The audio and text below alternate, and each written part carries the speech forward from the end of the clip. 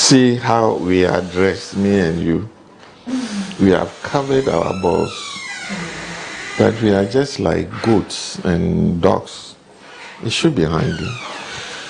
So this is one of the main reasons. Yes, it should be. Protect and let them be free.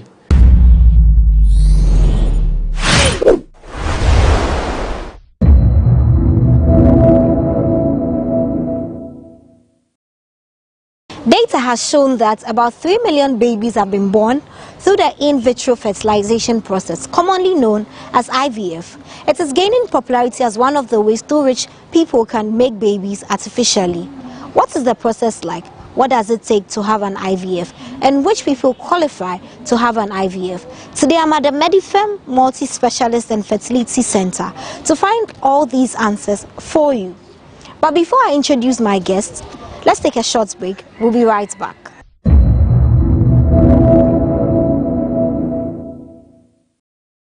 So you're welcome back from that short break, and I'm here with a principal fertility specialist at the Medifem Multi-Specialist and Fertility Center. His name is Dr. Nana Henaku Labi. Hello, Doc. Hello. So Today we want to talk about IVF. I know the full name is in vitro fertilization, if I'm right.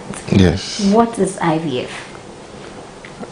IVF, in vitro fertilization. I think before you understand what it really means, you must know what is the normal. And the normal is any couple who want to get a baby, there are certain 4 things which have to be satisfied. Okay. Number 1, it's the sperm of the man. 2, the egg of the woman.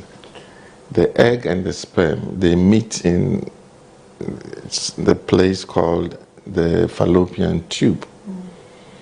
So egg, sperm, they meet in the tube. That's where fertilization takes place.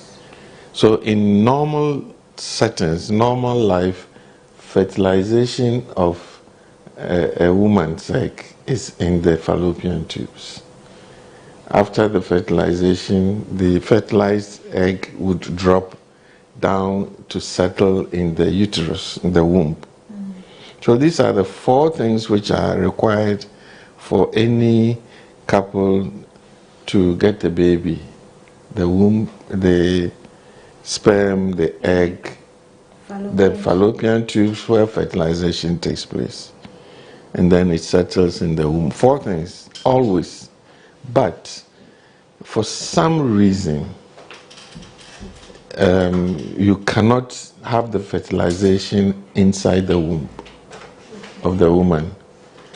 And fertilizing an egg, or the woman's egg, with the sperm outside the woman's body is in vitro fertilization.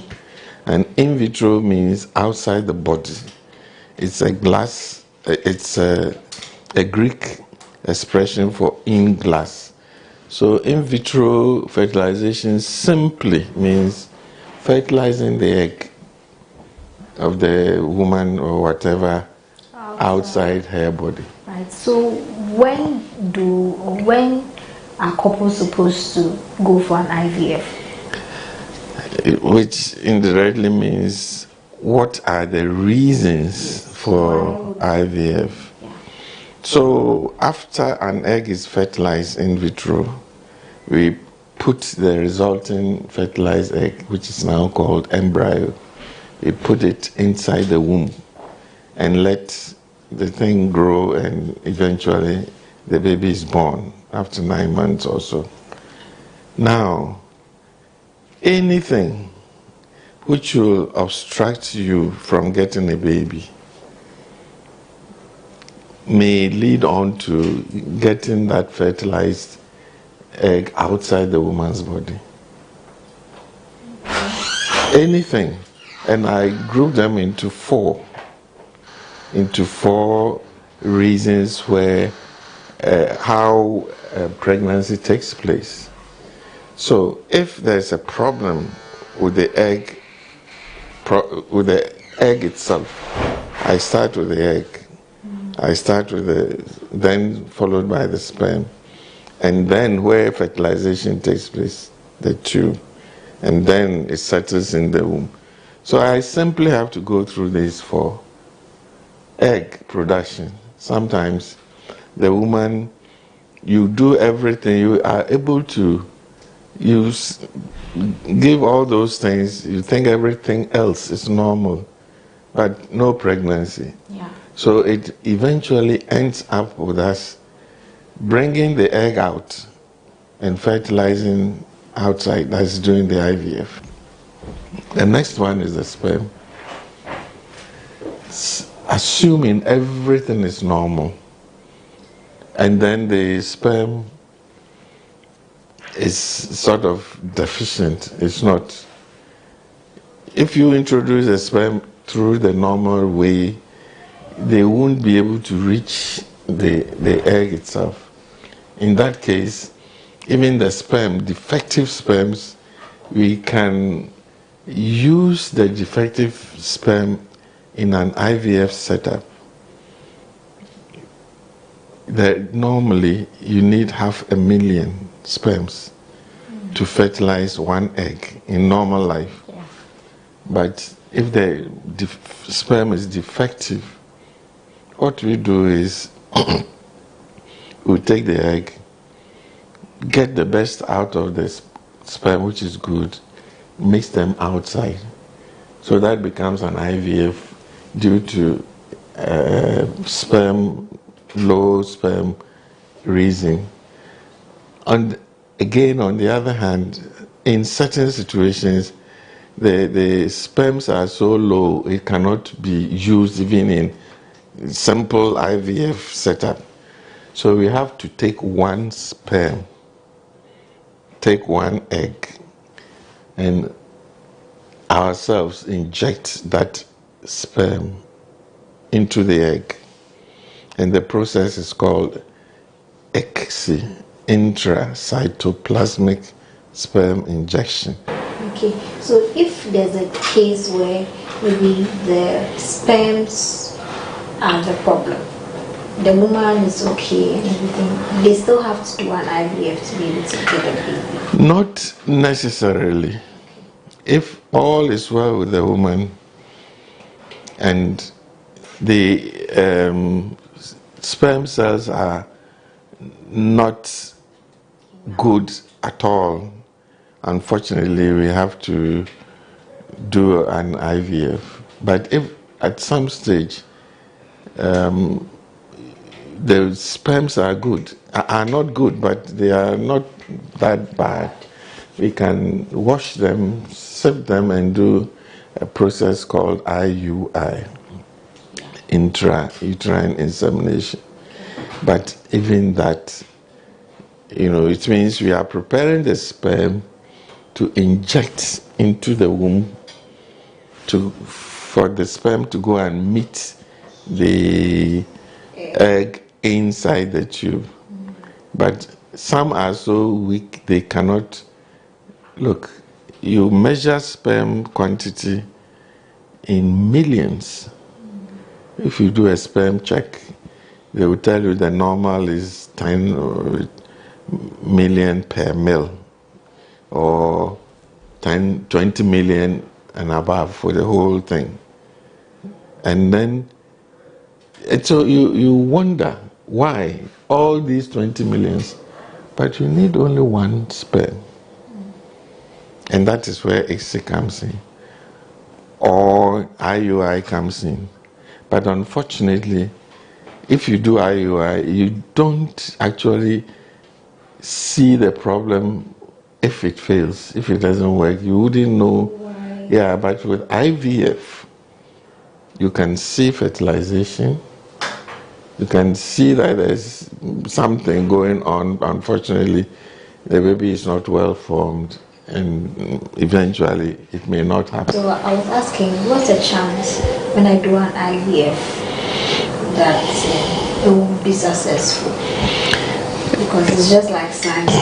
Medicine is not always Exactly. It is not exact. You think you are succeeding. At the end of it, the whole world is about 37% chance of getting a success with the first IVF, with a single IVF. The whole world. Not certain places a little bit higher due to maybe superior conditions or techniques or whatever. It's a slightly higher, but it's ours. We are an average of 50 point something. And it fluctuates. It depends on who you are dealing with. An elderly person going through a normal IVF, the chances are not as high compared to a younger person aged in the 20s and things. If other things are okay, but an IVF is required, they have a higher chance of sometimes over 70%, 77% chance of getting pregnant. Because I was going to ask what age it is best advisable to have an IVF. The best age to have a baby in any woman is 22. Oh. Huh? 22 years is the best age to have a baby. Wow. This thing is stuck in my brain for a long, long time since I was. It's the best age. The younger you are, it's not that good for a young girl of 18, 19 to have a baby. Mm-hmm. The older you are, then it's going towards, women have an expiry date. From 35 onwards, your fertility potential drops drastically, declines. So if you are 35, so for instance, if you come to me at the age of 28 or 24, 6, and that you have an infertility problem, it will take time to go through. But if you are already 35 plus, we wouldn't give you the normal time that people expect you to get pregnant. No, we'll start investigating immediately, because as the older you are, the less likely your fertility potential. That's very interesting, quite intriguing. 22 years is the best age for having a baby. And the longer it takes, the higher your chances. Yes. Yes. So, how is the procedure like? Is it painful? Is it stressful? Okay. Is it expensive? Let me start from the bottom. Expensive, yes, it is. But can you give us comparatively to other nations, I think we are very cheap in Ghana. Like how much? Normally, in the US, for instance, you spend more than $15,000 to go through an IVF procedure. Ghana is roughly about $5,000. Dollars. Max dollars, roughly. And it depends on various units. There are some units which we all differ a bit, but averagely, in fact, I was estimating we were much less than the $5,000, but and because the exchange rate, that's a problem. But that's the average cost of. We don't charge in dollars; we charge in cedis. Okay. Then, in fact, I was having headache. I was taking paracetamol. I was squeezing my face just to take the tablets. Everything is uncomfortable in medicine, but we try to limit the pain as much as possible. Is it painful? What is IVF? How do we do it? We do that by giving you a series of injections, which takes you about 2 weeks. Every day you have to take that injection. And then once you get to a level where we are putting the baby inside, there are another series of injections until the baby is well established, which takes another month or two. So injections itself in IVF is very, very uncomfortable. People complain a lot that sometimes my buttocks is swollen and that. So that's number one, where you experience pain. Two, when it's time to go and you've produced the eggs, you've got to collect the eggs from the woman. And that is called egg retrieval. That's the second part of IVF. And of course, we use some long needle through the vagina using an ultrasound to prick. So it's not a major operation. It's an uncomfortable situation where you use a needle to go and aspirate all the eggs. And after that, 20, 30 minutes, they are gone. They go home. After that, but the procedure is uncomfortable. So we give you something called conscious sedation. Conscious. You are sort of, but you are fully sedated, no pain, nothing, and it's a very brief period. Normally not more than 20, 30 minutes for the egg collection, depending on the number, some 10. So yes, that bit is a bit uncomfortable. So you feel some pain. Your eggs are fertilized outside, and 5 days later, you have to put the eggs into the womb. And that one, it's ideally it's not painful, just like having a normal relation with your husband. You know, you feel something being down there. Minutes, seconds, we push the baby inside. So how's sperm collection like from the man? How do we collect the sperm? We don't put needles and things like in the woman, but the main source is from masturbation.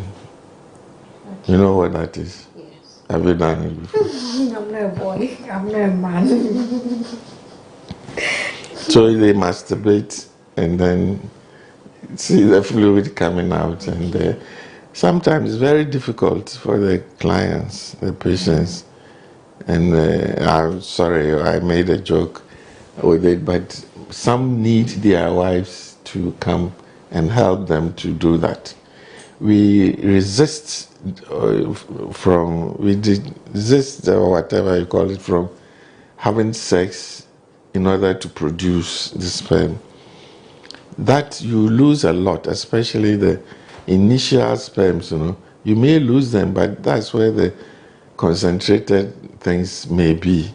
Okay. So having sex to produce sperm, it's we don't advise. On the other hand, there are certain cases where there is no sperm.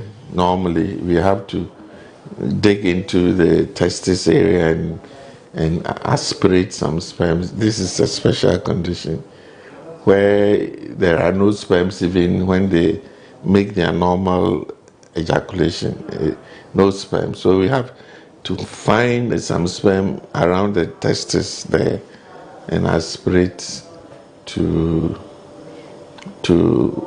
use it to do the IVF. Right. Thank you very much. At this point, we'll go for a quick break where we speak to one of the people who have undergone IVF. She'll share her experience with us and how the whole process was for her. When we come back, we'll speak more to Doc.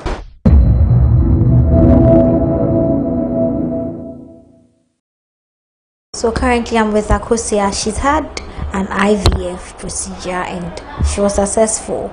So she's going to share with us what she went through, how the process was like for her. Hello Akosia, and thank you for speaking to us today. So I just want to know how your IVF process was like. Oh, by God's grace, I would say mine has been successful all the time because I think I first came here 2014, and I'm in a distance marriage, so it's like, oh, you are okay, nothing is wrong, so let's give you medication, then you try your natural cycle. We tried it up till 2017 still. Then the doctor said, then let's go and do IVF. So we've learned a whole lot of stories. When you go do IVF, first time it's not successful, you have to do multiple times, blah blah blah. So it's like I was scared, but I held on to my faith. So with my first attempt, like medication, first they'll give you medication. I think they said my problem was PCOS. Okay. PCOS, so they will give you medication to boost the eggs, then the maturity of the eggs, everything becomes successful, then they retrieve the eggs. So after the retrieval of the eggs, they're expecting that within the next 5 days, you'll be fine for them to transfer the embryos. But with my first 5 days, I had something called OHSS. With that one, you bloat, then you vomit, like you cannot even eat. You feel hungry, but you cannot eat, and it's like you are not by yourself. So because of that, I cannot take it on the 5th day. So you have to treat me and wait till the next month.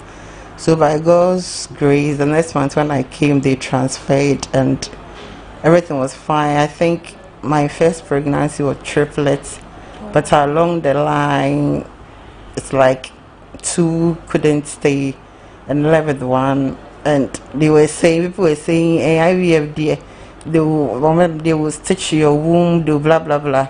But with God's grace, they didn't stitch my womb. Everything was successful. My girl is now 4 years, TikTok girl. And I think later on we said, oh, we want more. So after 2 years, we came back again to do the same thing again. That one too was successful. I had a successful pregnancy, but just that along the line, I had an ovarian cyst which ruptured. So now I couldn't control the pain with the pregnancy, so they have to remove the pregnancy. So with that, everything got a treatment. I have to take time before.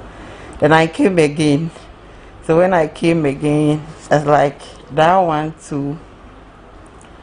After the retrieval of eggs, because mostly it's like I go for 15 eggs, 17 eggs, but with this one I hated 36 eggs.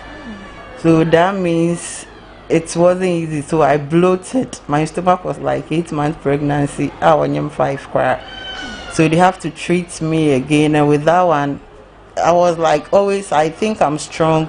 So sometimes I even go home and come back for the treatment, then go back again. So with this one day, as soon as I went to him, they told me I should stay because I'm not looking well. And as for then, I said I'll go home because mostly when I finish, I drive and go back home. And he said, hey, so is that what you've been doing? It's not good, it's serious. You have to stay. So I didn't stay. I didn't mind them. Then I went to, I fainted. So that means I have to rush back. I said it's my own then. But I can say when I came back, the treatment, one thing I like about them is no matter what, they have time, they have patience, they will talk to you well, and they will call you to check on you. Even I can say I have almost all of them, they are anonymous. My husband too, in case of anything, even in the night, my husband will call them, my wife is not feeling fine, they will call you, come wherever the medication is, they will try and take the medication so you'll become fine. So with that one too, I had to wait again, then come and do the transfer again. And one good thing is mostly the semen they use is not fresh because my husband is not around, so mostly it's stored semen. So just imagine the owner of the hospital will tell you that we are good because imagine the stored semen that we use for it. It's a stored semen, and even after that they have to store the embryos too for like 3-4 months before they transfer. Yeah, with some people, their man will be there, the owner, they take the semen and put it in. But with my, not that way. But at the end of the day, I get successful results. Me, fine, they are doing their job. But I believe in God too. I know without God, nothing can be possible. So, one last thing I want to ask is, how was the journey like emotionally? How were you feeling about it? It's not easy because last time I told one lady at the front desk, climbing this staircase up there, having hope. What pains me is you have to always come for injections. There is not the medication alone that you take alone. The injections alone you take, especially before they will retrieve the eggs, and after the retrieval and the transfer, you have to take an injection again. That injection, the one giving you the injection is not painful. The injection, adrena kasana, they give it to you, and after that you could see otonyana, yeah. So me, if somebody is sitting somewhere and especially you come and beat my daughter there, I'll kill you. Yes, because the pain and emotionally alone. Because last year when I miscarried, it's like when I'm walking, I've been crying because after that, we have to also see the doctor, come again for that ovarian cyst that I had because of the PCOS that I have. It's likely that it will come, so it's not their fault. It's normal. The experience emotionally. Just imagine somebody sitting there. The husband is sitting beside her. The lady was crying. When I got there, she was crying. I was said, "I was say it's painful." And I said, really, it's painful. Go and ask her if it is painful. How many eggs did you get? She would tell you like 10, 15, but me 37 eggs. Even if it was painful, I didn't cry. Who did I go and cry to? My husband is not here. My mother is not here. So I just keep quiet and lie down and fold my arms. So emotionally, it's not easy. All right, thank you very much for sharing your experience with us. She says the process, even though quite painful, is worth it at the end of the day. Let's go back to Doc and conclude the conversation.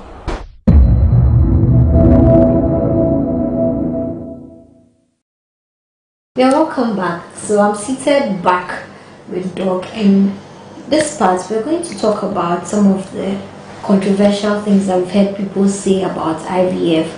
What women who go through IVF are supposed to do, some of the facts, the misconceptions, and all of those things surrounding it. Doc, welcome back, and thank you for staying with us. So, personally, I've heard people say that when you have an IVF, the likelihood of getting 2 or more babies is very high. I've seen someone who has given birth to 4 quadruplets, and everybody said, well, she did an IVF, and she also confirmed that she did an IVF. So what's the chance of getting multiple babies from an IVF? And if that is very true, why is it the case? Yes, normally you've stimulated, you get a lot of eggs. You fertilize them. Sometimes you get as much as 10, 15 fertilized eggs, which are called embryos. So, actually, we discuss with the patient, how many do you want to put in? And some of them who have been, yearning for a baby for a long time, they will tell you, doctor, put 5, doctor, put 4. But elsewhere in the US, UK, you are not allowed to put more than 1. Ghana, we don't have a law restricting us. Okay. But I'll tell you soon we will have, because we are working on it. The government and then our association together, we are working on a draft to regulate these things. And yes, we put, for us, not more than 3. If anybody even wants 3, they have to take special permission from me before I agree. Otherwise, we normally put 1, 2, and yes, sometimes 3. It depends on the way we see your fertility potential. In a young woman, everything seems to be okay. Maybe due to something, the male side, or we try to limit as many as we can. You put 3, you may develop all 3. And that you have the triplets. Some they insist, they really give us tough time. They want, and even for that, we make them sign. They want 4. You put it, and they would develop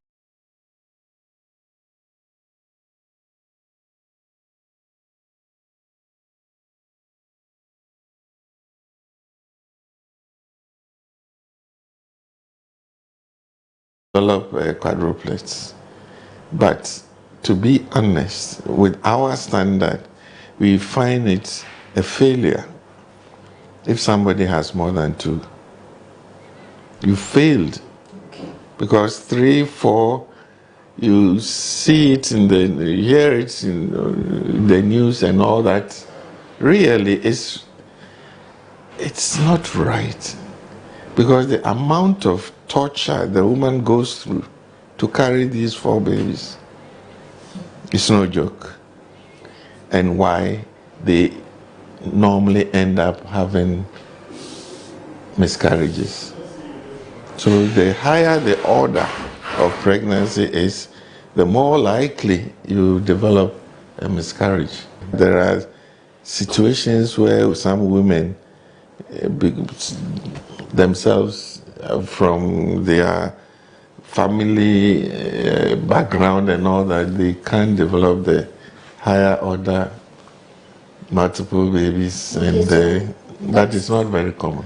That is to mean that maybe just 1 egg was put there, but they may be able to develop twins from that. That twinning from the 1 egg, yes, is commoner, and it's more, it depends more on the genetics of the person. You have a person from a twinning family, it can't easily happen. Right. So now let's talk about the do's and don'ts. When you are about to get an IVF, what should you do? What should you not do? Your lifestyle. It's why are you going for the IVF? Whatever is preventing you from getting pregnant, if it's preventable, you should try to avoid it. Smoking, you drinking so much, even your husband always, drinking so much. And this is part of the process of not getting pregnant. Food-wise, there are several conditions which is related to diabetes, for you to have poor egg production. In that case, you have to try and, with the advice of the doctor, to try and sort of manage that situation where your egg production can be. It's a very popular situation called polycystic ovaries syndrome, PCOS they call it. And then in that case, you have to watch what you eat, so as to, limit whatever. Men, usually, when they have poor, low sperm, we encourage them to take honey. And look, see how we are dressed, me and you. We have covered our balls, but we are just like goats and dogs. It should be hanging.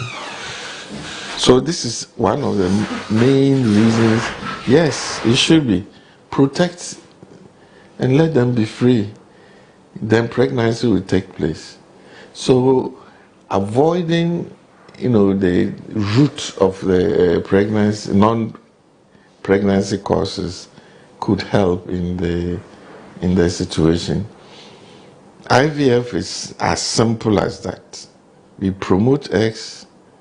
So even if your eggs you can't promote it because of some of the conditions I've mentioned, we are not going to succeed. because even though we are doing it, the eggs won't come. Yes, we do get situations where no eggs are produced, and we have to cancel the whole cycle. And so anything which will make you, your initial doctors will tell you regarding do this or that to promote fertility, it's sort of required in general. There are no specific requirement that I'm going for IVF, therefore I should not drink tea, I should not drink coffee, and that sort of thing. I heard them talking about it, but it's not true. Okay, so there is no medical basis of it. It's just like the normal care pregnancy thing. Okay, so can you choose the gender of your child? Yes, it's possible, but unfortunately we don't do it in Ghana yet. I heard some of our colleagues, they've been trying. We call it pre-implantation genetic diagnosis. It means before the egg gets stuck in there, we manage to bring some out. You take a cell out of the developing embryo and study it for whatever you want to. Apart from sex typing, there are some medical conditions where you can diagnose this before the newly made embryo gets implanted. So they take them to the lab, remove one cell from the growing embryo and test it. Sorry. Unfortunately, sex typing, it's supposed to be common, especially with the Nigerians, but it's a very expensive way of going through doing what I just described, PGDs. Finally, I want to know some of the lifestyle choices that young people can adopt to reduce infertility rates, because sometimes our lifestyles also put us at risk of not being able to produce. Very much. Both in men and women. So before you even get to the point where you need an artificial help to be able to produce, what can you do as an individual to be able to increase? Yes, you learned something from me. I said the best age to have a baby is. Yes. So 22 that's hours. number one. You don't wait and keep it when you are 38, 40, then you come for a baby. And seriously, it seems the infertility has gone up, infertility problem. It's mainly due to the woman's Age. aim to have her own career, and therefore a delay. You are postponing your fertility, and it's not only fertility issues. I'm sure you've heard about something called fibroids. Yes. You've heard about endometriosis. Yes. These are all something to do with not the uterus or the system not having a baby. So fibroids take over, endometriosis take over. My mother had me when she was 46 years. Can you imagine? At that time, as if there are no endometriosis and no fibroids. Why? And after me, 46, there were 3, a twin and a terrier. That was my mother. Now, from the little you have gotten from me, how did it occur? How 46 she was still having a baby? Because she started very early and continued every 2 years, like that. So the spacing to is a factor. I mean, we're talking of the scientific aspect of it. I'm not trying to be controversial, but it's a fact that as you delay your fertility thing, These diseases are mentioned, fibroid, and they take over because of what we call estrogens, which come up and they stimulate the growth of the fibroids very much, stimulate. And then at the end of it, you are struggling. Every year, every woman was born with a number of fixed eggs. Listen to this portion. At birth, you have about 1 million to 2 million eggs in you as a baby. Then as you grow, 10, 12, 11, you have your first menstruation, that is called menarche. You have lost about 30% of your endowed eggs. And every month that you menstruate, about 40 to 50 eggs come up for only one to stick his neck out. It will also answer you, are there problems with IVF because you are producing more eggs? Is she going to be able to, the eggs that you lose during IVF or you make, you would have lost them anyway in a normal brush up. So yes, age at which you have your family is very important. Younger girls, you should be very careful. You should be very careful not to have your tubes damaged from miscarriages, abortions, and things like that. That's very important for the younger ones. Inordinate sex, infections down there, tubal damage, eventually no baby. If, for both sides, male and females, if you had any issues about fertility, don't waste too much time. You go and see the doctor. They will assess you. And the other thing is men, they usually blame women for whatever their problems are, but they are equally culpable. But 40% of infertility is due to men. Thank you very much, Dr. Nana Henaku Labi. He is Principal Fertility Specialist at the Accra Fertility Center, subsidiary of Medifair Multi-Specialist and Fertility Center. And he has been speaking to us about IVF, the procedure, the do's and don'ts, and things that as young people we can do to enhance our chances of fertility. My name is Stella J. Jomsugli.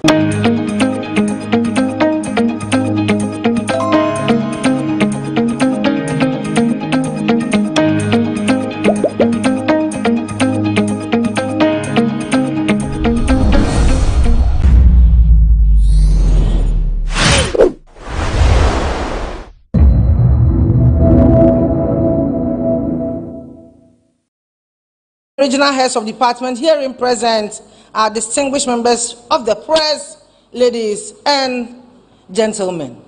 And here in the podium, I have my mother here. Mama, raise your hand for everybody to know, yes, my mother is here. Behind every successful woman, there are mothers and fathers, and today I'm blessed to have my mother around.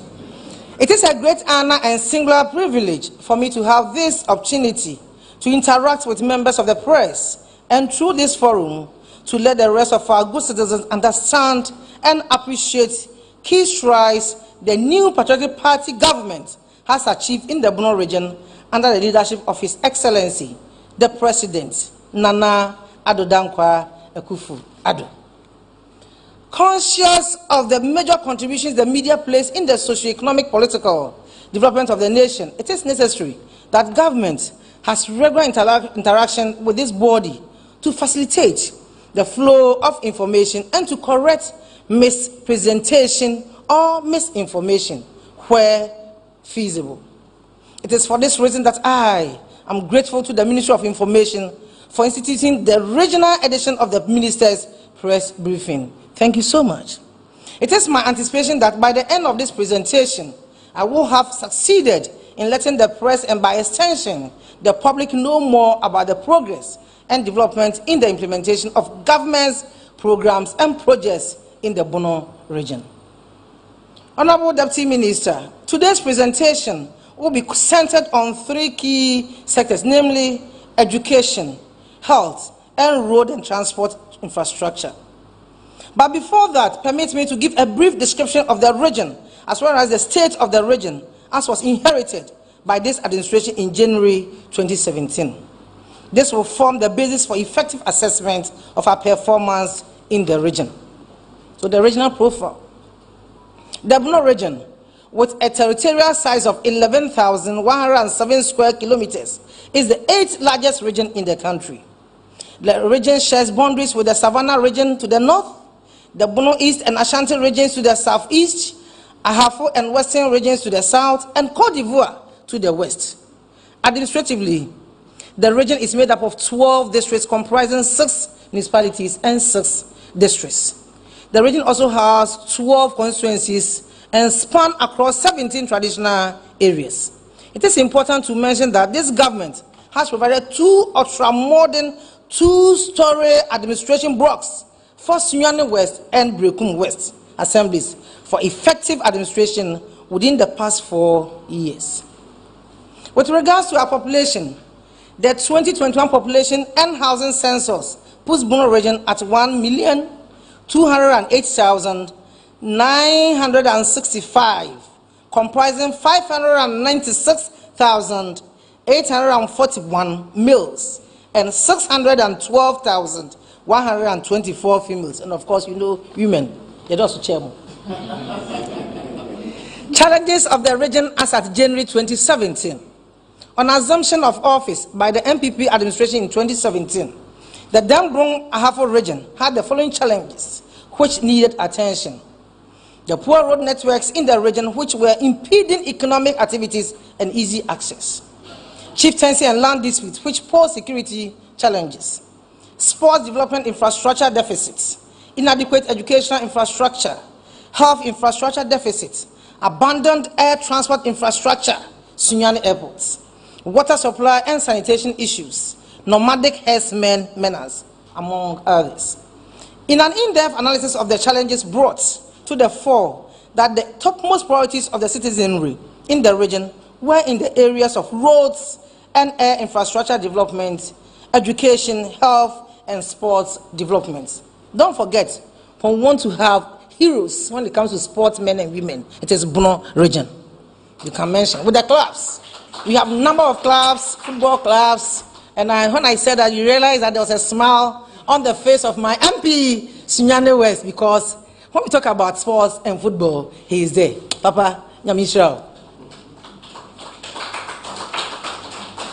Road infrastructure in the region. Honorable Deputy Minister, ladies and gentlemen, in Borno region, road transport accounts for more than 95% of goods and passenger fleet.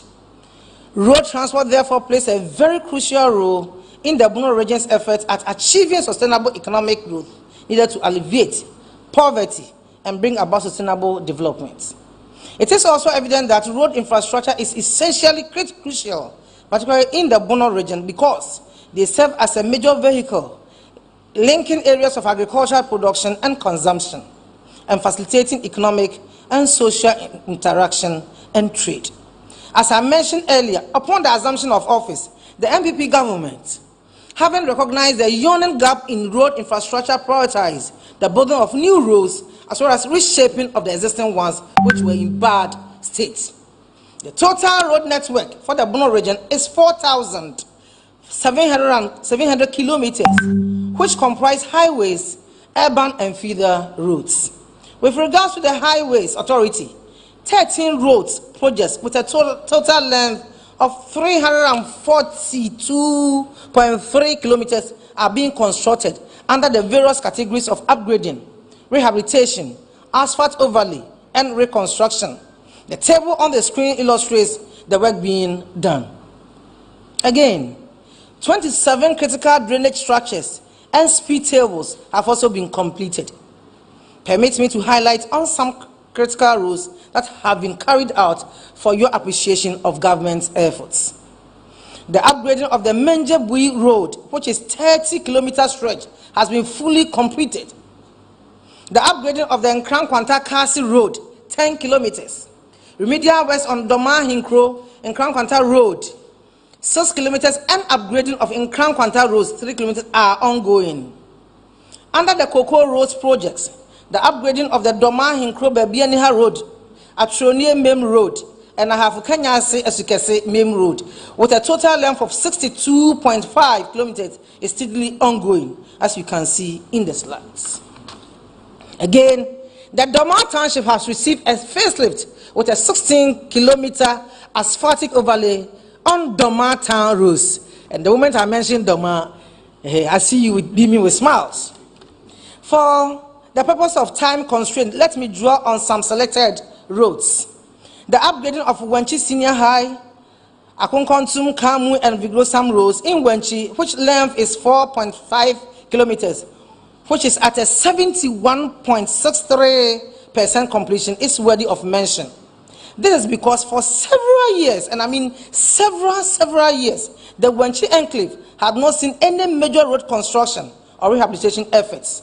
Suffice to say that the area had been neglected on any major development with regards to roads. Let me turn my attention to Brekum municipality and indicate that the asphaltic overlay of selected roads in Brekum, phase 1, 12 kilometers, is 90% complete. This is the first asphaltic overlay in the whole of the municipality, and I guarantee that there is more to come. There is more to come.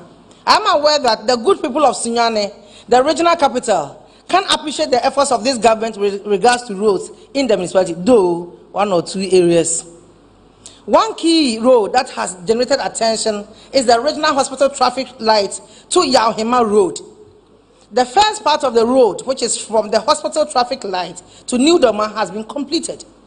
The rehabilitation of the New Doma Yauhima Road 15-kilometer project intends to dualize the New Doma Yauhima barrier section of the Sunyane Techima Arterial Road, as well as some selected roads within the RCC and estates. So far, the work is 50% complete, and I wish to assure our good people that very soon, and very soon, I'm not lying, last Sunday I was in church, and a good friend of mine is also a Muslim, and so there's no way I will lie, that very soon, the inconveniences being experienced will be a thing of the past. Because when we talk about New Doma Kotokrom Road, sometimes I even feel shy going around. But as I stand here and as I'm speaking, the contractor is on site, managing and doing what it takes to make the road motorable.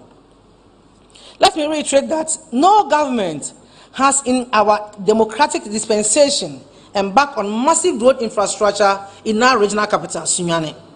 At a go than the Nana Addo Akufo-Addo administration, the construction rehabilitation of selected roads and interchanges in Ghana, Lot 6, Sunyane Inner City Roads, which is currently underway, is being constructed by Messrs.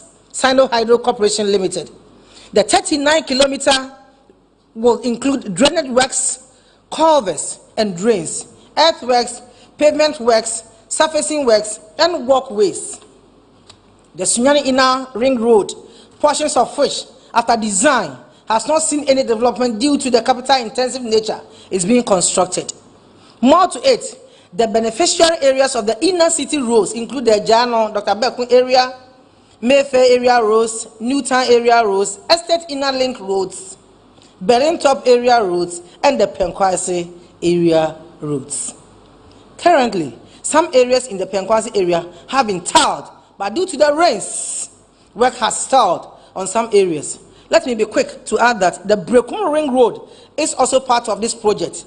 The intended completion date is June 2023, and I'm sure that I will have the opportunity to again to show to the good people of Ghana the massive transformation this single project will have on our regional capital and its environs. The Department of Feeder Roads has been improving a total of 539.5 kilometer feeder roads network under the various periodic maintenance interventions across the district in the region. Some of the major roads undertaken include upgrading, that is tarring of Brekum Krasu Feeder Road 6.5, upgrading tarring of Botokrom Nchanchemem Abrikasu Feeder Road 11.35 kilometer, upgrading of Esiotiano Doma Akwemu Akontanim Feeder Road 10.70 kilometer, upgrading of Kofi Bedu Chrome Junction Duesidan Feeder Roads 5.50 kilometer.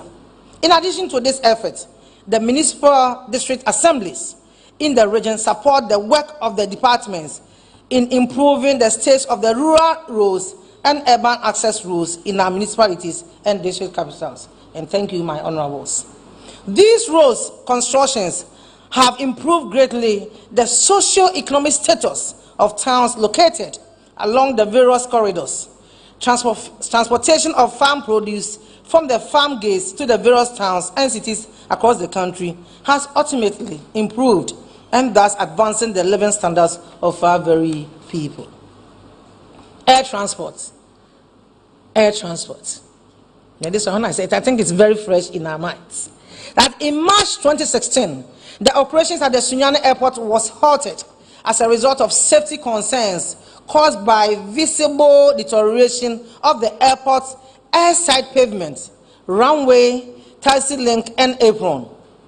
The closure meant that travelers, especially those of the business community in the discharge of their socio-economic activities, could only travel in and out of the region by road. In October 2019, the government of Ghana and the Ghana Airports Company jointly funded the phase 1 of the airport rehabilitation project at a cost of 52.25 million Ghana cedis. I am happy to report that the airport is ready for use and Passion Air is set to make its maiden flight on coming Monday, 19th September 2022. And I wish, Ministry of Information, you join the team and then land on our land for you to have a feel of what's air flights. I mean, when it comes to air flight, the best one is coming to Bono, and for that matter, our capital. While the reopening of the airport will open up the economic growth potential of the region, as well as ease traveling time from Sunyani to Accra, which takes an average between 8 hours to 10 hours. We see this as an opportunity to promote eco and cultural tourism in the Bono region and beyond. And for that, we are very grateful, Mr. President. Discussions are far advanced on the phase 2 of the project, which will see a further extension of the runway as well as building of a new terminal, among others. Other transport infrastructure. Again, 3 municipal assemblies, namely Sunyani, Brekum East, and Doma, through the Ghana Secondary Cities Program, have undertaken key transport infrastructure, which includes walkways and pavements on the Sunyani Central Business District, along the main highway from Sunyani Senior High to the post office area.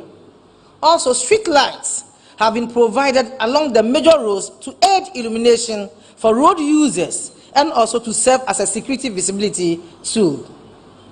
The construction of the ultra-modern transport terminal in Doma with construction and paving, 2-number waiting lounge, police post, ambulance bay, fire post, supply and installation of electricity, construction of 1-number 2-story building with 21 stores, 6 offices with 12 water closet facility, revenue post, and construction of a 1-number 14-seater WC toilet facilities and 6-number bathrooms.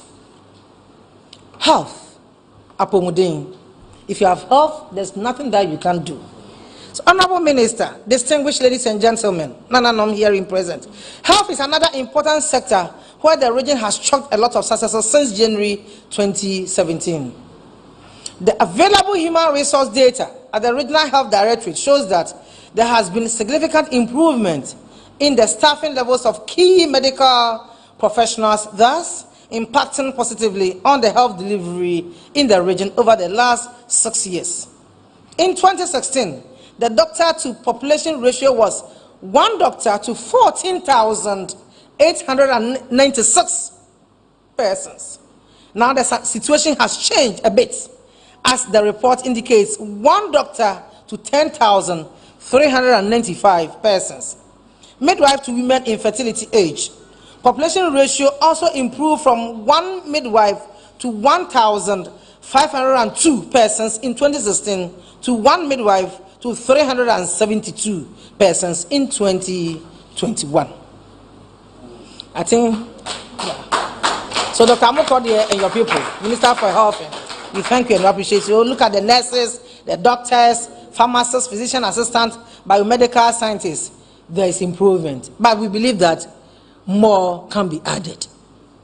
It is heartwarming to indicate to you that a number of medical professionals were recruited and posted to the region between 2017 and 2022.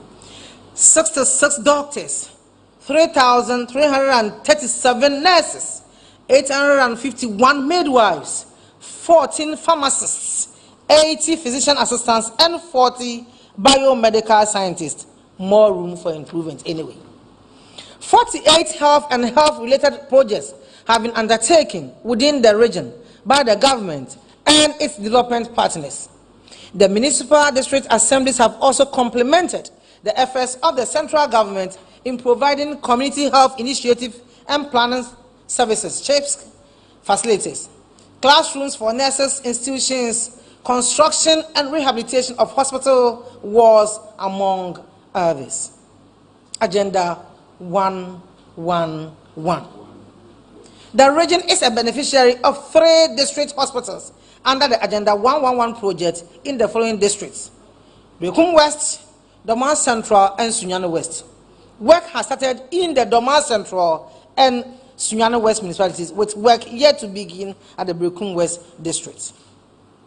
Health facilities completed: 60-bed hospital, 1, health center, 1, chiefs with accommodation, 17, and so total number 19. Just to mention a few of the completed projects are the construction of a 60-bed capacity hospital in Tyne district, construction of chiefs compound with staff accommodation at Kofiesua in the Doma municipality, and the construction of Benkasa Health Center in the Berekum West district. Most of these projects were started by some previous MMDCs and still being continued and supported by the current one. Yadi, at the Papa Owa, Ibetu Aso Debia. Education. No wonder today we have VCs, headmasters, headmistresses, teachers, and all of us, including me too. Distinguished ladies and gentlemen, under the leadership of His Excellency the President, Nana Addo Dankwa Akufo-Addo, the government of the MPP has undertaken massive infrastructure development in the education sector since 2017. You will recall that the introduction of this government's flagship free SHS program meant that there was the need to increase the infrastructure requirements to cater for the increased enrollment, which was unprecedented. It is gratifying to note that a total of 78 educational projects have been initiated and under implementation in the Borno region. They include those undertaken by the 12 municipal district assemblies. It must be noted, however, that while some of these projects have been successfully completed, others are at various stages of completion. They include dormitories, libraries, classroom blocks, dining halls, administration blocks, staff quarters, science ICT centers, furniture, among others, for senior and junior high schools. And again, the universities, we have 2 public universities, STU, Sunyani Technical University, and UNE, University of Energy and Natural Resource. And the blocks, the infrastructure, if you go and see the marvelous. But whether marvelous or whatever, we still need more, because as we are giving birth and increasing in number, and the region is being attracted to many other people from all walks of life. And so if there's expansion increases, we believe that we can have more of these people to attend, and because the environment is serene, security-wise and everything, I believe when they come, they will have a sound mind to study and make good grades. A number of classrooms were built for some basic and senior high schools to help address these classroom deficits. Some of these schools are Sunyani Senior High 12-unit classroom block, St. James Seminary 6-unit classroom block, and Chenyamanfo SHTS 6-unit classroom block. It is important to mention that a regional science center or resource center is being built in Jine Senior High School in Berekum West for the advancement of science education. The table below shows the number of completed projects out of the 78 initiated projects as in the PowerPoint. And so 12 unit classroom blocks, 6 units, 3 units, 2 unit classroom blocks, making 50. To mention few of the many projects completed at the dormitories block, constructed for Sunyani Senior High, 12 unit classroom block with auxiliary facilities. At the Sacred Heart Senior High, 6 unit classroom block at Nsoko for Al Huda Islamic School, 12 unit classroom dormitory. For Odomase SHS, 6 unit classroom for Bongase DA Primary at Banda, and many others. Vehicles and motorbikes. The Regional Directorate of Education has been allocated a Land Cruiser Prado as an official duty vehicle for the regional director. All the 12 municipal and district directors of education in the region have also been allocated with brand new Isuzu pickups for official duties. 81 school improvement support officers, CISOs, within the 12 municipalities and districts have also been provided with motorbikes to enhance supervision in the schools within their jurisdictions. 14 second cycle schools in the region received 32-seater Hyundai buses. Sunyani SHS, St. James Seminary and Senior High School, Sacred Heart SHS, Tra SHS, Manson SHS, and Drabo SHS have also been provided with a 60-seater capacity bus each. Brekum Presby Senior High School also received a 4x4 pickup vehicle. Honorable Deputy Minister, Ministers, ladies and gentlemen, provision of internet facilities. In ensuring that the ICT plays a pivotal role in education and educational administration, the Regional Education Directorate, as well as the municipal and district education officers, have been provided with wireless internet connectivity to aid in effective educational management. All the 37 second cycle schools, that's 35 SHTS and 2 TVET in the region, have also been provided with the free Wi-Fi internet connectivity to enhance effective teaching and learning. Girls in ICT training workshop. In line with the MPP government policy to ensure the promotion of computer literacy in basic schools, 500 student girls from the region were trained in ICT to help them match up with their male counterparts in the use of ICT tools in learning. Students who excelled during the training were given laptops. One Teacher, One Laptop initiative.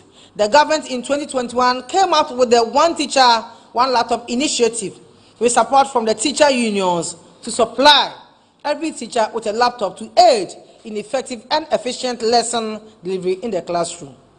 A total of 2,951 laptops were supplied in 2021 to teachers in the 35 senior high technical schools and the 2 TVET schools in the region. BEC and WASI pass rates. There has been a significant improvement in the percentages of passes for both BEC and WASI core subjects in the region.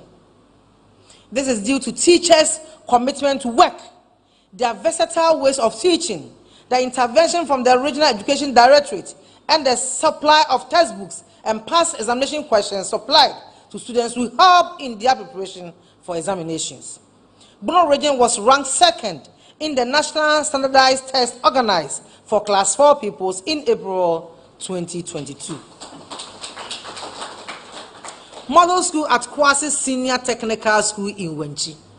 And this school, I wish, anytime that any of you find yourselves in the Bono region, visit the school to see things for yourself. My dream is that one day, that school can become a university, and to be our 3rd public university in the Bono region. Model school at Kwasi, the government through the Ministry of Education has adopted the Kwasi Senior High Technical School in Wenchi as a model school for the region and had been upgraded accordingly.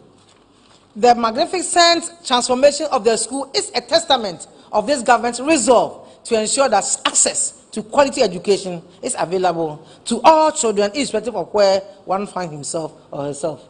Yes, you was what? Conclusion.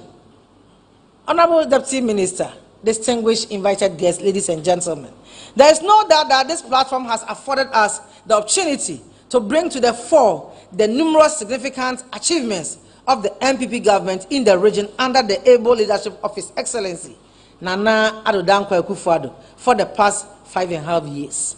I must indicate that the period has been quite eventful and good for the region.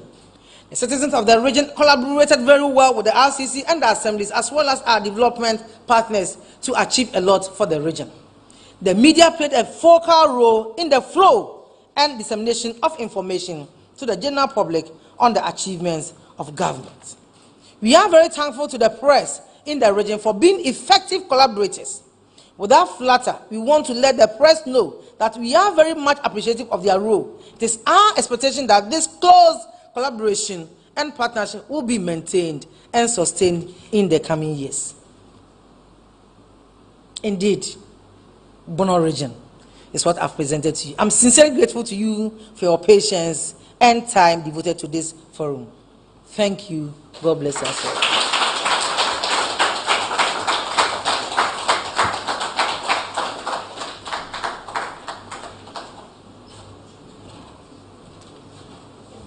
I think the minister deserves another round of applause. That was such a brilliant presentation, so insightful. I was really happy you took us on that journey. And for friends from the media and Ghanaians watching us at home, I believe you have your evidence that in the face of a global crisis, in the face of a global economic crisis, government is still committed to infrastructure developments. In the face of commitments towards social protection programs, and also ensuring that at the end of every month, public sector workers are paid. And indeed, we've even started paying COLA. In the face of all that, yes, government is so committed to infrastructure. It was so refreshing to note that in just a few minutes that Honorable Minister took us on this journey, I now know that if you go to Bono region, if you don't know of anything at all, know that government has worked on the Menjibui Road, the Doma Nkrankwanta and Nkrankwanta Kasi Road, Doma Town Road, 16 kilometers asphalt overlay, Sunyane Town Roads, Doma Ahinkro Baby Aneha Road, Kofi Badu Krom and Duasidan Road, and 27 critical drainage infrastructure projects have been completed. A round of applause to the minister. So, ladies and gentlemen, on that note, we will take your questions. Our friends, if you have any question about the presentation or about Bono region, this is the best time to ask. We may take 2 rounds of questions, depending on how many people have questions. I believe this was comprehensive enough, so maybe we will not see too many hands. But please, if you have a question, this is the best time to ask. If we see your hand, the microphone will be brought to you, your name and media house, and then proceed to ask your question. Hello, John. And then, okay. Yes, my name is John Awuni. I represent Kesben.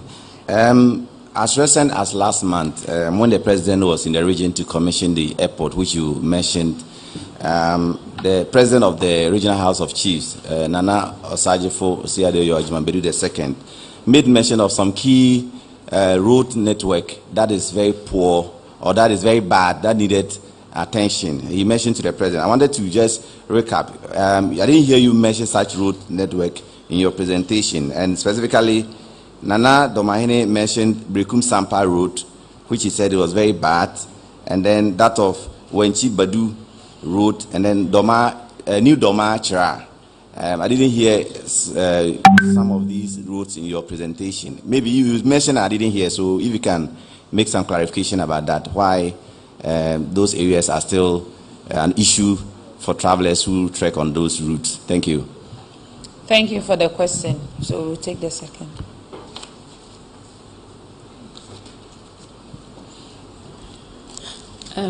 My name is Agnes. I report for Chronicle. Please, you mentioned that chieftaincy and land disputes, as well as nomadic herdsmen activities, were some of the challenges you had when you took over. I'd like you to throw light on it. Let us know what you've done in that regard. Thank you. Okay. Please, any other question? If you have a question, this may be the last round, so please.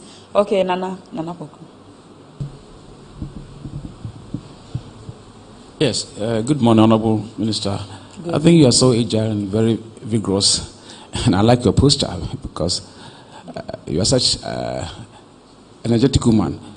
My first question, you said the Tsunami Airport has seen the first phase of activity, and the second phase is going to be rolled out very soon. And so, you say it is complete for transportation to take place?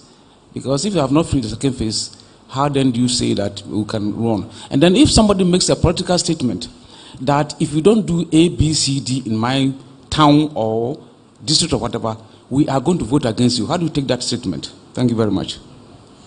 Thank you for the question. Okay. My name is Dolosin, Home-Based TV. Okay.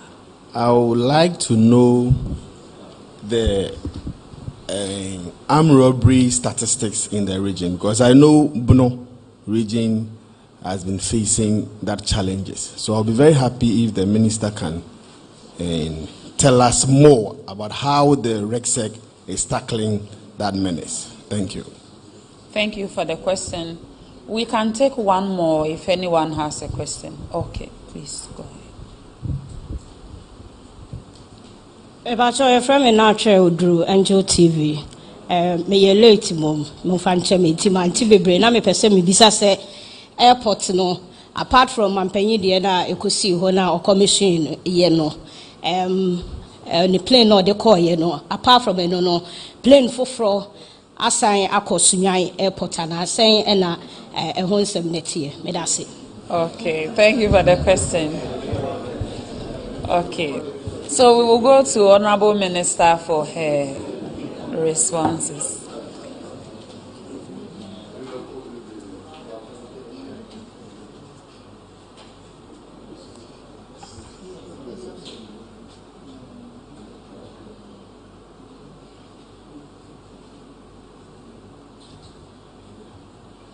Okay, so we'll now take Honorable Minister's responses.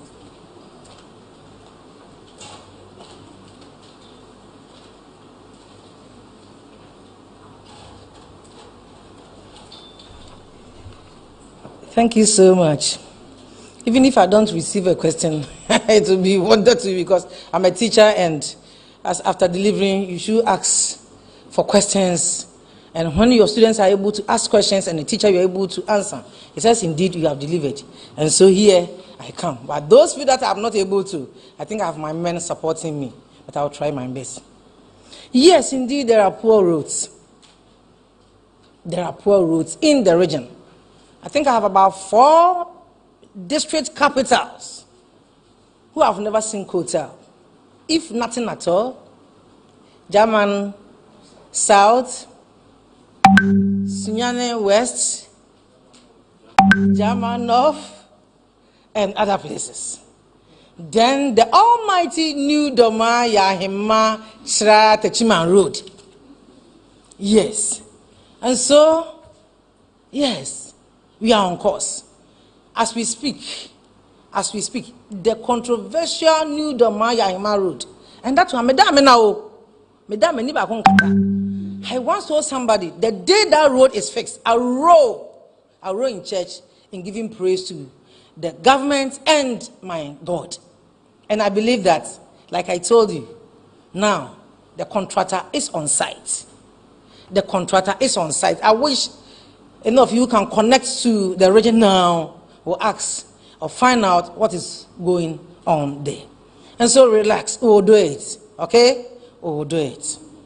And so all the district capitals, relax, we will do it. We are starting from 1, we'll get to 2, get to 3, isn't it? Years back, the man we didn't have asphalt. Today you are being with smiles. There are asphalt. Breakthrough we didn't have. We are being with smiles. We have asphalt. So I want to assure you that with you supporting me and the government in breaking the 8, by the end of breaking the 8 and many other things, we will have all the district capitals at least some few kilometers made of what? Asphalt roads. I believe you love that. Oh, bon, some day change. No, come home. Chieftaincy disputes. Baby, human as we sit here, you see me very healthy. But for you know, could be touching my. And so far as it's an institution, chieftaincy is an institution.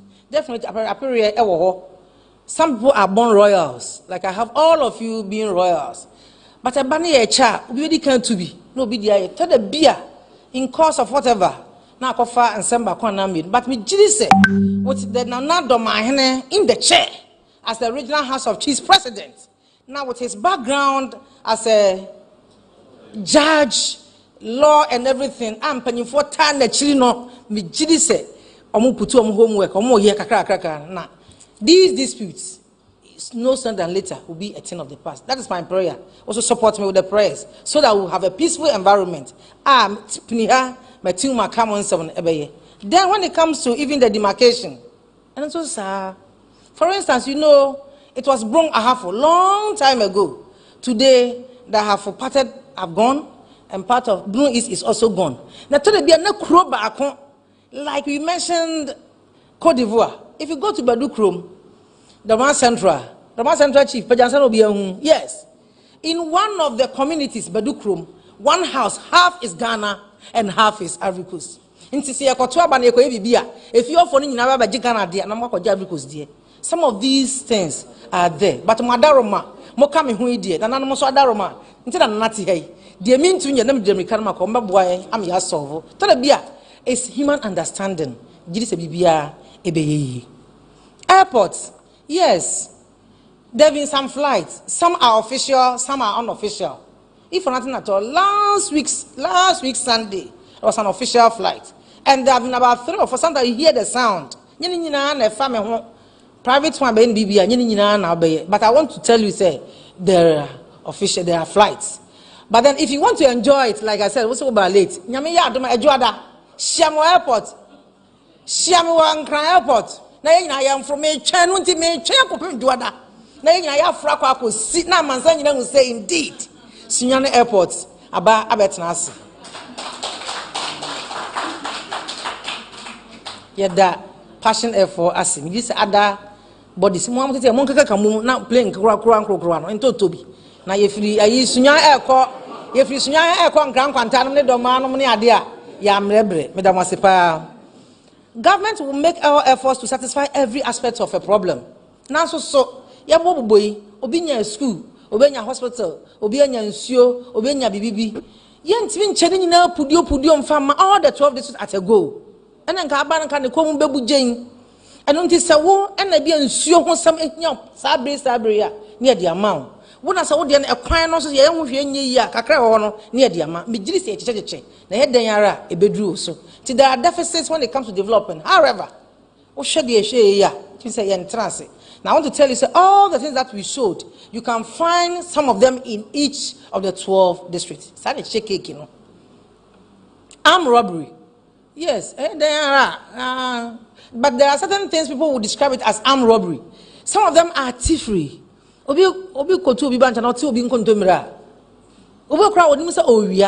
Subconsciously and run on communalism. To do on so what thing control what thing but you will interpret it as chrono or robbery or what have you. Means even say I'm robbery as in Bianco also there. Even though as we are standing there, I don't have the data, but the person can say my reseg, my music, my dissect are on course. Na me jiri say Madaroma, most actually abuses a century. Moba Ama with Ministry of Information. Must have done here only Ministry of Mama Isla Ministry of Communication. Nanki de small gadgets are yet me de etiquette. There are some areas they don't have access to calls. This assembly crazy or no beer or bet me a friend. I'm not Baba General. Mobuaya Pijidi say, wait me a yo. Amano aye come. Yes, like I said, other aircraft have come. Some of them are not official, some are official. Question be Haman Sanka. Yo, Hessman. Yes, and then she is someone no. I don't dear a hard dream. Because you know about who goes on says Sunyana West. Brokum, Midin. Yes, Fulani some Fulani. Aye nipano nembom aye nantwie no na ye no mo wasam emfa wo nantwie because yen ye akuafo ye afuo mu no ba bebre ti se wo ye wo nantwie na ba bia me mafuo won na wo ba so nko me bayre e de majapade wo masase so dia on se na akoye bibia wo na no nyame adom music dissect in collaboration with Resec Akamboma ye a lasting solution me say na nam so tie achi until we have a lasting solution na tore bia yeah, Canada say just 1 month. It doesn't reach far. Until you can't run near Eastern region. Meboa. Nang Canada will be in any and a Bono region be in. But it is a national issue. Until let us look at it from that holistic point of view. Yes, sir. Bono, yet the basket region. Hana Munina Mudino. One way not almost say a buy any Fudiana, combat here. Until the 3 columns or so, ye here be a Ghana be.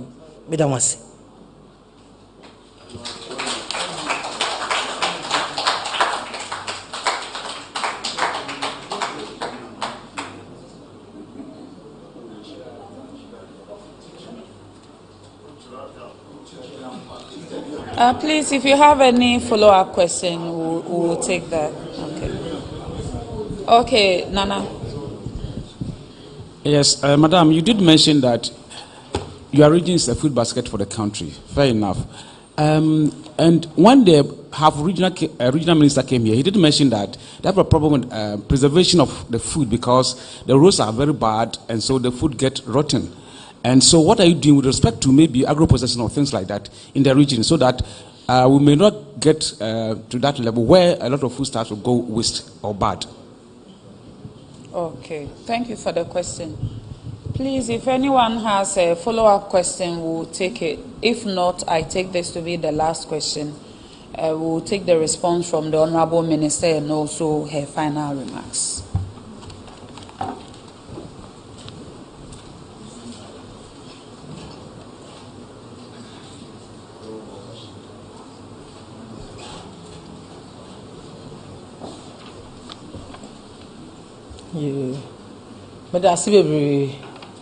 I thank you for the questions. Yes, indeed, and it is true that the food basket is Bono region. But you are mentioned of preservation. Yes, I know correct. Last week Wednesday, you know we have Wednesday market in Sunyane, Nanabosma market. Chiama wohonina.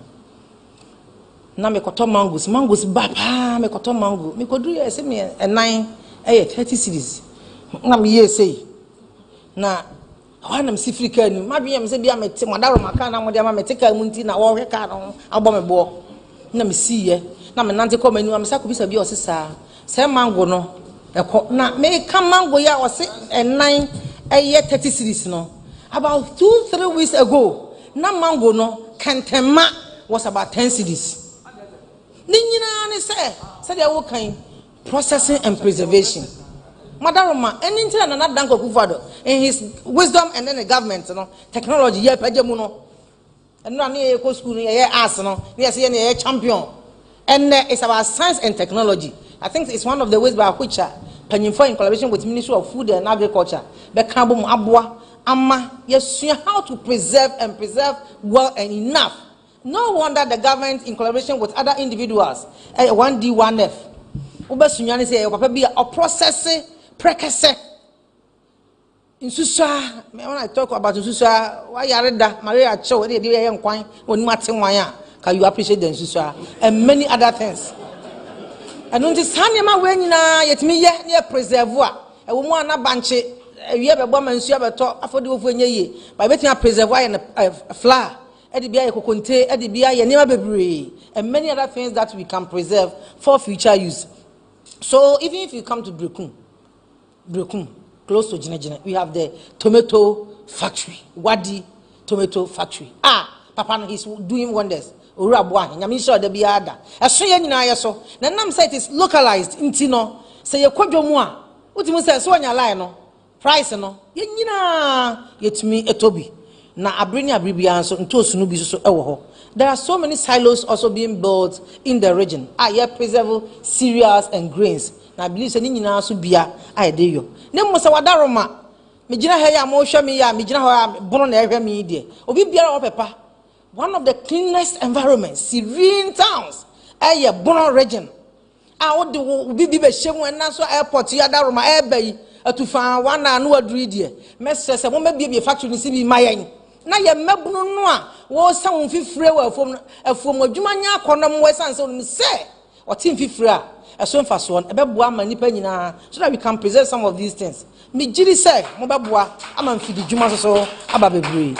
Here we have maize market at Mantukwa, and then Odumase, and then the Keka. Me Jiri say, if you're able to preserve and preserve, Nana, oh, technology, and the technology, Boye, Wadaroma, and now, and Wamayan to me, and recycle, you turn around some of these things, ever Buama, cashews, so Wadaroma. Someone say, when we talk about Bruno, it's about cashew and poultry.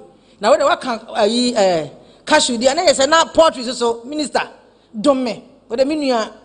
Penny. Oh, good. Because Bono is poultry. Now, poultry industry maize some near baby. Yes, me and can Kuwait. Me and can one. And so Kuwait when a huge brand me a day Boafra near my at the Mayan Kukui. I was on a coin yes, and the Ukraine. Ukraine non kona Kuwait in Uncle. When if I told it, Amibo. Yeah. So, Mr. Mwada, Monom Kaya ho, na Mofanchame is Ukraine. Na your poultry industry, no. I was telling a group of people, if you go to Doma Enclave, baby a bono mantamu, sabi Mr. Meka, and someone ni any wapa back is Bono Doma district. Why? Almost about 70% of the people who live there are into this poultry processing and what have you. But because of maize, hones and some and you know. Now, when we talk about poultry, fresh and coconut, thanks to me MC Doma. Oh, I'm going to do some indeed, now I'm and tell my do most of your bed, yasa. Now I hear you, I didn't go share thereby. Nyamishamo papa, Madam Masina, me Jilis and Miniam so 8 years. Young come home, young found door. We should support the system and find out where you are coming from. We should not process everything. Saying I come home, see a baby, or suffer, so far. I think more region for one that Ghana, you know, a bit too pong, I'll be behind come. Edamas.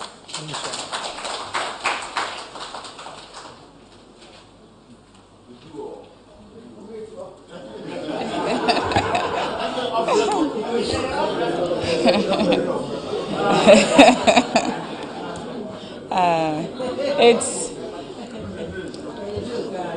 Honorable Minister's smile and presentation so infectious that you would wish we could do this the whole day. And most importantly, the fact that she mentioned Wadi tomato processing factory in Brekum and another processing factory in Sunyani and silos that through collaboration with the government and private sector have been able to put up in the region. But her energy and goodwill is to show all investors that if you are willing to invest in Bono region, you have the best team on the part of government and policymakers to be able to achieve whatever you want to put there, and have the goodwill of them to help you make it easy for you to establish a factory in the region. So thank you so much, Honorable Minister. Honorable Ministers, Nananom, distinguished invited guests, ladies and gentlemen, thank you so much for making time to join us this morning. Today it was all about infrastructure, health and education, and I know we will get the opportunity to do this again, hopefully in the region, so that we will have more like a town hall style and have a lot of participation and a lot more questions. So thank you so much for making time today, and we hope to do this again. Thank you for coming.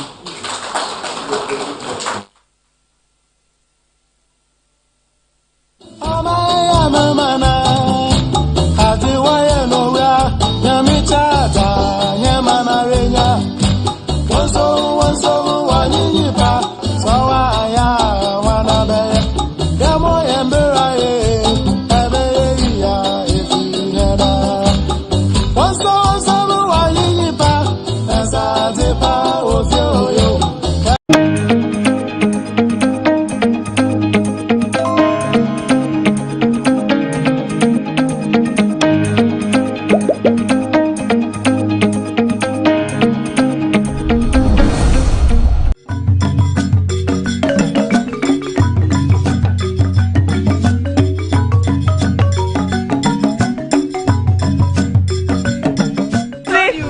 husband before we go. He wants me to have his kid. So then if you want to be my husband, it means I have to leave all your wives. I will suck all of them. Hi guys, we are back again. Charlie, still in the Upper East region. I hope you are doing amazing. And I'm currently here at the Tongo Hills. This place is known for amazing rock formation. The whole entire area is full of beautiful, amazing designed rocks. And I'm here to tour the place with you as always. So I hope you enjoy this vlog with me. So come, let's go explore this town of Tongo. Let's go, guys.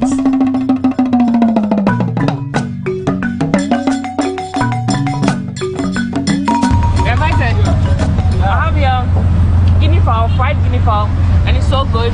We just left the station currently in a yellow, and yeah, all too soon. This is my last day in the Upper East region, and I decided to see the Tongo Hills, which is a very popular place to see in the Upper East region. We got to the Bolga station from Navrongo and picked a yellow car, which cost us 80 Ghana cedis, which is close to $9 in and out. We agreed with the driver to wait for us for the entire tour at the Tongo Hills. So let's go and explore Tongo Hill.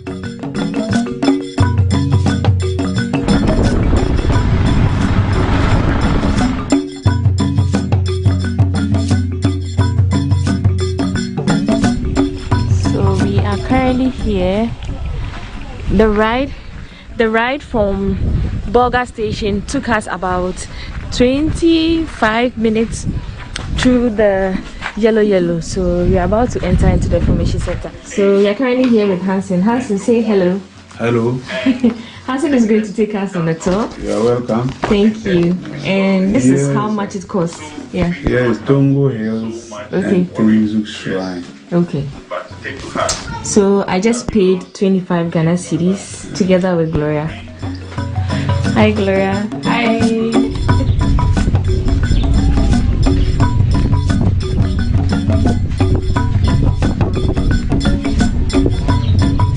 The rock formation here is really amazing. Like, you wouldn't believe here is Ghana. I was really hoping for the sun to be out today to have a better view of the place, but look at this. Wow. Cave school. Okay. See, the olden days our forefathers were using this place as their school. Okay. And that time when they were using this place as their school, they used stones as their table and chairs. And that time the students were not plenty. About 25 students sit in that class. And then so 1985 that we moved here, government didn't know that this community wants school, but we don't know how we do and get the school. So community mobilized themselves and built 3 structure rooms over there. Look at the other one over there. It's so beautiful.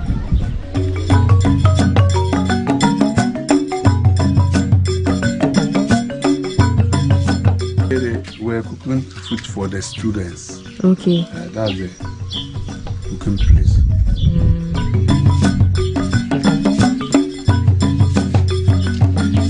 So we are currently about to climb on top of the hills saw earlier on, and yeah, this is how it's gonna go. And guess what? I came in slippers. I should have come in.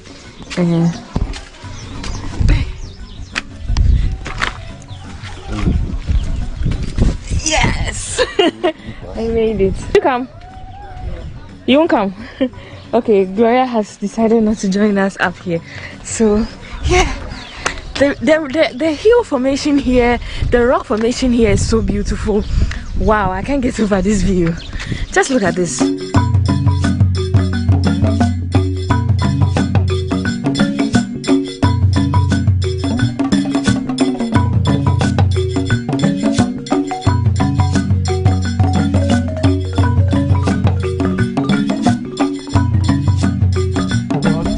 They know the days. If today is Monday, it's not all of them know. So here was the bellboy place.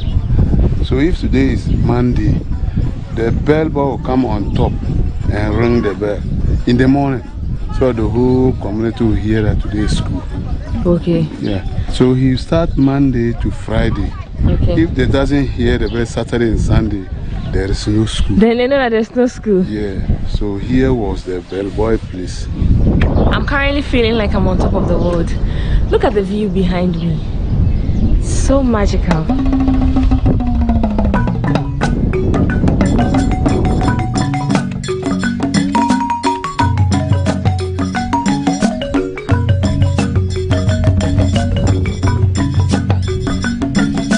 Yay, I made it.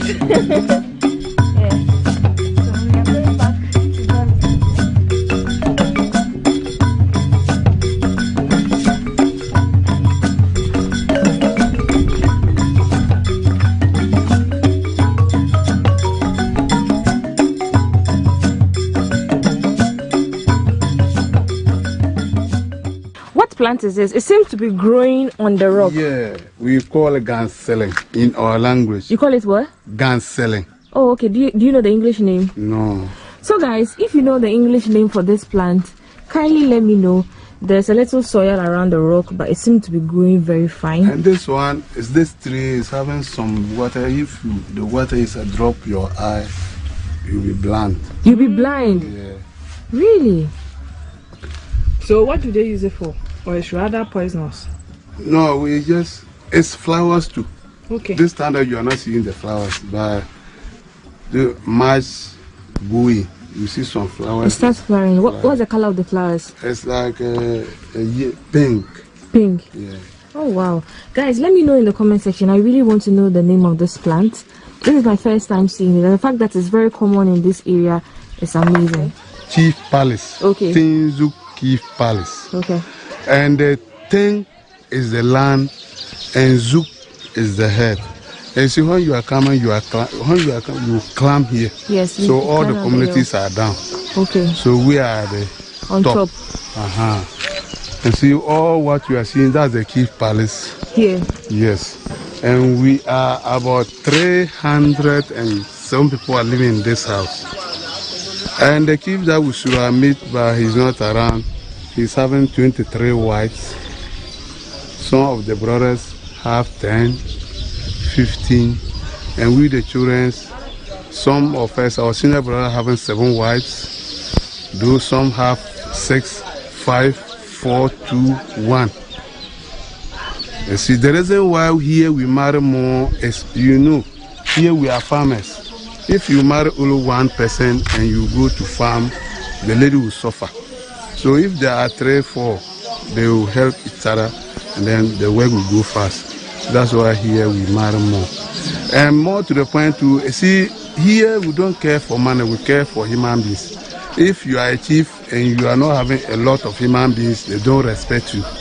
But if you are a chief and you have a lot of human beings, or if you are not a chief self and you have a lot of human beings, people respect you.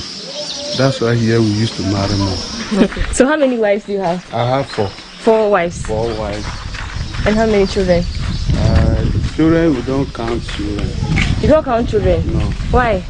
But if roughly my children, they will be up to 11 plus. 11 children? Plus. Because here we don't. You don't count? Maybe you add, make me 5. I should add 2. You said I told you get a husband before we go. Why did you say? You get a husband before we go. He wants me to have his kid. Well, me, I don't want a man who will marry more than. I just want a man for myself. So if you want to be my husband, it means I have to leave all your wives. I will sack all of them together and then you will come. And all what you are seeing are personal shrines and tombs. Okay. Here traditionally, if you are a chief and you pass away, you will bury in front of your house. And this one was a chief. And over there, 1, 2, also a chief. And the middle one is the personal shrine for the chief that is alive, the one that is alive. Oh, okay. For the middle one, but the big one too, that one is the founder of the house. Oh, okay.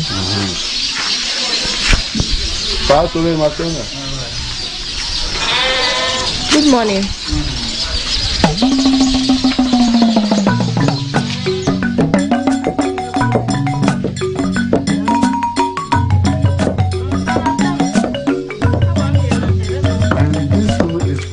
elder woman in this house staying here. The eldest woman in this house staying here. So is there a house? Yeah, a room. Yeah. So assume that if one of us marry a new wife, you stay with her for 2 or 3 weeks to train her how to live with us in this compound. Because here we are a lot. Okay. About 300 and something that are living here, and if you are a new person coming inside, maybe the things that you'll be doing and we don't like it, you can create confusion for her to be fighting. So because of those things that you used to train with the old lady before you go to your husband's room. Okay, so is it like a room? It's a room.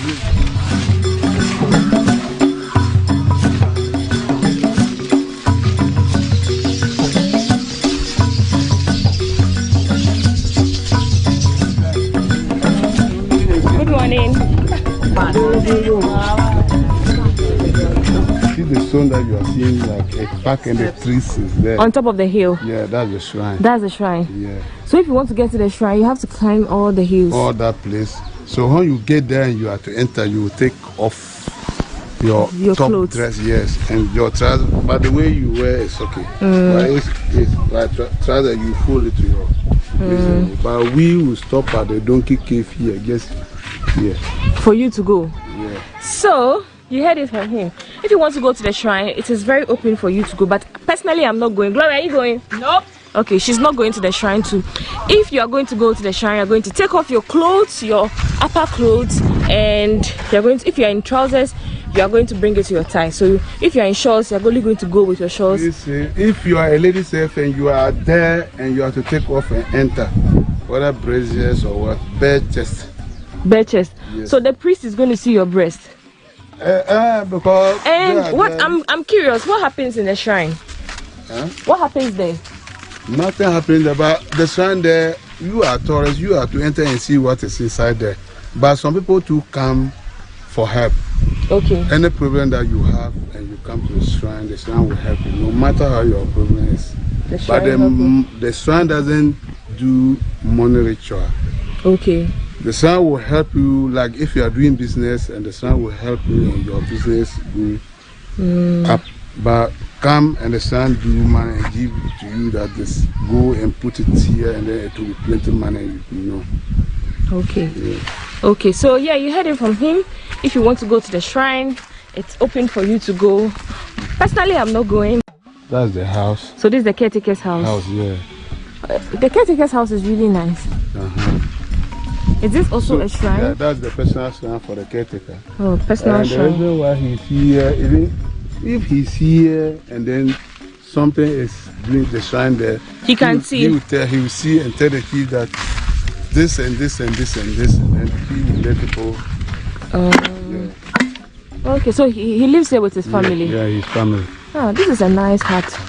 So this is the cotton tree, and then this is what it comes from. So this is the cotton, as you can see. It's so fluffy. This is how a cotton tree looks like. If you haven't seen one before, you get to see one today. So yeah. That's a donkey cave. The donkey cave. Yeah, and all what we are seeing are donkey skulls. Okay. And the reason why you are seeing the skull here is like when you go to the shrine and you're having a problem and you tell the shrine that I have this problem. If you are able to solve my problem for me, I shall pay you a donkey.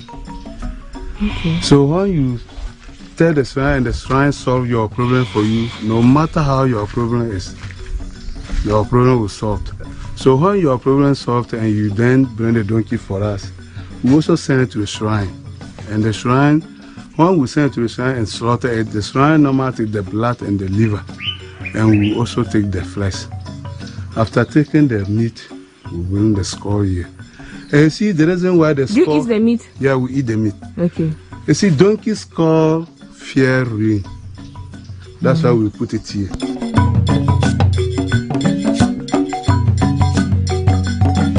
So apart from maize, millets, what else do the people around here do? Bambara beans. Yeah. Beans, granules. Oh, okay. Yeah. So everybody here Soya speaks beans. English? No, not all of us. So what language do you speak? We speak Talisi. Talisi? Yes. Oh. We are Talisi. Talisi people? Yeah. So if you speak Talisi, shout out to you. I'm in your region, I'm in your town, I'm in your city.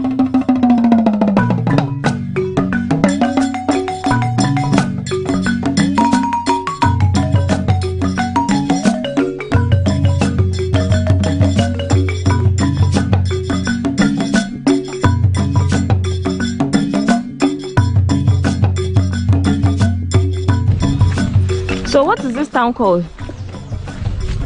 Tengzu. Yes. And the shrine is? We call it Yeni. Okay. But Asante people call it Nanatongo. Oh, okay. Tongo. Yeah, Nanatongo. The Goma too call it Yaba. Yaba.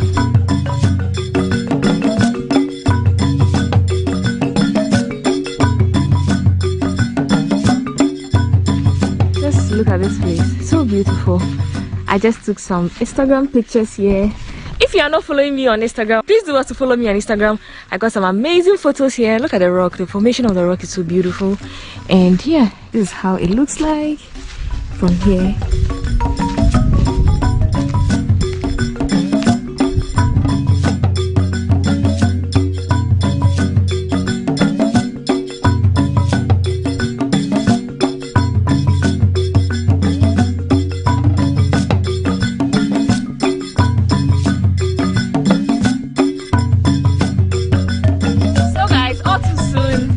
To the end of this video. I came here with Gloria. Thanks to Gloria.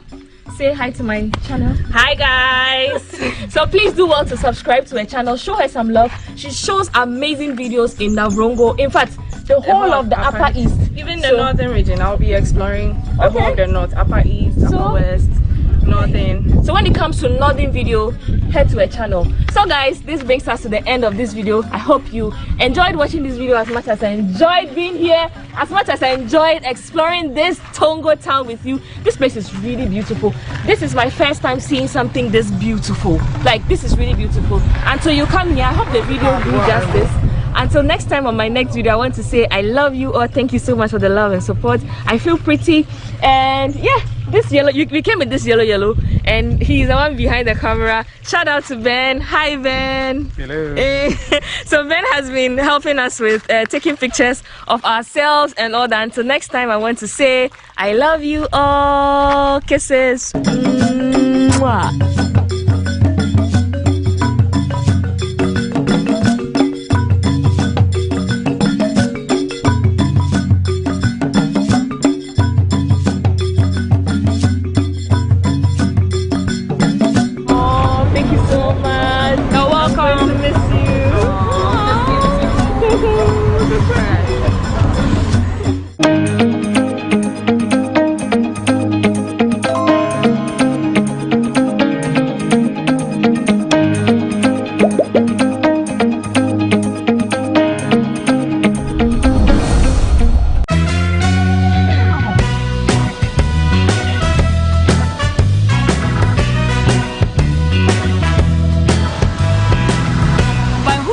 I'm swimming. I'm swimming. I'm swimming.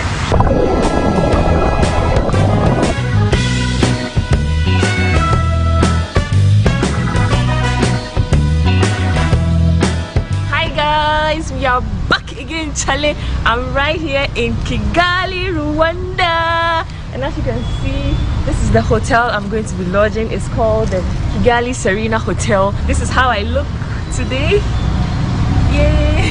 And yeah, we are going to be exploring this beautiful hotel together with you. My first impression here is Kigali is so neat. The country is so neat.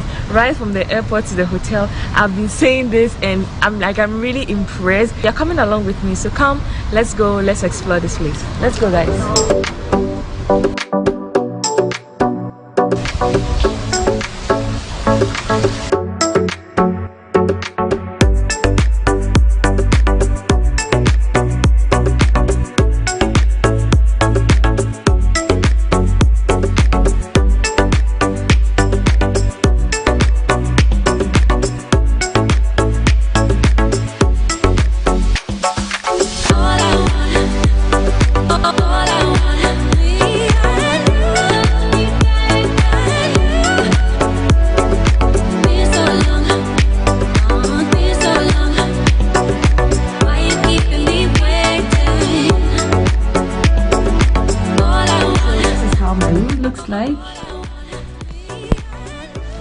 I really like the fact that they have given me some fruits. And guys, what fruit is this? I haven't seen this fruit before. This is my first time. I'm yet to taste it. It looks like a tomato. Yeah, so it comes with, I've already settled in. It comes with a TV, a study area, a work area, and of course the favorite part is the bed. And yeah, it also comes with a safe,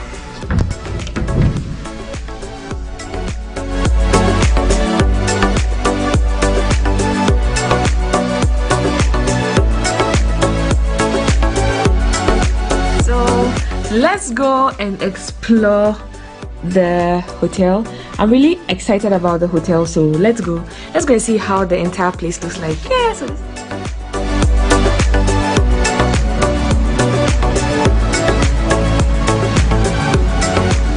I think the environment is such that they are not used to seeing people film, so every corner everyone is like literally staring. But this is how the pool area looks like. I'll be coming here to swim soon.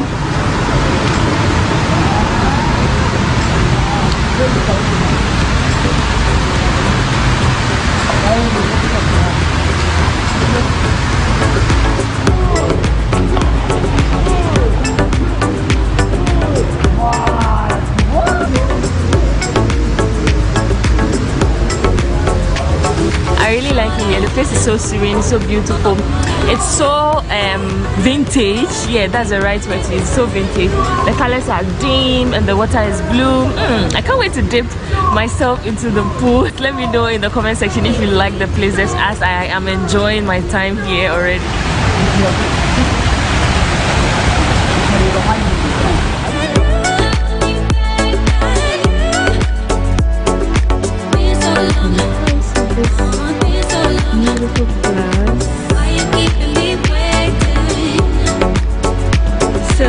To some people who work here to get some photos of me, and look at this.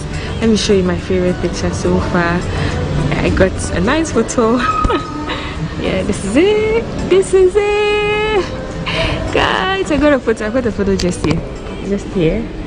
Yeah, so let's go. It's time for lunch. Let's go have some lunch. I'm going to get my tripod and go have some lunch. So let's go, guys.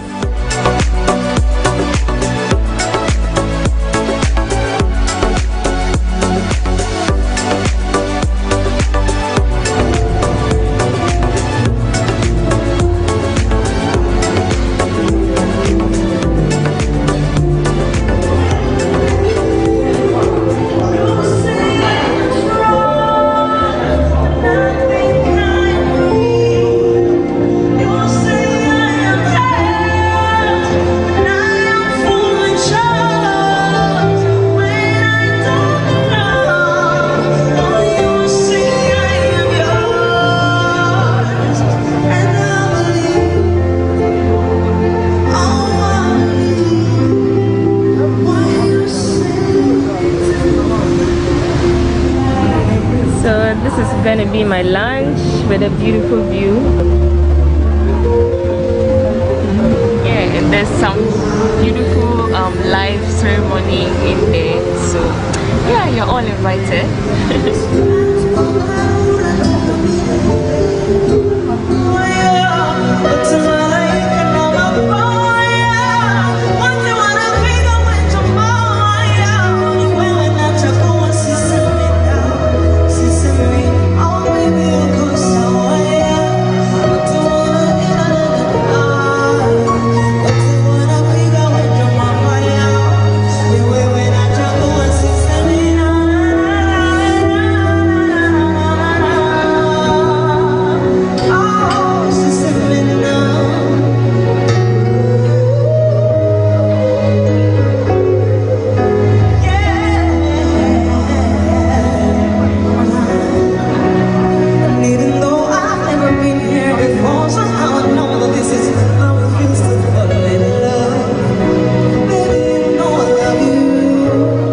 I'm back to my hotel room.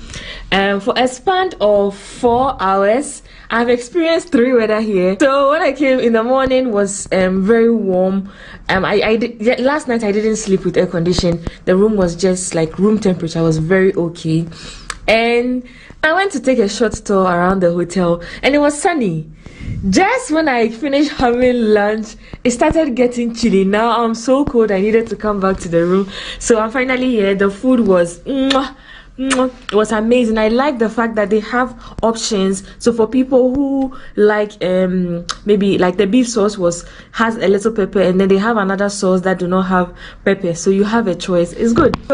I had a good meal together with some live band. So the next thing to see is the gym center, and I'm waiting for my other colleagues that I will join later on for dinner. I'm super excited. I was supposed to get here on Thursday, but they got here on Thursday. I got here yesterday, which was on Saturday. So today is Sunday. I'm waiting for them so that we can explore Rwanda together. So yeah, this vlog, in fact, this whole experience is in partnership with the Rwanda Development Board. They brought me here. I was invited here to come explore Rwanda. In fact, Kigali. So yeah, so I'm super excited. I'm just going to rest for a while and yeah, chill. I wanted to swim, but it's getting chilly, so I would wait. Maybe tomorrow after we come back from town, I'm definitely going to chill with you at the poolside. So I hope you're enjoying watching this vlog as much as I'm enjoying being here already.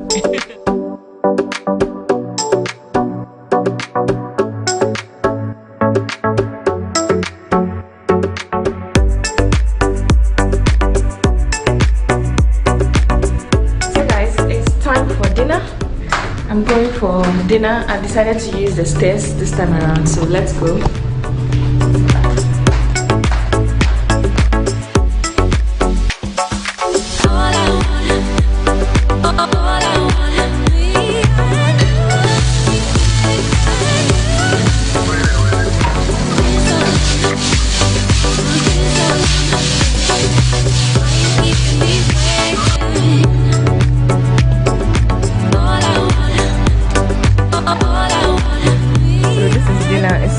So good, I can't wait to taste it. I had some plantain, beef, and then my spaghetti. This is so good. The man did it just the way I wanted it, spicy. Since I came, the weather has been cold, a little warm, so I'm going to swim. And yeah, so I'm going to swim and have a good time. I'm already dressed in my bikini and a skirt, and this is how it looks like going to swim from the hotel. This is my view here. And yeah, so yeah, I'm going to take some pictures for the ground and also take you along while I swim. Say hi.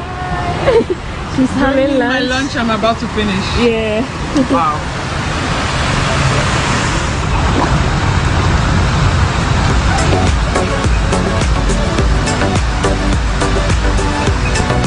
Because it rained about an hour ago, it's so cold, but I mean, I'm leaving tomorrow and I have to swim today. So by hook or crook, I'm swimming.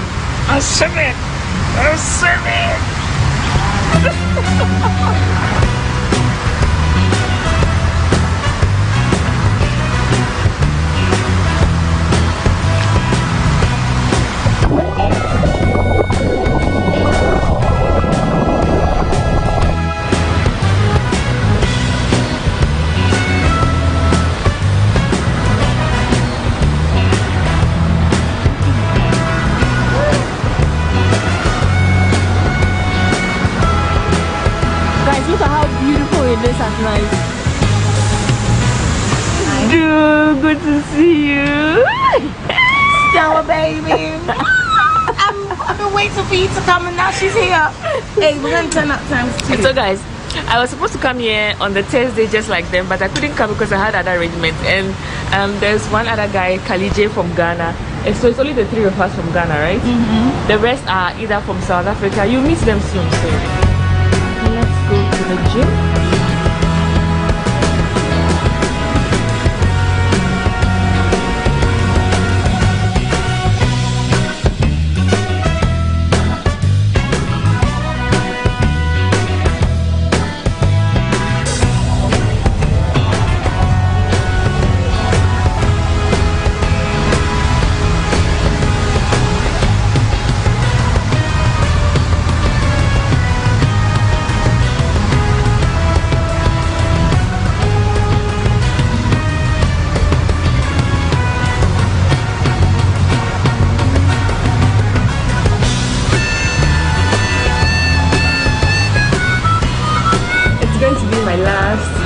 breakfast here at this hotel, and yeah, let me take you to breakfast. Good morning. Can I get your room number, please? 255. Hi, Josie. Let's go to the Chamaka. I've been worrying her since I came.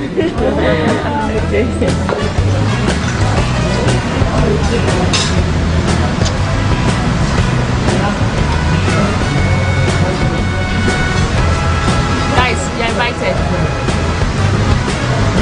I really thank God for a perfect weather today. Say hi to Chiamaka. Hi. Funny enough, we've been twinning ever since, and it's so not planned. Yeah, I'm her new sister from Nigeria. That's my sister. Yeah. And we're here in Kigali, having an amazing experience thanks to RDB. Yeah. Oh, we're going to leave this hotel soon, and I just wanted to share my breakfast experience. So far, we've been having amazing time here. The food has been good. What about you, Chiamaka? Yeah, I've had an amazing experience so far, you know, from like everything we've done, the people, Kigali, Rwanda, all the places we've gone to, like the parks, oh god, it has been amazing. I'm speechless really. This brings us to the end of this vlog here at the Serena Hotel. It's a very beautiful space, and if you're considering coming here for a week or two a day, I would highly recommend. I had a good experience. The food was amazing, and yeah, the fact that sometimes they had live band, it's pretty cool. So yeah, I'm checking out now, and I hope you enjoyed watching this vlog as much as I enjoyed being here, as much as I enjoyed documenting my entire stay here. Until next time, on my next video, I want to say I love you all. Please subscribe, like and share. Until next time, I love you all. Wow.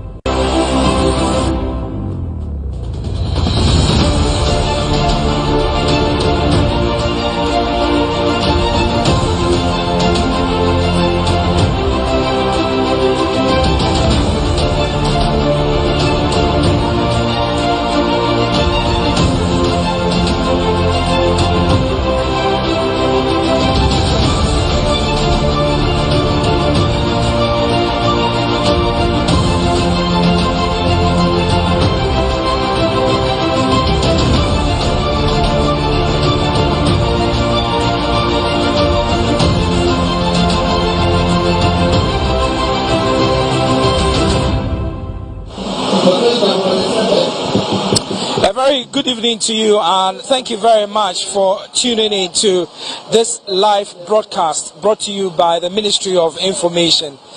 Tonight, the Ministry of Information has pitched its tents at the North Tongue constituency in the Volta region, where the President of the Republic, Nana Addo Dankwa Akufo-Addo, is expected to commission a new court complex that has been built here to serve this particular constituency called the North Tongue constituency. My name is Wilberforce Asare, and it is a privilege coming your way with the live coverage of this particular visit by the President here in the North Tongue constituency. This project that President Akufo-Addo is going to be commissioning is obviously in the North Tongue district of the Volta region. North Tongue is one of 18 districts in the Volta region, and they are one of the districts that are privileged to have a new court building constructed for them. Hitherto, all cases or all judicial prosecutions that emanate from this constituency, the North Tongue constituency, had to be taken to Sugakope for purposes of prosecution. With the coming into being of this particular court, police prosecutors can now concentrate on this particular court to prosecute all cases that may come up here in this particular constituency. The construction of the district court at Bator was initiated by the North Tongue District Assembly this year, in the year 2020. Now, the purpose of the district facility was purposely to enhance the adjudication of justice in this particular constituency. So the project, as has been constructed, perhaps I've seen it on your shot, a beautiful edifice here in Bator in the North Tongue constituency, comprises of a courtroom. It also has the office for the magistrate, and it also has the accounts office. It also has the administrator's office, the registrar's office, and also the office for the bailiffs. We are also told, and from our rounds, that there is an office for alternative dispute resolutions, alternative dispute resolutions, ADR. And so a facility has been made available in this building to help people to go through ADR, alternative dispute resolution mechanism, instead of just the litigation. And so that's the facility that has been constructed here. We are told that this facility started in January. The construction of the facility started in January 2022 and was completed June 2022. That means that the project had a lifespan of some 6 months, and within a period of 6 months, the contractors were able to complete the project. We are told that the contract sum for this project is 480,770 Ghana cedis. 480,770 Ghana cedis. And that's how much has been used in constructing this facility that you are seeing in your shot. Shortly, President of the Republic, Nana Addo Dankwa Akufo-Addo, will be here to commission this project. Before he does the commissioning, there is a deba of the chiefs and people of the North Tongue constituency, which is already constituted. President Akufo-Addo is expected to share pleasantries with the chiefs that have gathered and subsequently do the commissioning. I can tell you that a representative of the Chief Justice, Justice Jones Toche, is already here in the company of the Judicial Secretary, Madame Pamela, and they are coming to join with the President to commission this facility here at North Tongue constituency. Graciously, I've been joined by one of the officials here at the North Tongue constituency, and he goes by the name Emmanuel Laye.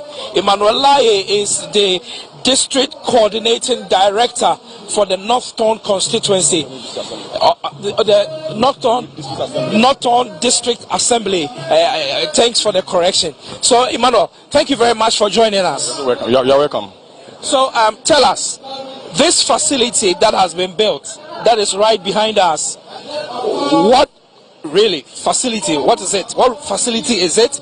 What is the target of the facility? It's a district court, and one of the core functions of the district assembly is to ensure that justice is served to all the inhabitants of the district. So this facility is going to do a lot of work in terms of serving justice to our people in the Northern district. Yeah. So, just like you said, this is a district court.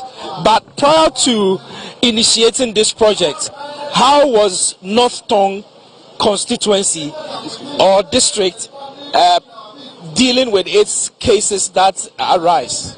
Actually, it was a headache, because most of the time cases have to be moved to either Central Tonu or South Tonu, and even the police were even complaining all the time, because look at carrying suspects all the way from here to North Tonu and then Central Tonu. And then in case with the civil cases are also a headache, because civil cases run for long, 10 years, 5 people are still running to that side. So this court is going to do a lot of work for us.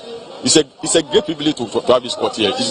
He's going to do a lot of work, in fact, a lot of work for some of us. So some of us are very, very grateful that this court has come here. So in your district, what would you say are the kind of cases that are popular here? I know that when you come to Accra, sometimes the case is land litigations, property litigations, and also marital issues and all that. What are some of the issues that you think are so eminent in this particular area where you preside? Oh, they are also similar to those in Accra. Land issues, civil cases, criminal cases. So it's not different from what I. But over here, what I realize that most of the time is land and then chieftaincy issues. But unfortunately, I don't think this court can handle chieftaincy issues. But what I read, I stand to be corrected though. But land cases are the major issues. Land and chieftaincy cases are major issues. After the criminal cases, they are there. But I don't so highlight the land. So you can say that civil cases are more over here. So what we do know that this is supposed to be a district court. There's going to be a magistrate here. Do you have any idea whether or not the court is going to have any other jurisdiction? Because the district court is the lowest of the courts. If your community is growing, your district is growing, you may need a circuit court and a high court. Do you have any idea of the plan? Thank God that, we have another town under the Northern District called Japan. And Japan, they are going to have a circuit court there, which is within our district area. So if the court is higher than this court, then you can move it to the circuit court in Japan. So I get the impression that apart from this building that has been constructed here in the Northern District, you are saying that another part of your district, which is Japan, also has a court facility, something similar. Yeah, it's even bigger than this. And I think that the president is supposed to commission that one to us, but I don't know when. But now it's bigger. It's also new. So it's also quite new. So in fact, we are blessed actually to have two courts at the same time. Okay, great. That's good to hear. And okay, so let's talk about other things beyond this court. In this district, what are some of the other pressing issues that needs attention from government? Most of the time, the youth, jobs. That's what they tell you. Jobs are the major headache for all of us. Because people are graduating from schools, people are graduating from other areas, and then they actually need jobs. So job creation is a massive headache for some of us here. What is the predominant occupation here in this district where you are? Like I said, this district is largely agrarian. What I mean that it's agri-based. You have got the rice field, you have got the river, fishing and but mostly agrarian, and then some sort of commerce, trading goes on because it's near to Accra. So the main issues are the agriculture and then trade actually. What are some of the major crops that are produced by the inhabitants of this community? Have you ever heard of Abraham rice? Hey, this is where it comes from. And then don't forget, we have the largest ethanol producing factory in the country, based at a place called near Japan. I don't know the place, like near Bolo. So we produce a lot of cassava, which is going to feed the factory. So basically, that's what I'm saying, that our district is more or less an agrarian district. So apart from agriculture, most of the time is trade. Okay. Yeah. So if someone was watching and listening to us and asked that in this district, what is the population size, at least per the 2021 population census? Yeah, we are running around 110,000 people. 110,000. That's a huge constituency or district then? Yes, it's quite huge. And you see, for the Water River divides the district into two. That we have got what we call overbank. That's the Japonian cliff. Then you have got the Bato and then the Mepian cliff. So it's a huge district, 1 at 10,000. Okay. So it is the Volta River that brings the division, as you are saying. Okay. All right. So let's talk about you talked about Aveime rice and all that. I honestly didn't know that this is where it comes from. I didn't know. So that's good education for me. But when I was coming here, I could see that one of the major problems that you probably have is your road network. Very disturbing. What are the plans as far as your roads are concerned? Well, I think the government has awarded contracts to, a lot of them, talk of the one from Sigin to the Mepe Township. Those are awarded. And then you see, one major, this which I forgot to tell you, that we produce quality river sand. What's the river sand coming to Accra comes from here? From Bato, Aveime, and then Mepe. And so because that, the trucks are also quite heavy. So they also put a lot of pressure on the road as well. And so our roads are actually not very good, but thank God, what my DC told me, the major road have been awarded already. And so I only wait for a contractor to move to site. So if I can, when you get to Sigi, you can see that some of the roads have been filled off. So I can't tell exactly what the delay in the project, but I know it has been awarded. Indeed. All right. So I've been speaking to Mr. Emmanuel Lai, and he is the district coordinating director for the Northton District Assembly. Yeah. And so it's been good talking with you. We will come back to you again in the course of activities here. Thank you very much for speaking with us. All right, so if you're watching, this is a production by the Ministry of Information. This production is essentially bringing you a coverage of President Akufo-Addo's tour of the various regions in our country, all 16 regions. This comprehensive coverage commenced in the Upper West region a few weeks ago. It came down to the Savannah region, and the tour has gone to the Central region, and this week the tour is in the Volta region. Subsequent weeks ahead of us, the tour is going to go to the remaining 10 or so regions that President Akufo-Addo is yet to tour in our country. I'll be bringing you a live coverage. However, today we are in the Northton district and also the Northton constituency in the Volta region, where we are bringing you a live coverage of President Akufo-Addo's tour of this region, and for that matter this district. He is about commissioning the building that you can see behind me. That building is a new magistrate court that has been built here in Bato in the Northton district, and he will be commissioning it. When we spoke to Mr.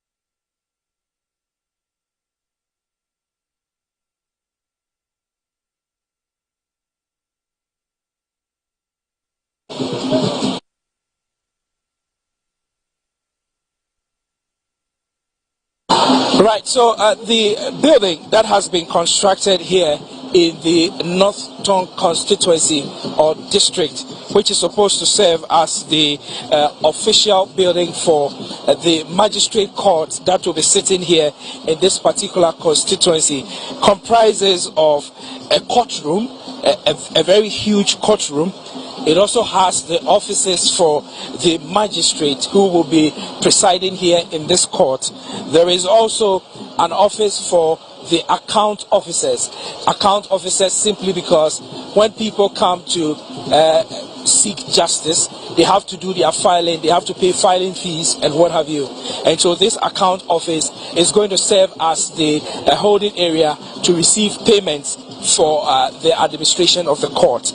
There is also the administrative office, and obviously every court needs an administrative facility, and so there's an administrative space here in this building that is going to be commissioned.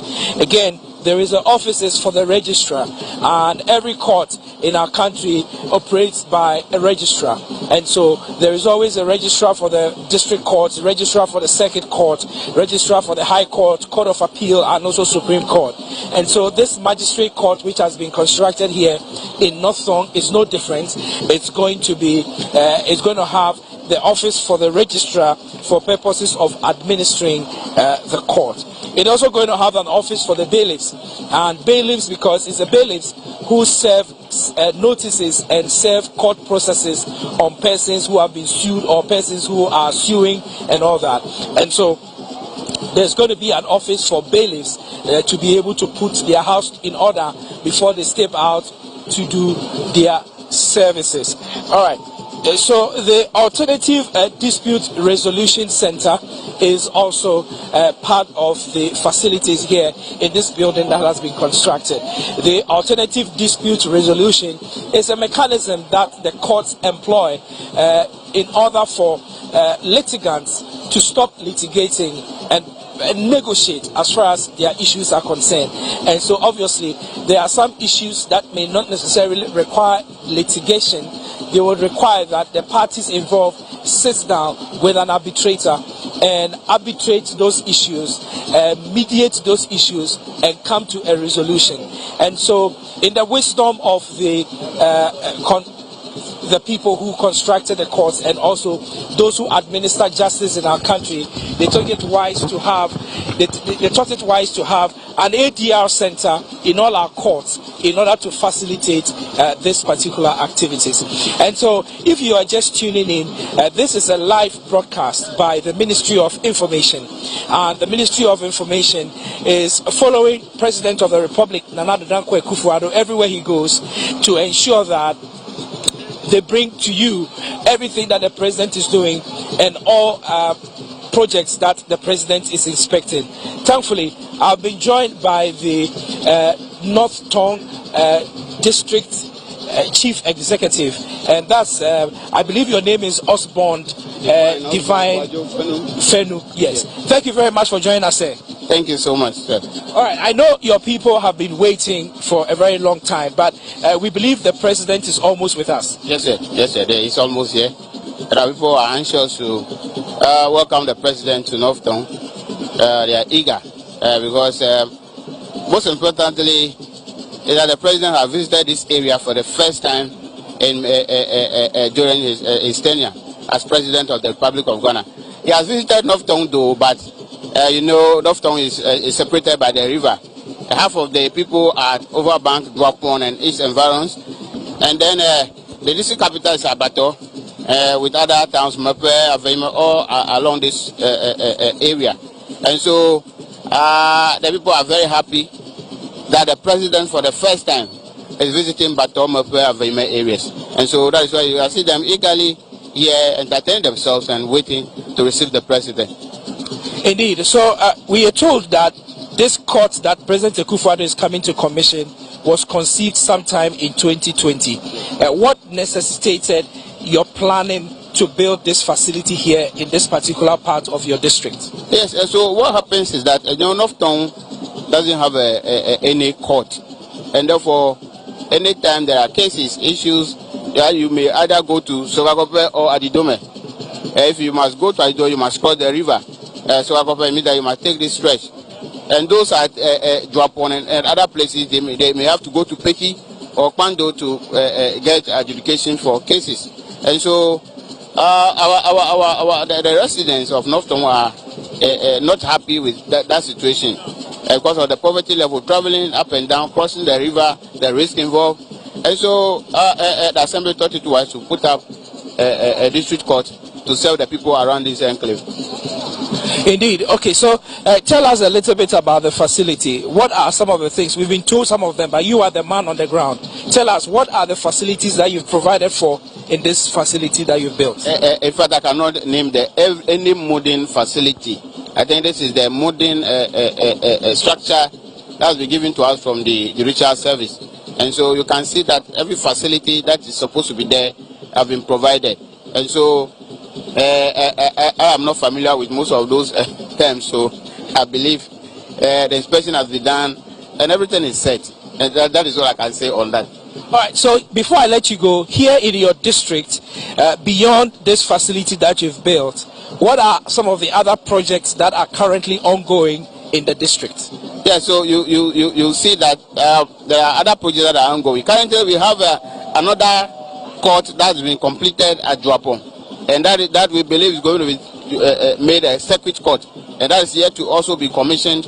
As you can see currently, we have the ambulance bay built from the premise facility, and then we also have the BAC.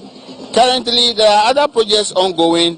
When you get to Bateau Methodist, there's a construction of some 3 classroom block with ancillary facilities.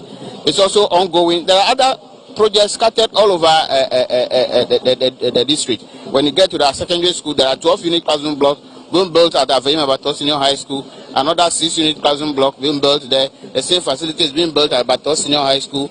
And other schools across. There are health facilities that are also being put up. And so all those things are in process. And I believe that very soon all will be completed for use of our people. So finally, your people, I'm seeing your people. I'm here. I'm told that this district has over 100,000 people living here. Yes. What are some of the major challenges that they have from where you sit as the DCE? Yes, the attempts that you are making to resolve them? Yes, the major challenge has to do with our roads. The Bateau Mepe Township roads has been the major headache. Unfortunately for us, the road has been awarded. The contractor came to site, started work, but he complains of lack of funds. So the work has stalled for some time now. We are still pursuing him to come back to site to complete this project for us. Thank you very much, DCA, for speaking with us. But so what should we expect once the president arrives here? We expect a rousing welcome because we are eagerly awaiting his arrival. So we welcome him late to North Tongue. And what are you going to be doing? Is he going to have to sit down to address, or is he going to go straight to do the commissioning? He will pay a courtesy call on the paramount chief and of the Bateau traditional area, Tobiga Patamia Jekla the 7th, who also happens to be the vice president of the Volta Regional House of Chiefs.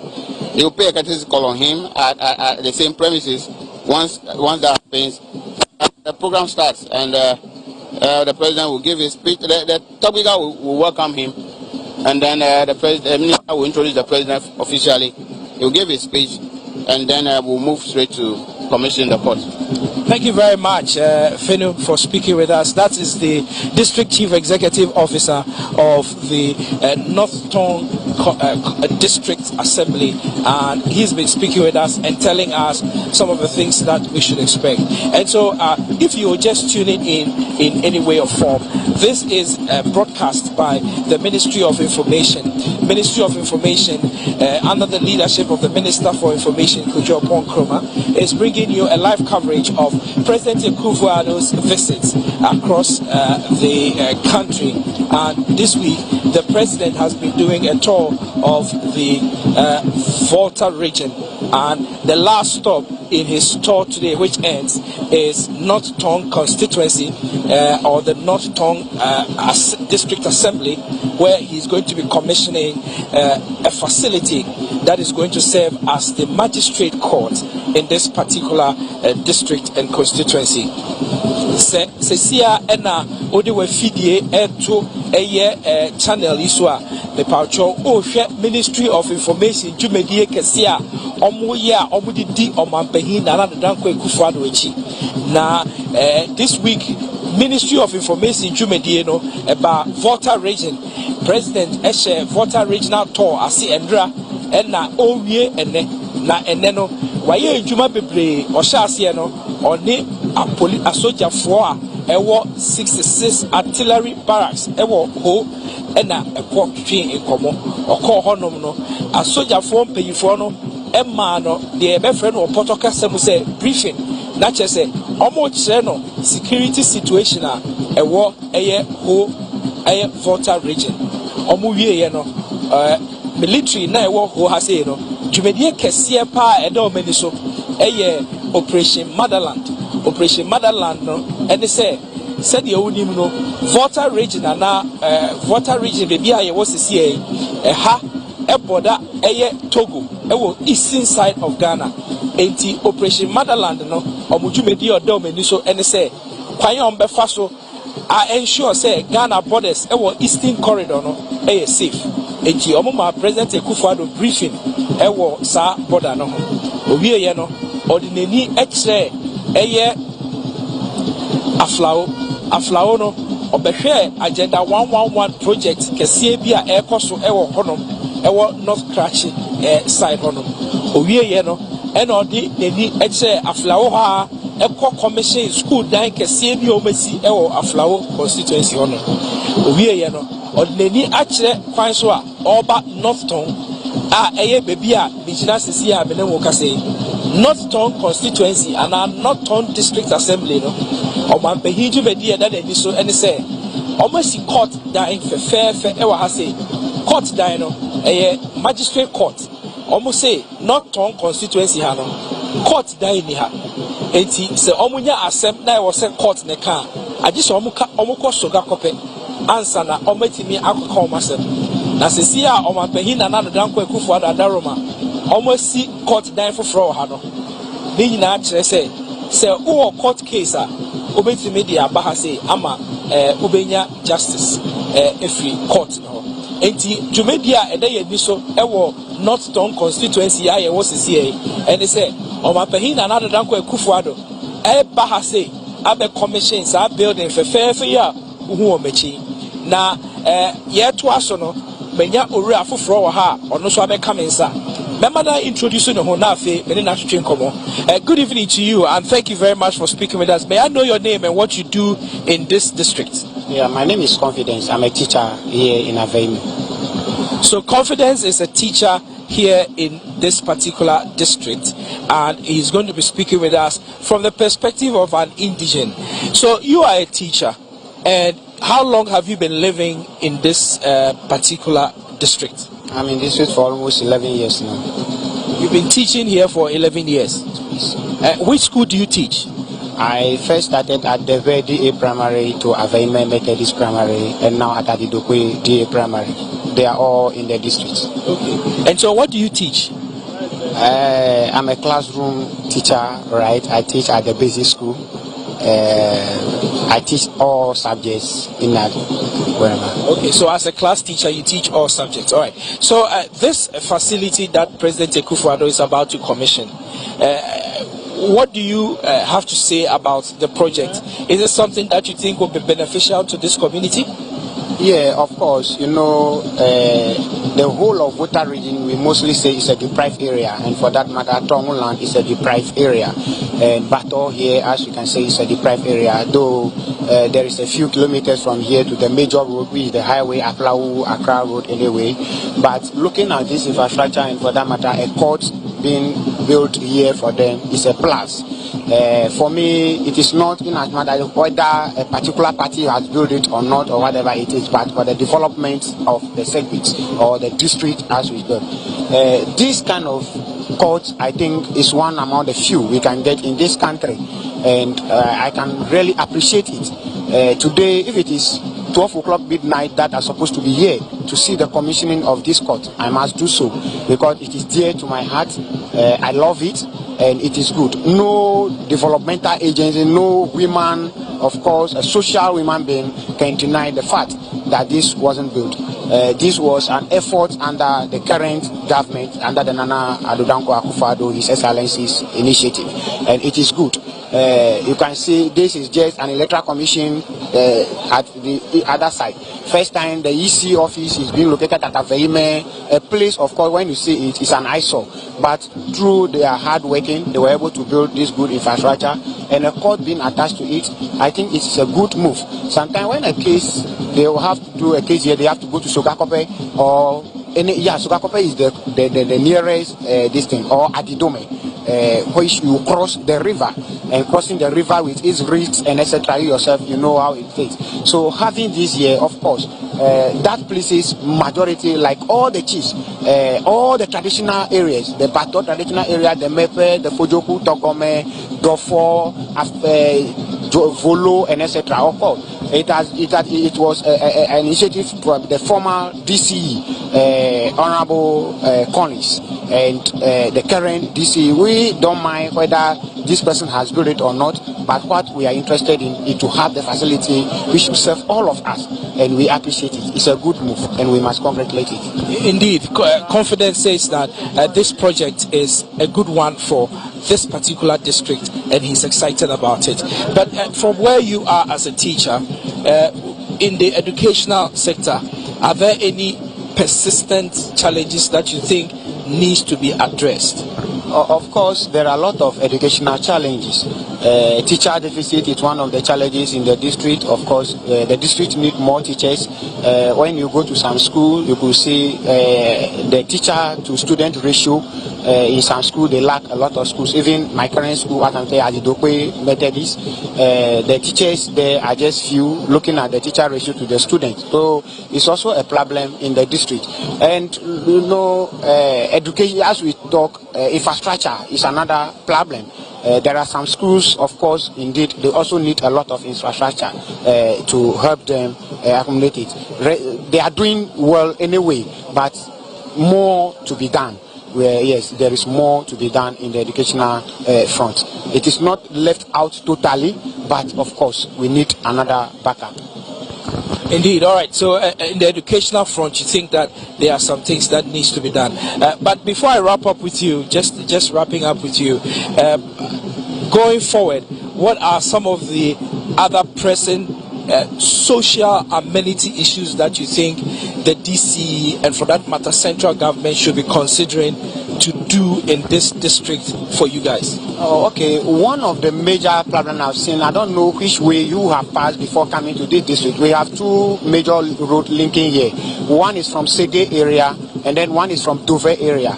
Dove area has been constructed under the previous administration led by Honorable Samuel Okujeto and then Honorable Joe Gidisu as the road minister. But I can tell you 99% of the road has already gone spoiled. A road that has been constructed for less than 6 to 7 years now has already been in a deplorable way. In another way, when you pass through the Sege route to this place, you could also encounter the same problem. So in the community, the major problem now encountering them is the route. Because you know what road can do in terms of social amenities. You coming here, that's what I say. I don't know which other way you pass. I came from the Dove side of things, and I can testify that the road is not good. Yes, you can. This road has been constructed, and if they tell you the amount that has been used in constructing that route, you could see how we are causing the financial loss with the state. Yes. What year was it constructed? This road was constructed under the tenure of Honorable Joe Gidisu. That was 2012. Yes. Yeah, I think no. 2017. 2017 was not 2015. Yeah, 2015. Yes, it was around 2015. Yes, 2014, 2015, close to 2016 election that this road was constructed. Excuse me, anyway. Yes, this road was constructed going to 2016 election. That is 2014, 2015. But you yourself, you say you have passed through this road. You could see how it is. When you are going, I know you pass through the Aveime and then Sege road. It's even worse than the Dove one. So road construction is one major problem. And another problem encountering the district is water. Yes, you know, the Central Tong, which is the mother constituency of North Tong, formerly North Tong before the depletion to become Central and North Tong. The community, the water project there is feeding, of course, a lot of other districts like Adakulu, Agotimasyope, and other areas.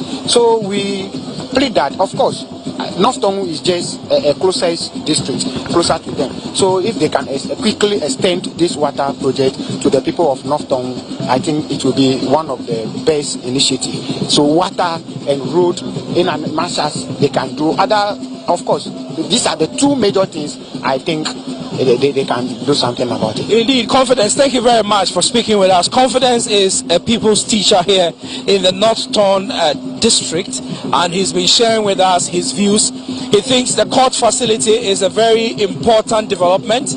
Again, he thinks that one of the two issues that needs to be addressed urgently in this particular district has to do with the road network and also the issue about water. I've been joined by another person, and I'm going to quickly ask you, sir, please tell me your name and what you do in the district. My name is Seyiram Toku, Managing and Technical Director of Pinnacle Consult. I'm the contractor of the project. All right, so thank you very much, Seyiram. The name is Seyiram, right? Yes. All right, so thank you, Seyiram, for speaking with us. We are told that you finished this project in 6 months. Exactly. That was a very fast one. Very fast, because I'm a native. In fact, I was working at Biakoe district, and fortunately the DC then invited me to come and do the work. So in fact, he actually helped me to get money from the assembly. So quickly, I was able to put the project to a very short time of completion. That was 6 months exactly. Yeah, that sounds very interesting. It means that all the resources that you needed to execute the project, you got it very quickly. Quickly. The assembly supported me so much. I was impressed. Okay. So tell us about the facility. We've been told that there is a courtroom, there is a registrar's office and all that. You are the contractor. Tell us the facilities that you put up there in the building. Okay, the main courtroom is about a 200 seating capacity, a courtroom. Then there is an office for the judge with a washroom. There is a registry. There is also an office for the registrar. There is an office for alternative dispute resolution. There is another office for the secretary to the alternative dispute resolution. Exactly. And then there is a giant area in front of the courtroom. And then another washroom for ladies at the back. That is it. Okay. All right. So it looks, even though it may look a little small, it's quite a very huge building that you have built there. It's a very huge building indeed. Very huge building. And in fact, if you see this building, you would think it's just a small building. The foundation is full of iron rods. It's properly reinforced. Is it because over here you have the lands that are available here have issues? It's a clayey soil. It's a very clayey soil. So if you are not a very competent person, you will not be able to put up a good building of this sort. That is why the DC actually invited me. Unfortunately, I was able to execute the building to his satisfaction. Seriously. Indeed. All right. So tell us, one of the things about buildings such as this has to do with the maintenance culture. Exactly. After it's been built, people forget about maintaining it, and so you come back a year or two after, and the building is deteriorated.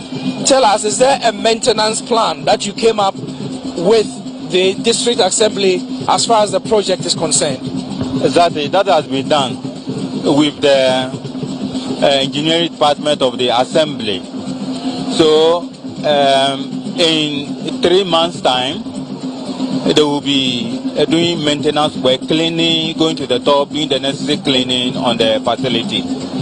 So that one, there's no problem with that at all. Indeed. All right. So the contractor of the project is telling us that the maintenance structure or maintenance plan is being very well done. We can see, and signals are clearly indicating that the President of the Republic, Nana Addo Dankwa Akufo-Addo, is just arriving here in the premises. So this meeting is taking place on the forecourt of the North Zone District Assembly Office.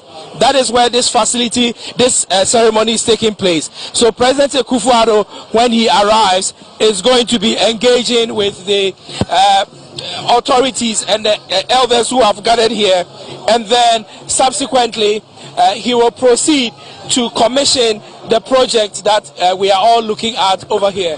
And so we're coming to you live from the North Zone district, where President of the Republic Nana Addo Dankwa Akufo-Addo is just arriving here to come and commission this beautiful magistrate court that has been built here in the North Zone district, and then also engage with the chiefs and elders here.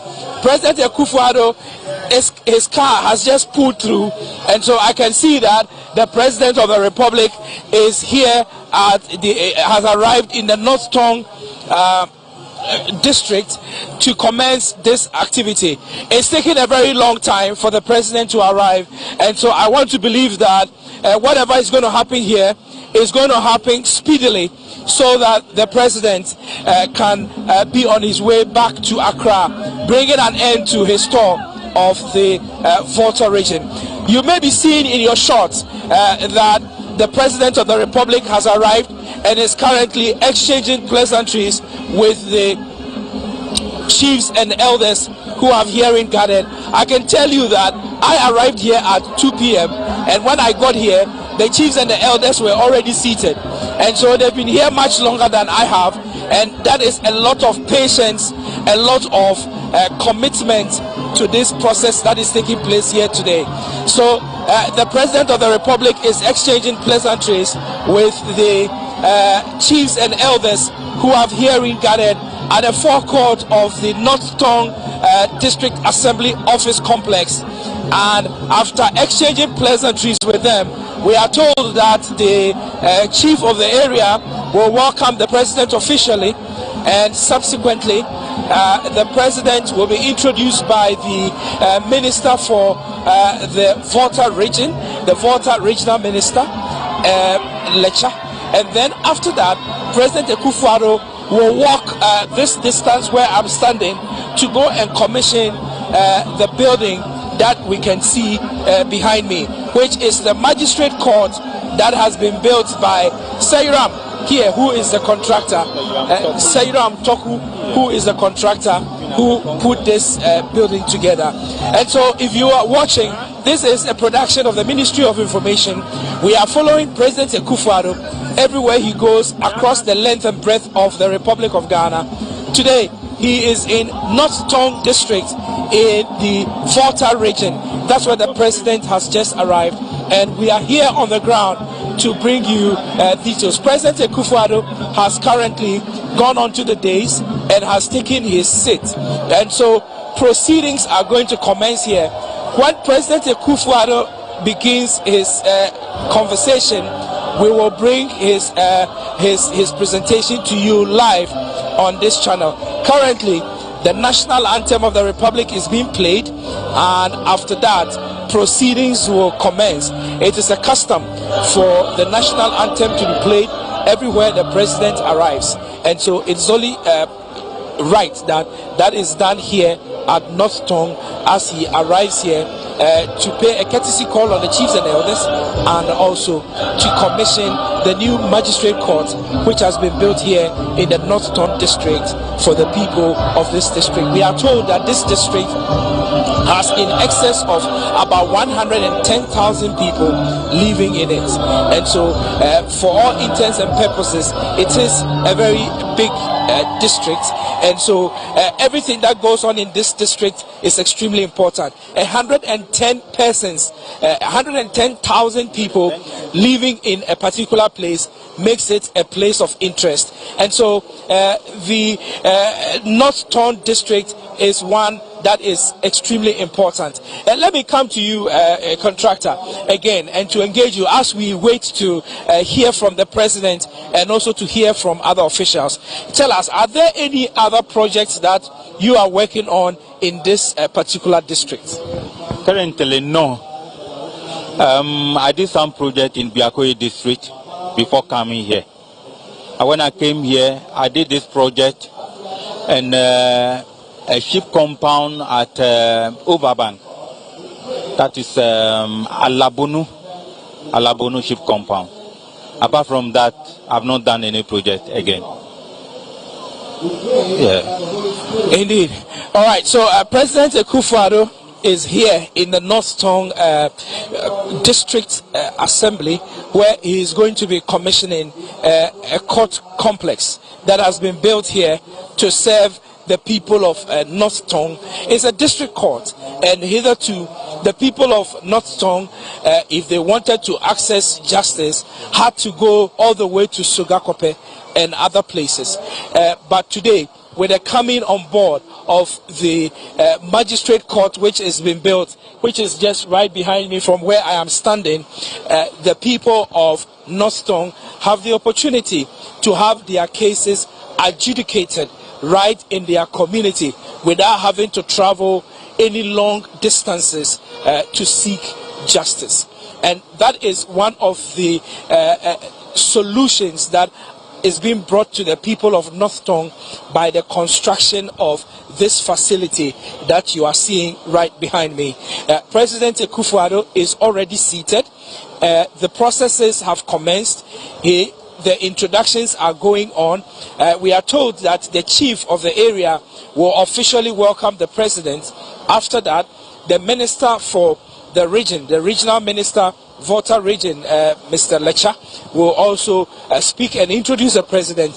The president will bring his message to the people, and then after that, he will take this 100 or so meter walk to the building behind me and commission it. I can tell you that a representative of the Chief Justice, a Justice of the Supreme Court, Justice Jones Doche, is here in present, representing the Chief Justice for this ceremony, the commissioning of the court here in the North Tongue district. This is a production by the Ministry of Information. We've been following President Akufo-Addo across the length and breadth of the country, bringing you all his activities as far as his tour of the various regions of our country is concerned. This week, beginning from yesterday, President Akufo-Addo started a tour of the Volta region. Yesterday, he started the day by going to meet with lawyers in our country. All the lawyers of our country are having their bar conference in Ho, in the Ho Technical University. President Akufo-Addo was there and did address them for well over 25 minutes, talking about national issues concerning the theme that they have chosen, which has to do with Ghana's democratic experiment under the Fourth Republic, the gains, the challenges, and the prospects. And he did say a lot of things about the political process in our country. Beyond that, President Akufo-Addo visited an Agenda 111 project which is going on in South Dai, where he was impressed with the level of work that has been done there. About 22% of the work that has been done there, and then also proceeded to go to other places to visit these facilities that are all under construction. I've been joined by one of the journalists in the Volta region who has been on the tour also with the president. There have been several other journalists who have been on this tour, and he is one of them. What's your name and which of the media houses do you report for? Desmond Salatiago from City TV, City FM. Okay, so Desmond, thank you very much for speaking with us. You are a journalist here in the Volta region. You've been following the president all through this two-day tour. What are the immediate thoughts that comes to you after going through this tour? Well, so basically it's about development. We've seen the Eastern Corridor Road projects ongoing. We've seen some Agenda 111 projects also ongoing.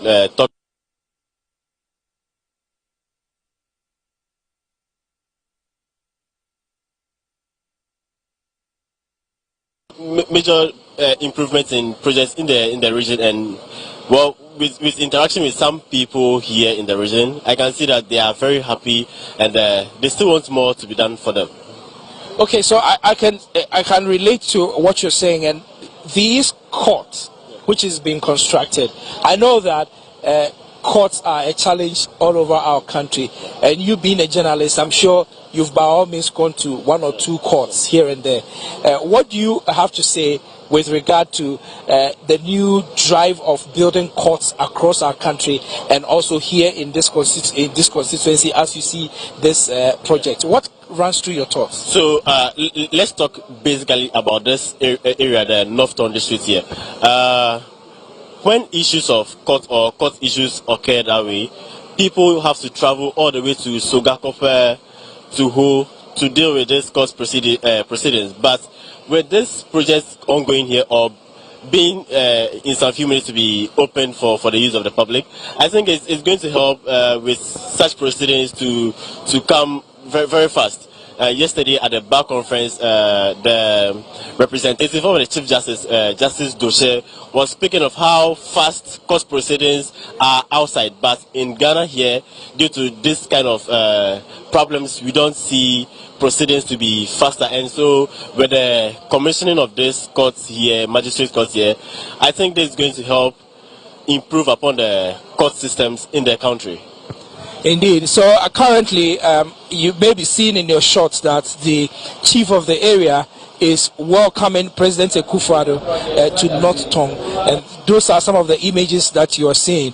When President Akufo-Addo is ready to speak, we will go straight to the podium and pick the president's address to the people of Northtown district. Let me come back to Desmond and to ask again that overall in the Volta region, what are some of the major issues here in Northtown? I was just speaking to Confidence. He's a teacher, and he tells me that they have a water issue, and they also have a serious road network issue. When we're coming here, we saw that the roads were not too good. From where you sit as a journalist, what are some of the things that you see are the most important things that needs attention? Okay, so let me start with the road. You just said, rightly said here, that the road from Sogakope to Bato here is not in the best shape. When you also take the road from Sege to Bato here, it's also not in the same good shape. From Bato Aveime to Japon, also it's not in the best condition. So people here would like their roads to be constructed for them. Let's also come to education. Most schools here is a rural area, so education is not as compared to those in the urban centers. So yes, I've been moving around, I've been speaking to people.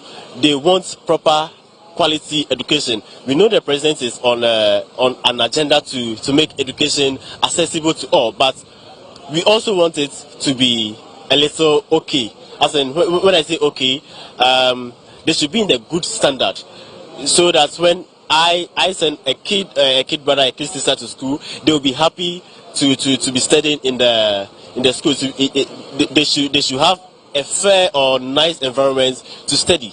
Yes. All right, so that's Desmond. Desmond is a journalist. He works with CT and CTTV, and he's been telling us his perspectives as far as the president's tour of the Volta region is concerned. Thank you very much, Desmond, for speaking with us. And so, President of the Republic, Nana Addo Dankwa Akufo-Addo, is currently at the Northtown district, where he is visiting to commission a new court building that has been built for the people of Northtown. We are told that here in Northtown there are well over 110,000 people who live in this district, and that is the figures coming from the 2021 census that you can that took place in 2021 in our country. And so 110,000 people living in a particular place makes that place a big deal in our country. And so it's not surprising that there is a construction of a magistrate court to serve the judicial needs of the people. And President Akufo-Addo will soon be commissioning the facility here in the North Tongue district before he heads back to Accra, ending his tour of the Volta region, his 2-day tour of the Volta region. President Akufo-Addo began the tour in Ho, where he joined lawyers at the annual 2022 Bar Conference. He spoke to them well over 25 minutes in that particular gathering. He left there and toured several other sites. He visited the ongoing construction of the Eastern Corridor Road. He also went to South Dai, where he inspected the ongoing Agenda 111 project. When he left there, he went to Pando, where he visited the construction of a steel bridge, which is ongoing, and then subsequently came back to Ho, where he had private meetings with MMCs and DCs and what have you. Subsequently, the president commenced today, the second day of his tour, by visiting the 66th Artillery Barracks in Ho, in the Volta region. And after that, he went to other places. He went to Akachi and also went to the Akachi area, where he inspected an Agenda 111 project. He came all the way down to Aflao, and at Aflao he commissioned a community day school there in Aflao. And then when he left Aflao, he's here in the North Tongue district, where he's going to be commissioning the court facility that has been built. We're bringing you a live coverage of President Akufo-Addo's regional tour of the Volta region. I've been joined by another gentleman who is all suited tonight. Please tell me your name and what you do here in the North Tongue district. My name is Moses Nanawato. Yeah, I'm a teacher over here. Moses is a teacher in North Tongue. Which of the schools do you teach in? I'm a teacher at Bishop Bowers School at Mepe. Bishop Bowers, is that a secondary school or a primary school? No, it's GSS. It's a junior high school. Okay, so you guys are enjoying free education. Yes, and we are so happy about it because it has brought a lot of development to the area. You know, when I was transferred to this district, initially enrollment was very low, but now a lot of kids are coming to school, and with the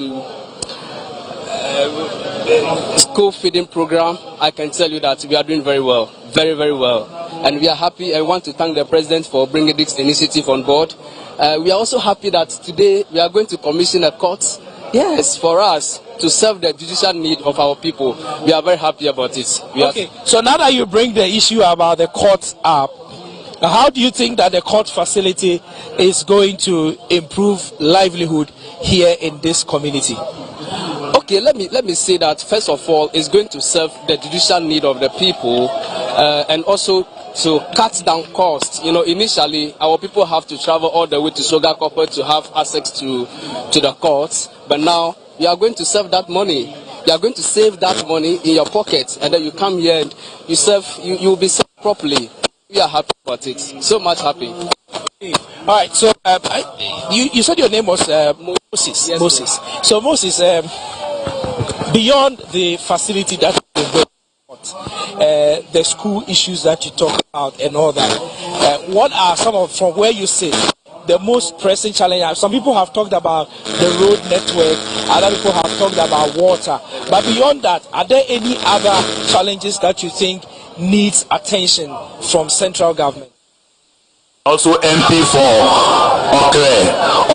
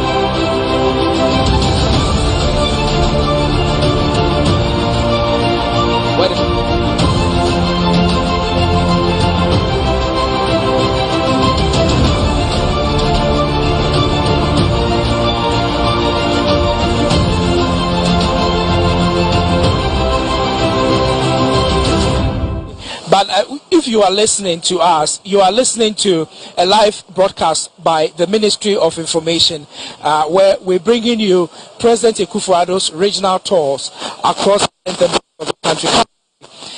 The regional minister, the Volta regional minister, Mr. Lecha, is the one addressing this gathering, and just as he completes it to the President of the Republic, Nana Addo Dankwa Akufo-Addo, to address the gathering. This is a gathering of the chiefs and people of the North Tongue district, or again the North Tongue constituency, where tonight visiting them and also coming to commission the court complex that has been built of this particular district. We are told that the facility that has been built is a very welcomed one, and that's because hitherto district has not had a court, and that anytime there are judicial matters that arise in the community, they have to go. The police, in terms of criminal prosecution, have to go all the way. Have to go all the way to the Sogakope to be able to seek justice and all that. And so they believe that the coming on board of this particular facility is going to help with the process of adjudicating of justice in this particular community. The minister responsible for this region is currently speaking to the community and telling them about some of the projects that the President of the Republic, Nana Addo Dankwa Akufo-Addo, has been doing, and also some of the things that he believes have been done by the government for the community here. And so once the regional minister finishes his presentation, the regional minister will be introducing the president. I can see that the regional minister has introduced the minister responsible for local government, decentralization, and all that, Honorable Dan Boche. So Honorable Dan Boche has been introduced, and he is also speaking to the community now. After Boche has finished addressing the community, President Akufo-Addo will subsequently come on. We will go to the podium and pick the voices from the podium. I believe that we can pick Honorable as he speaks, and then subsequently we can pick President of the Republic. And so Honorable Dan Boche, Minister responsible for local government decentralization in our country. And I also add to what the regional minister said. Tokwe is a very important person for us in the region. We have met regional House of Chiefs many times. We had workshops together with the Minister for National Security, and we had very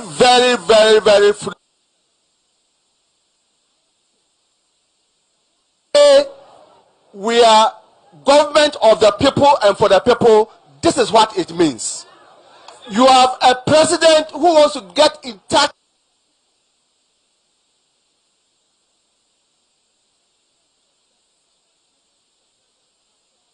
when he started the tour this year.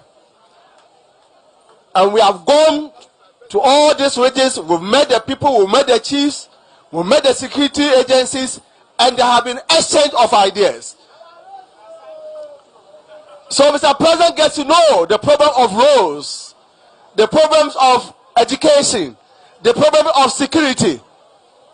And then all of us who follow will come again and have another discussion with the people, and then we'll go and plan and see how we'll meet your aspirations. So it is important. This government of MPP, the Nana Addo Dankwa Akufo-Addo's government, the government does not discriminate. We don't send projects to areas just because they vote for us or they don't vote for us. No. We are a government of the people, and we are there to satisfy the aspirations of the people. The district chief tells me that work that is going on in the market, a new market that is being built, every district goes through performance assessment. And I know that this year, North Town, they are passed. They got over 90, now about 98%. And that means that they are going to get about extra 1 to 1.2 million Ghana cedis for development in North Town.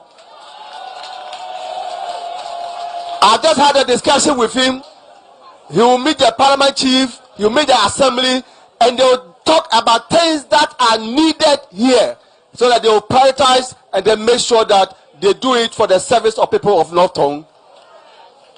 Not only that, we are having a court premise being commissioned here today. And I know that the Ministry of Local Government through the District Assembly's Common Fund is also having another project in Japan, which is also in North Town. So it is important that we all take note of the fact that government is distributing the resources of the country across everywhere and making sure that there's no discrimination, and that people also should respond to it. It's important that we understand what is going on in the country. In spite of all the difficulties, in spite of COVID, in spite of Ukraine war, we are still doing that what we can do to make sure that people get the best resources and make sure that they benefit from the resources of the country. And I am very much encouraged for what we have seen here. We are all encouraged. We just came from Aflao, where the president went and continued, and he has now completed the E-block. So that has been completed. And that shows that when we succeed governments and they start projects, when we come, we continue and we finish it. The example is in the flower today, and we have all seen it. And so today, thank you very much for this warm welcome. After the president has finished his talk, I will come back with the regional minister, have another session with the district assembly and then the House of Chiefs, and we also will discuss other priorities that we need to help from central government. Thank you very much, and God bless you. Thank you very much, Honorable Minister for Local Government, Decentralization and Rural Development. It's now time to listen to the representative of the Chief Justice of Ghana, His Lordship,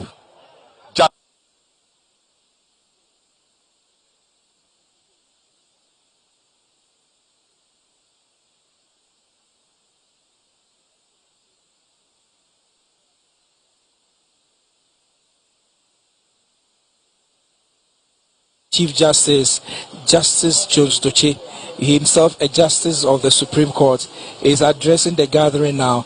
Let's listen to the Chief Justice's representative, Justice Jones Doche.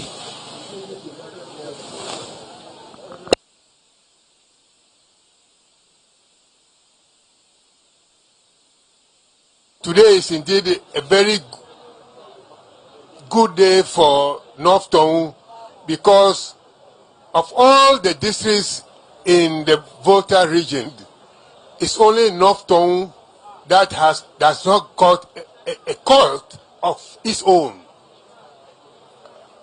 As has been said, the disputes from the district have to be sent to either Sugankofe, Sege, or Adidome. But from next week, the magistrate is here. We can have our own disputes settled within Bato in the North Town district.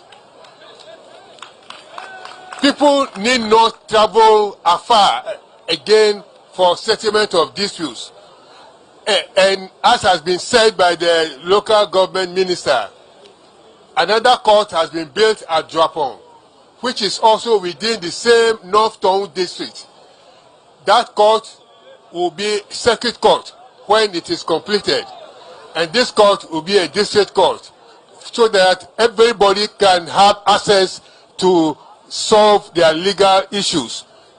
And then Japan, which is a commercial center, will be elevated to a circuit court status. I want to advise that even though the court has been brought to your doorsteps, you should still try to solve your dispute amicably. We have what we call alternative dispute resolution. When the disputes are family-related issues, inheritance issues, you don't necessarily have to go to court. Court matters are sometimes expensive. So I would also use this opportunity to appeal to Togbe and his elders to try and mediate disputes that will come before the courts. When you fail to settle the disputes before they go to court, we are not encouraging people to go to court for every solution. But when the dispute, when you are unable to solve the disputes in the family home or in the chief's palace or before the reverend fathers, local pastors, then the courts are there to bring sanity and respect and decorum to all disputants within the district. So I take this opportunity to congratulate the North Tongu district for building the court and also the District Assembly's Common Fund for building the court at Japan. Thank you very much. Thank you very much, Your Lordship. This is the time we've been waiting for. This is the time to listen to the man who speaks, and the voice evokes in us some pleasure. The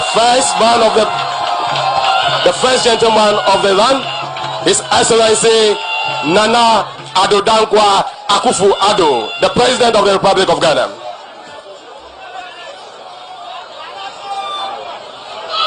Reverend Father, Volta Regional Minister, Minister for Local Government and Member of Parliament for Okre, Minister for Roads and Highways and Member of Parliament for Echiwa West,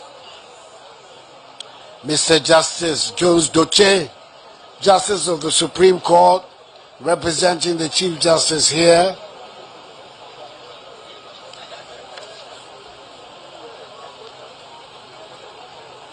Togwega Patamia Jekle the 7th.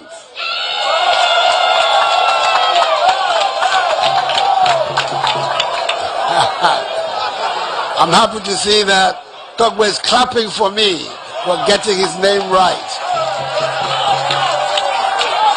The Paramount Chief of the Bato Traditional Area and Vice President of the Volta Regional House of Chiefs, Mamaga Efia Asieku IV, the Paramount Queen Mother of Bato Traditional Area, the DCE, fellow Ghanaians, ladies and gentlemen.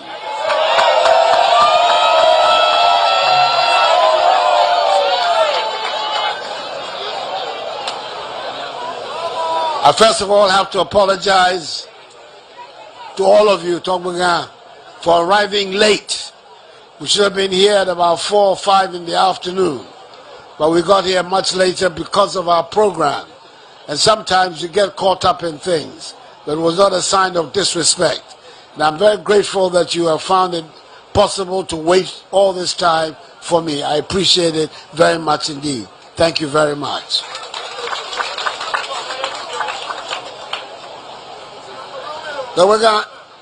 Every year I've made it my custom to leave my office in Jubilee House and visit each of the regions of Ghana for 2 reasons. One, I want to see for myself what the government projects that are being done in each region, how far.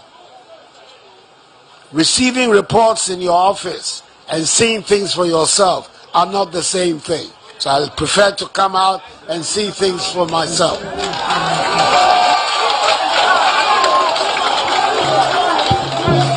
And secondly, it gives me the opportunity, like what we're doing now, to interact and for me to hear the concerns of the people so that government can adjust itself and its program to address those concerns.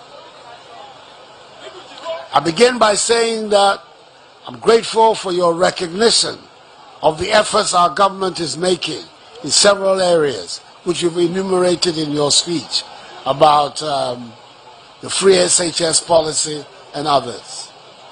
It's a source of encouragement for us when we hear respected paramount chiefs like you commenting positively about the work of government. The other matters that you have put on the table, the request for administration, block size laboratories, all those are part of the program of the Ministry of Education. And in course of time, all these schools that are being upgraded will get these facilities.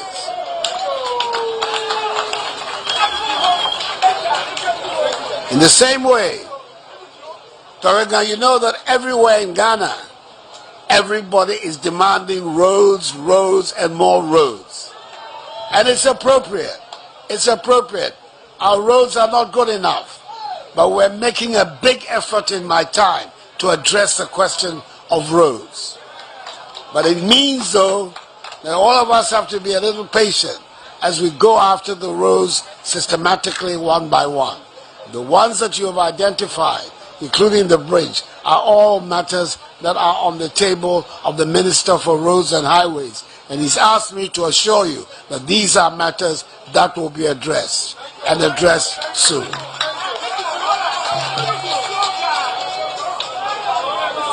I've taken notice of the request for a divisional police command in Bato to befit the status of a district capital.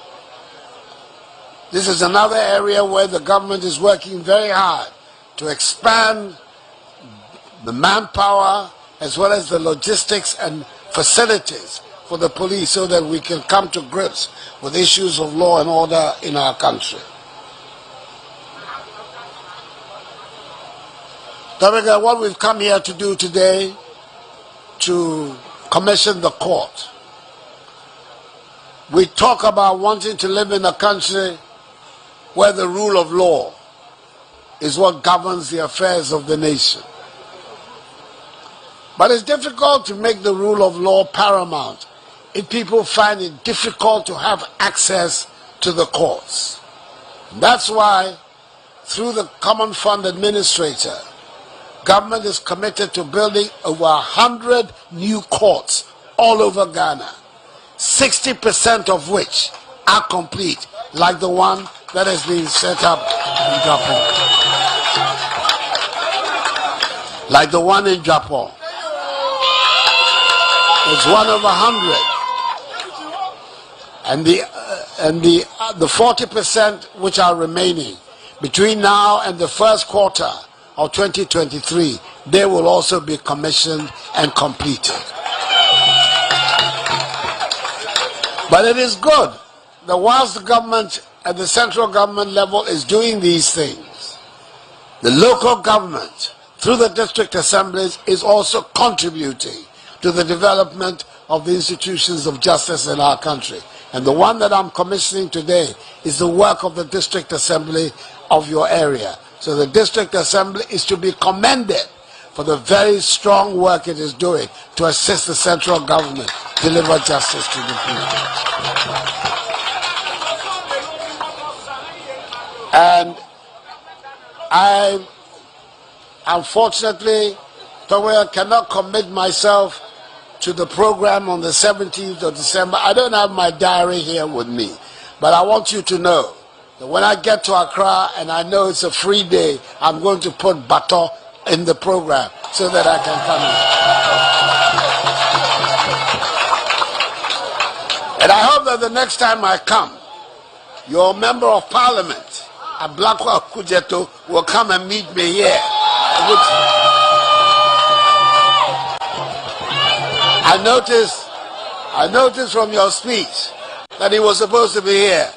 I'm hoping that he wasn't worried about meeting me. That's why he's not here, that he's doing something else. But I hope that the next time I come, we'll have the opportunity to meet.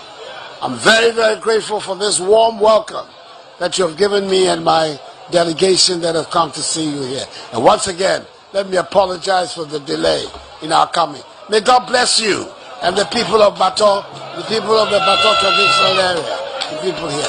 Thank you. May God bless you all. Thank you very much. I think we can clap for the president once again. Let's clap for His Excellency. Togwega has a presentation to make.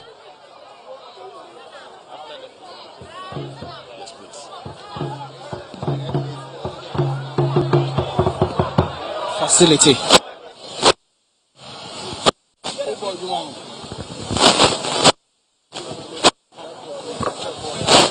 All right, President of the Republic, Nana Dankwa Akufo-Addo, has just finished addressing the ring and will proceed to commission the facility. He came here, and that is the magistrate court.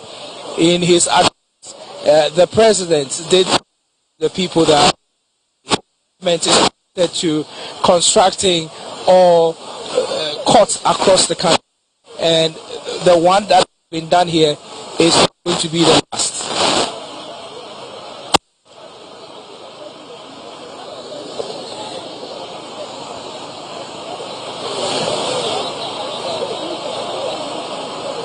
President Akufo-Addo will proceed to go and commission the project.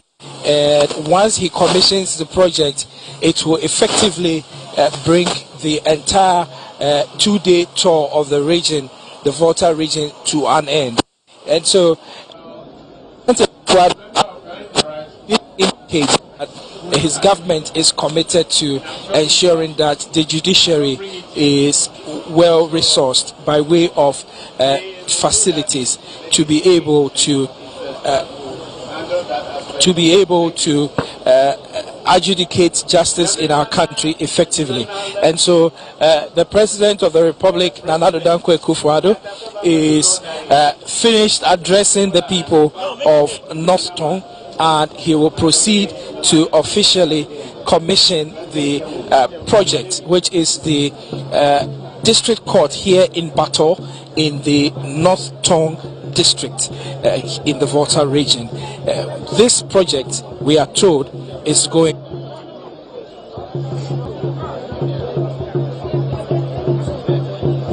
a way of the adjudicating of cases in the country. And so we look forward to seeing President Akufo-Addo here to come and commission the project. You perhaps can see in your shots that the tape is ready to be cut by the president, and once the president arrives here, he will cut the tape and unveil the plaque to officially commission this project. This project, we are told, has a lot of facilities inside it. It has a big courtroom which can sit nearly 200 persons, according to the contractor of the project, and this facility was built within a period of 6 months. Within a period of 6 months, the court facility was built. There is a courtroom, there is the magistrate's office, there is also the accountant's office, there is the administrative office, the registrar's office, and it also has a registry, and subsequently also has a bailiff's office. We are also told that there is provision made for alternative dispute resolution, and so ADR is also very well represented in this building that President Akufo-Addo is just about commissioning.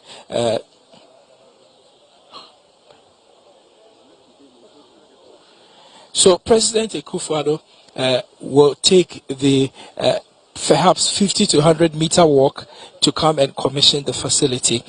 All is set here. The security officials are ready, and the president will be making his way into this facility to commission it officially. Let me tell you a bit more about this court facility. We are told that it is going to be a magistrate court, which means that it's going to have a magistrate sitting here and adjudicating matters that fall within their remit. We are also told that in another side of the community, they also have another court which has been built in Japan. And the court in Japan is going to be a circuit court, which will perhaps also have high court jurisdiction. And so these are the facilities by way of court facilities that are being done across the length and breadth of the country. The people of North Tongue have the opportunity to benefit from this ongoing project. These projects, we are told, are financed by the District Assembly's Common Fund. And so the project, which cost about 480,000 Ghana cedis, 777, was purely financed by the District Assembly Fund. And that is how this project was funded. According to the contractor, when we spoke to him, he said that funds were made readily available, and so the construction of this facility you are seeing here was done within a period of 6 months. And that's because financial resources were readily available, and because of its availability, they were able to execute the project within the 6 months time constraint that they had to build the facility. The facility, as we are seeing it, has a courtroom. We are told that the courtroom can sit about 200 persons at a time. So 200 persons can sit at a time in this court facility, this magistrate court, which has been built here. And beyond the 200-seater facility courtroom, we are also told that the project also has offices for the magistrate who will be sitting here in this court. So the magistrate has his chambers where she will be sitting to do her work outside the courtroom. And the facility also has account office.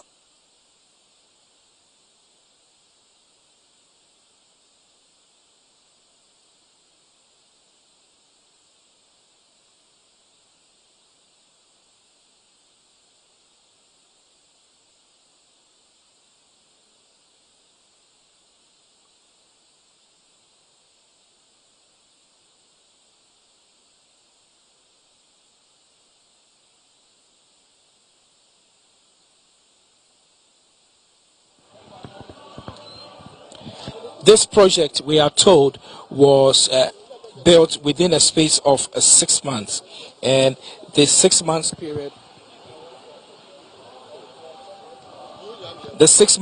of constructing this project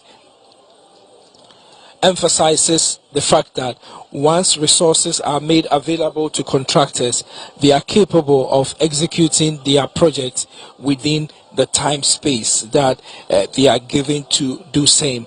As I speak with you, the national anthem has just been played at the grounds, which means that the way has been paved for President Akufo-Addo to proceed to this grounds to do the official commissioning of the magistrate court here in Bator in the North Tongue district, where the facility has been built. This facility is going to serve as the main adjudicating house of cases here in this particular constituency, the North Tongue constituency. And it will help stop the process where whenever a judicial issue arises, the victims or accused persons have to proceed all the way to Sogakope before they get their matters dealt with. President of the Republic, Nana Addo Akufo-Addo, is currently taking the walk all the way to this court complex where he is going to be performing the commissioning.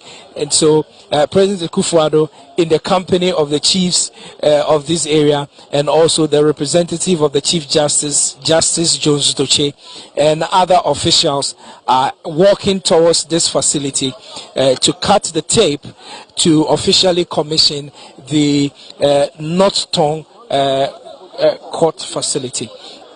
The President of the Republic, Nana Addo Akufo-Addo, has just just about entering the facility.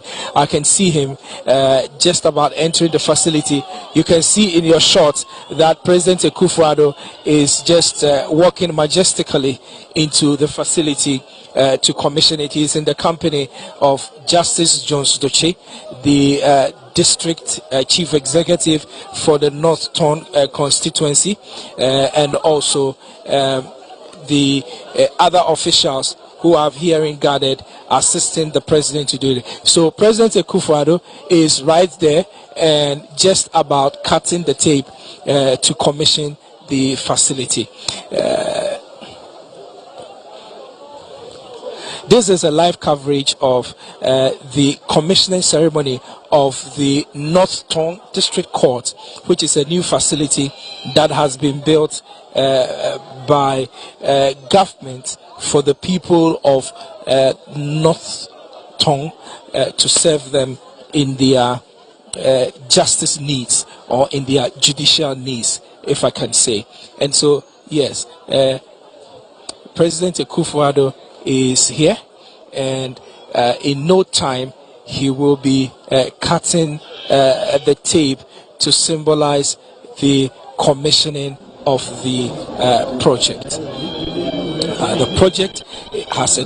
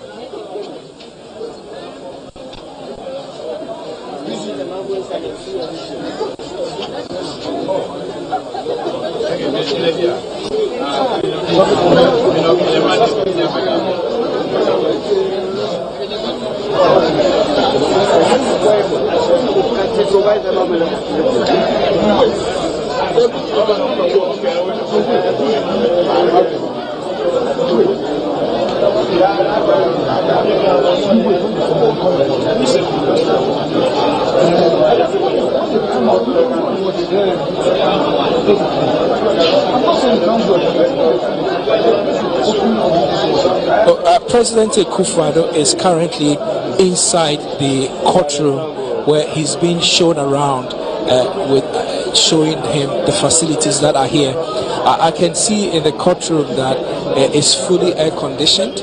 It also has about 4 different standing fans that are ceiling fans, I should say, 4 ceiling fans that are also being fixed. There are benches or pews for justice seekers, persons who attend court. There is also a space for lawyers to sit, so that is the bar, and there is also a bench which will serve the magistrate in his adjudication of cases. I can also see that there's a box for witnesses who will be coming to the court, and there is also other facilities here in the court for purposes of justice adjudication in the country and here in North Ton.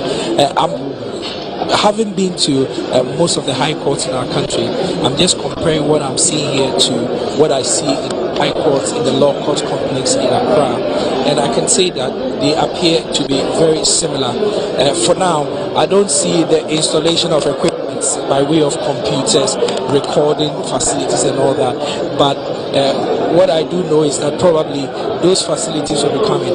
President Akufo-Addo has just finished commissioning and engaging with some of the officials and asking them a few questions that may be bothering him, and that has been done, and so I can see that the officials are turning to exit the court premises.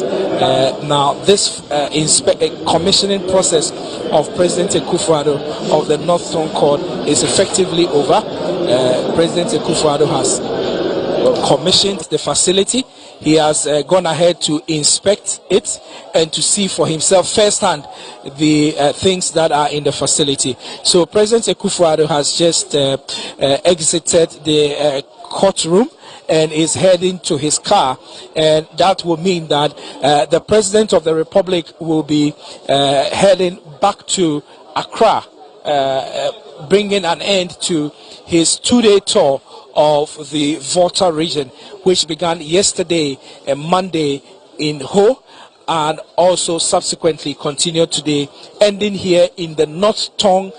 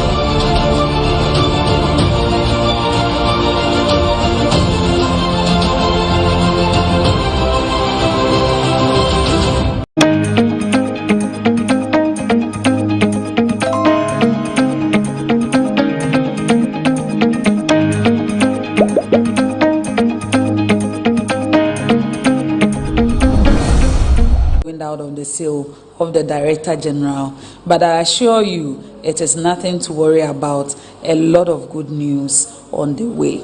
So I will yield the podium to the Director General shortly, but before I do so, permit me to acknowledge some dignitaries who have joined us this afternoon for this all important exercise. We have the head of disease surveillance at the Ghana Health Service, Dr. Dennis Laye, with us this morning. We acknowledge you, Doc. We also have the Director of Public Health, Dr. Franklin Asiedu Bekwin, with us this morning. With us also is the Global Health Security Program Director of U.S. Government CDC, Dr. Danielle Baradas. If you are here, we acknowledge you. We also have with us the Health Advisor to FCDO. FCDO is the Foreign Commonwealth and Development Office of the UK, Ms. Uzuamaka Gilpin. Thanks for coming. We also have with us the Country Director of the U.S. Government Center for Disease Control, Dr. Tony Au. Thanks for coming. With us is also the World Health Organization representative to Ghana, Dr. Francis Kasolo. And as I mentioned already, we have a very special guest, the Presidential Coordinator of COVID-19, Dr. Asamoah, with us. And also our speaker for today, Dr. Patrick Abuaje, the Director General of the Ghana Health Service. So without wasting my time, I will invite Dr. Patrick Abuaje for his substantive presentation.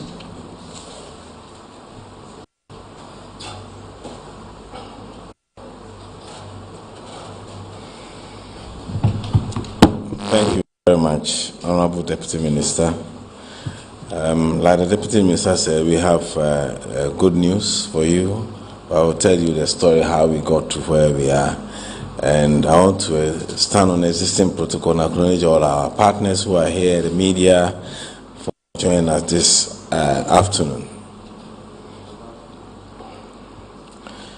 We are here to talk about the end of the Marburg virus disease outbreak, and we'll talk about the background, how it was the outbreak response measures that were put in place, a bit of the survivor who recovered, actions taken towards the post-declaration conclusion, and then we made a final declaration. Ladies and gentlemen, on the 28th of June 2022, suspected viral hemorrhagic fever cases were notified to health authorities at the Ashanti Regional Health Directorate. That's in Kumasi. The first case presented to a health facility in Adansi North with symptoms onset on the 24th of June. He arrived from the Western region to Ashanti region, where he came to seek care. He sought care at the hospital on the 26th of June and died on the 27th of June, that's the day after reporting. A second case also sought care at the same hospital. He came from the Bekwai municipality as a first case, 28th of June, but also died on the same day. Blood samples were collected for both cases and sent to Noguchi Memorial Institute for Medical Research for testing. On the 1st of July, both cases tested positive for Marburg virus, PCR. Both samples were sent to the labs for additional labs in Dakar, Institut Pasteur, for quality assurance purposes, because that was the very first time we had actually gotten Marburg in Ghana. The second case was not confirmed. Subsequent tests showed that it was negative, so that left us with one case at a time.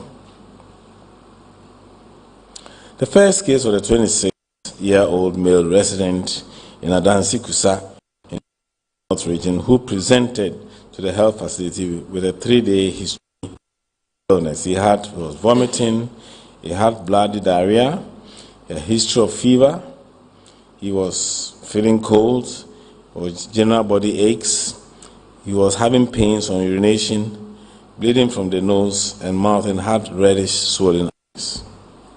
These are all very clear signs of a hemorrhagic fever. 2 more cases were confirmed after that, a 14-month-old boy and a 24-year-old woman. Both cases are related to the first case. The 14-month-old was a son, and the 24-year-old lady was the wife of the very first case who died.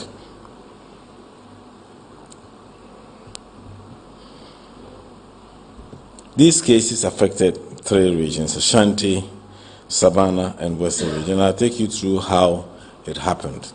If you look at the first slide, the case presented at Adansi, that's where we found the first case.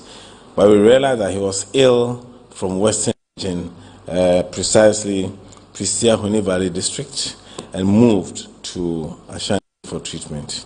By the time the results came in on the 1st of July, the body had been buried in Solatuna Kaba, where the disease hailed from. So within that period, that means that we had 3 regions areas where we needed to focus on: Savannah, Sobatamba, and the Savannah region, Ashanti, and Western region, and specifically the district I mentioned. So if you look at Solatuna Kaba, apart from the fact that where the burial took place, we had 2 cases were diagnosed from there, and that's where the burial also took place for 2 cases. We also have the Adansi North District as the place of residence for the case 1 who had returned from Western region. And I talked about the fact that because we had the initial second case from Bekwai municipality, we had contacts. Despite the fact that we had tested negative and the quality assurance, we continue following their contacts, and that's why they still remain on the list, to be sure that we don't miss anything. So the Western region is where the first case actually working there as a farmer, and that's where he fell ill. So that became a very crucial point for us as part of our response. We suspect that that's where the virus must have been coming from. But when we visited, we also realized that We also had all the ingredients of the virus. We have the bats were there were old caves, and some mining activities going place. So that meant that it was a very fertile ground for such things to take place. And there were other migrants who had come in there, working there. So these were all areas that created a challenge. So how response measures did we put in place? As soon as we found out that we had that challenge, we issued alerts to all our health facilities, including teaching hospital, that we have identified such a case, just to create the awareness and people to be on alert to look out for them. We also had to activate the national, regional, and district public health emergency structures. This is not limited to only the place. This is a nationwide response, so we just alerted all of them. We also we had a deployment of national, regional, and district public health emergency response teams. These are teams that are already there, but we only have to deploy them when there are cases there. We also initiate our risk communication and community engagement about Marburg virus across the country, not just in the district. And we also initiated a nationwide sensitization of all clinicians, that is doctors, health workers who are seeing cases.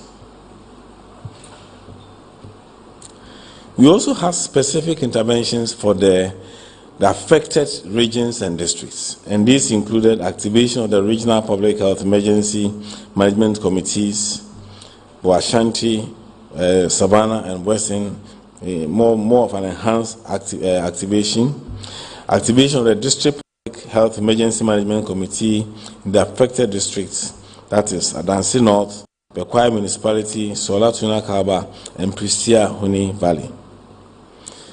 For these districts, we also had further to do contact identification. We were tracing and following up contacts. You know, we had about 198 contacts, 50 in Ashanti, 84 in Western, 64 in Western, and out of that we had about 28 were health workers. And the most important information here is that when you have such cases, those who are at higher risk are the health workers, the first responders who are likely to come in. Fortunately, nobody developed the disease, and even though we followed them all for 42 days, despite the fact that the official recommendation is 21 working days to make assurance double sure, we followed all our contacts for twice the incubation period, which is 42 days.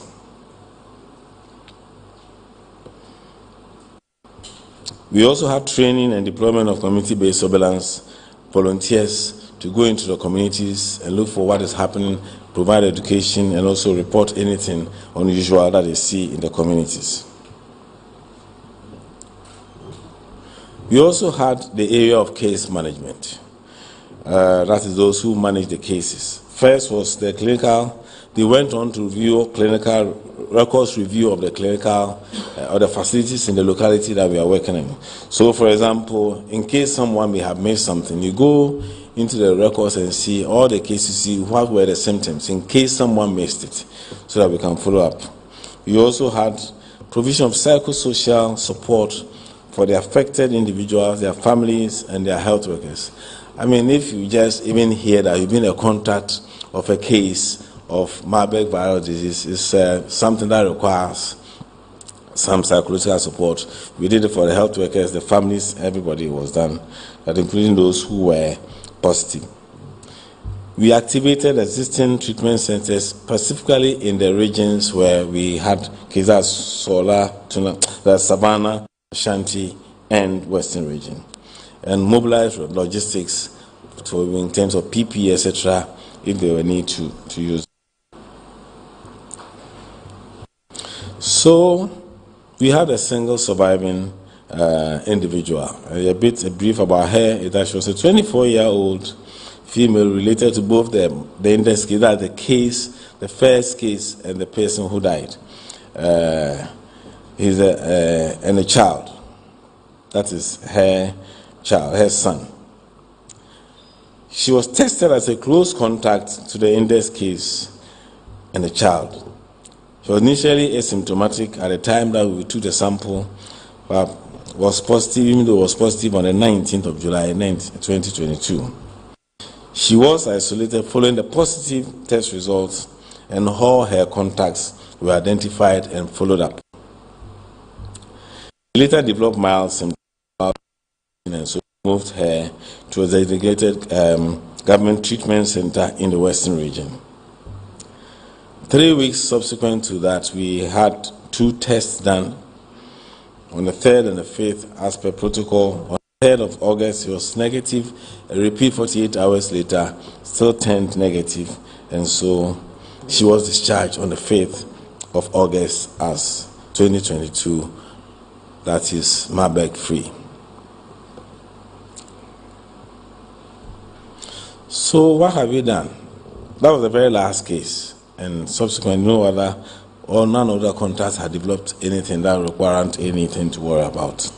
So the WHO policy is that the WHO recommends 42 days following the negative PCR test result at a time for declaration of the outbreak that the outbreak is over, in the absence of new cases supported by evidence of active surveillance and for Marburg virus disease. So basically that is the next policy that we are trying to work on. First is we're going to start accounting, and we're going to enhance surveillance to make sure that we don't miss any case, and then we can now declare the outbreak over. So following the discharge of a single case, in the absence of any new case, the countdown for this declaration started on the 6th of August 2022. We had implemented additional measures as part of the action to culminate the final declaration of the outbreak. And these were included enhanced surveillance and active case search. We're not just waiting, counting, we're actually working and making sure that we're watching, looking out for any case. We all tested all suspected cases, and I'll give you the details later. We also enhanced our risk communication and community engagement to ensure that we are able to protect people and also identify cases. And we have a nationwide, continue the nationwide sensitization of clinicians and healthcare workers across.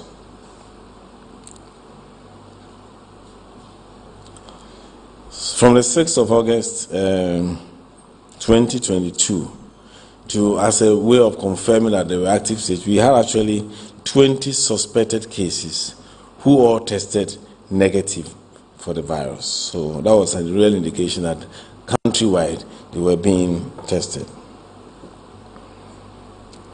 We also had some suspected cases reported in 15 regions out of 16 regions, showing that the activation of the surveillance system was working, and everybody was actually looking out for these cases, but they all tested negative out of the 91, and post 5th of August we still found about 20 more cases that we had to test, and they all tested negative. Ladies and gentlemen, in conclusion, Ghana's this sport and these are areas we need to continue watching, and so we are not just leaving it there, we are making sure that we are more better prepared and also prevent any further outbreak. Our resilience disease surveillance system has once again demonstrated the existing capacity to detect and engender appropriate response actions despite the fact that we are dealing with other outbreaks, yellow fever, monkeypox, measles, and still with COVID. So Ghana Health Service, together with our partners under the leadership of the Ministry of Health and all stakeholders, will continue to work towards achieving the public health security in Ghana.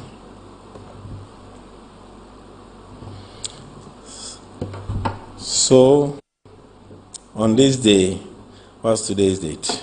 16th of September, I, Dr. Patrick Kumar-Boaji, the Director General of the Ghana Health Service, on behalf of the Minister for Health, Honorable Ku Ajimamenu, together with our partners, do hereby state that appropriate outbreak response actions to Marburg virus disease has been implemented during the 42 days following the last negative PCR results for the sole surviving case in line with recommendations by WHO and best practices.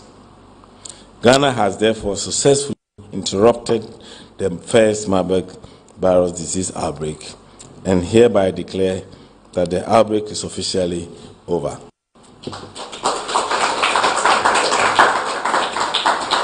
And I must say that Ghana is safe for all, both Ghanaians and everybody. We want to use the opportunity once again to acknowledge WHO, both technical and financial support, the US government through CDC, the UK government through the FCDO, all other partners, CSOs who supported us, the Wildlife Division played a key role, Minister of Information as usual, you, the media, and local communities and chiefs who were helping us and the general public. So I want to thank you. Thank you very much. So Ghana is Marburg virus disease free.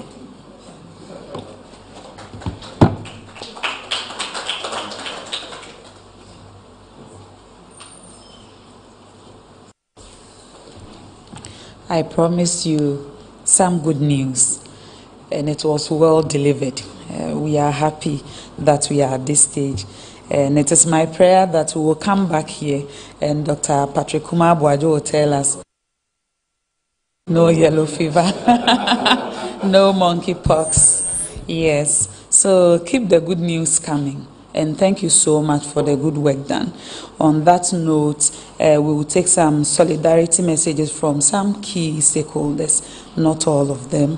So we will start with Dr. Francis Kasolu, the country representative of the World Health Organization.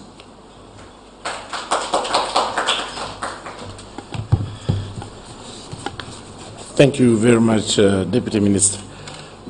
The Deputy Minister of Information, Director General of Ghana Health Service, Dr. Boaji, Presidential Advisor on COVID, Dr. Asamoah, officials from the Ministry of Information, Health, and the Ghana Health Service, representatives from partner organizations, recognized colleagues from the US government and the UK government, the media.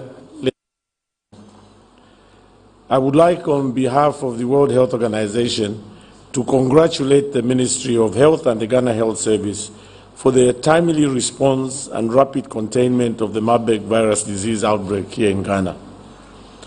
As you all know, the Ministry of Health promptly notified the World Health Organization about the Marburg virus disease outbreak, and I think this is commendable. They did not hide the outbreak, and this is what the World Health Organization indeed recommends to all countries, that do not hide outbreaks, and we are thankful for that action. Ghana has ensured that this particular disease does not spread beyond its borders.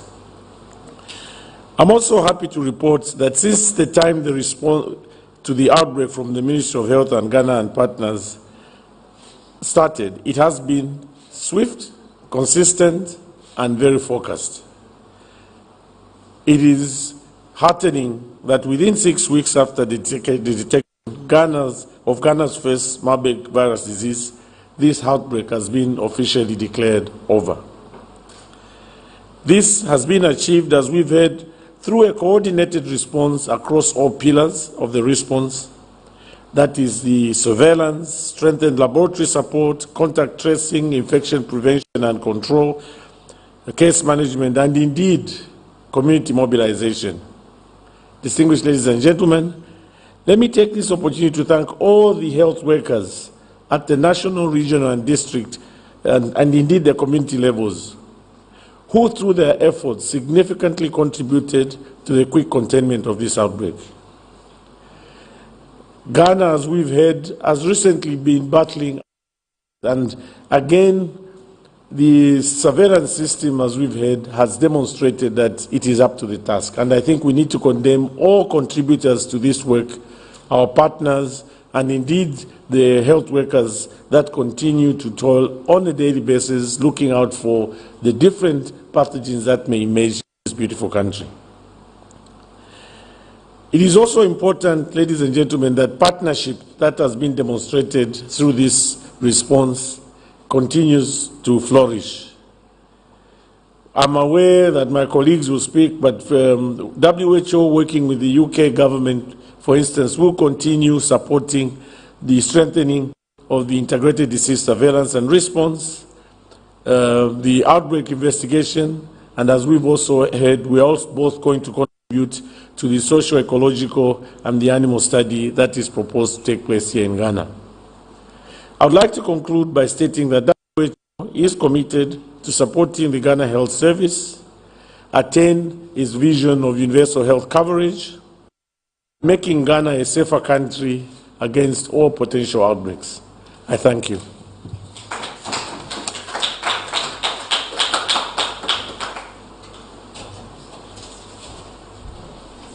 Thank you so much, Dr. Kasolu. A message from the US CDC presented by the country director.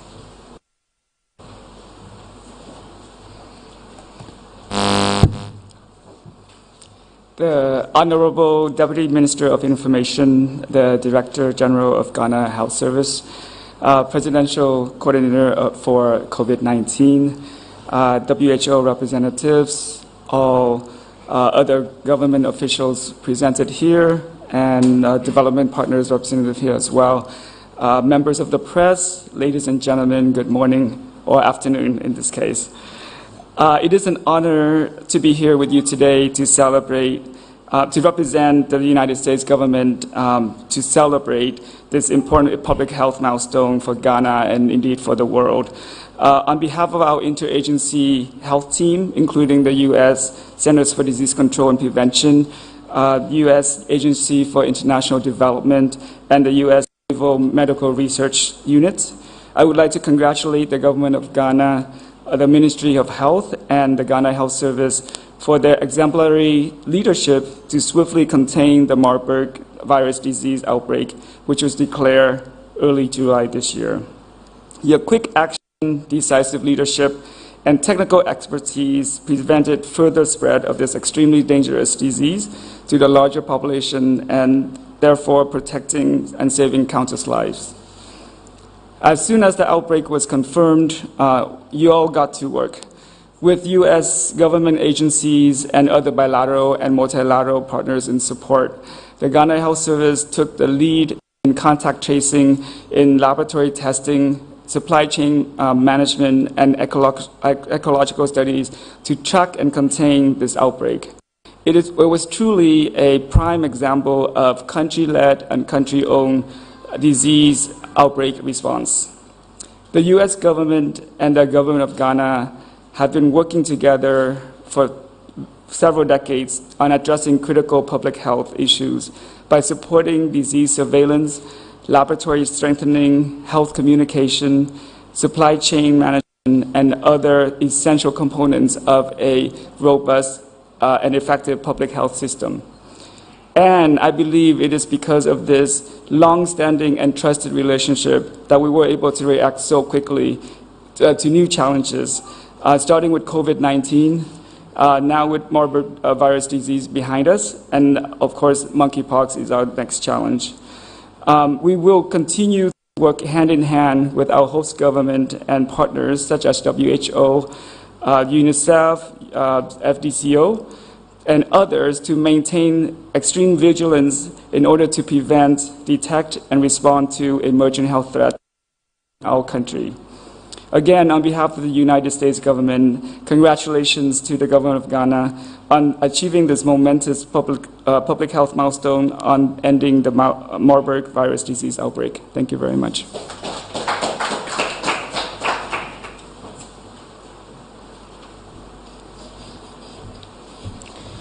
Thank you so much for that beautiful message. On that note, ladies and gentlemen, we will take your questions. If you have any question, this is the best time to ask. The news was good enough. I would have wished that. But maybe in course of the presentation, there was something that caught your attention that you wish you further and better particulars on. Please don't hesitate to ask a question if you have any. Okay. I see no hand. Okay.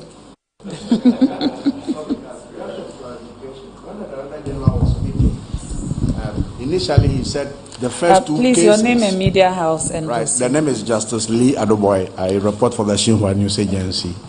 Yeah, he first said there were 2 initial cases, but one tested negative later. Then he mentioned a child who also had it. What happened to the child? I didn't hear that from. I want to hear it from you, please. Okay, Agnes.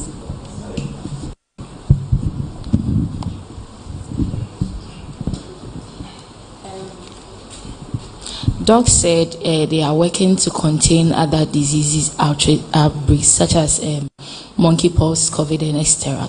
So, on us to get an update on rabies, if that's possible. Thank you. Okay.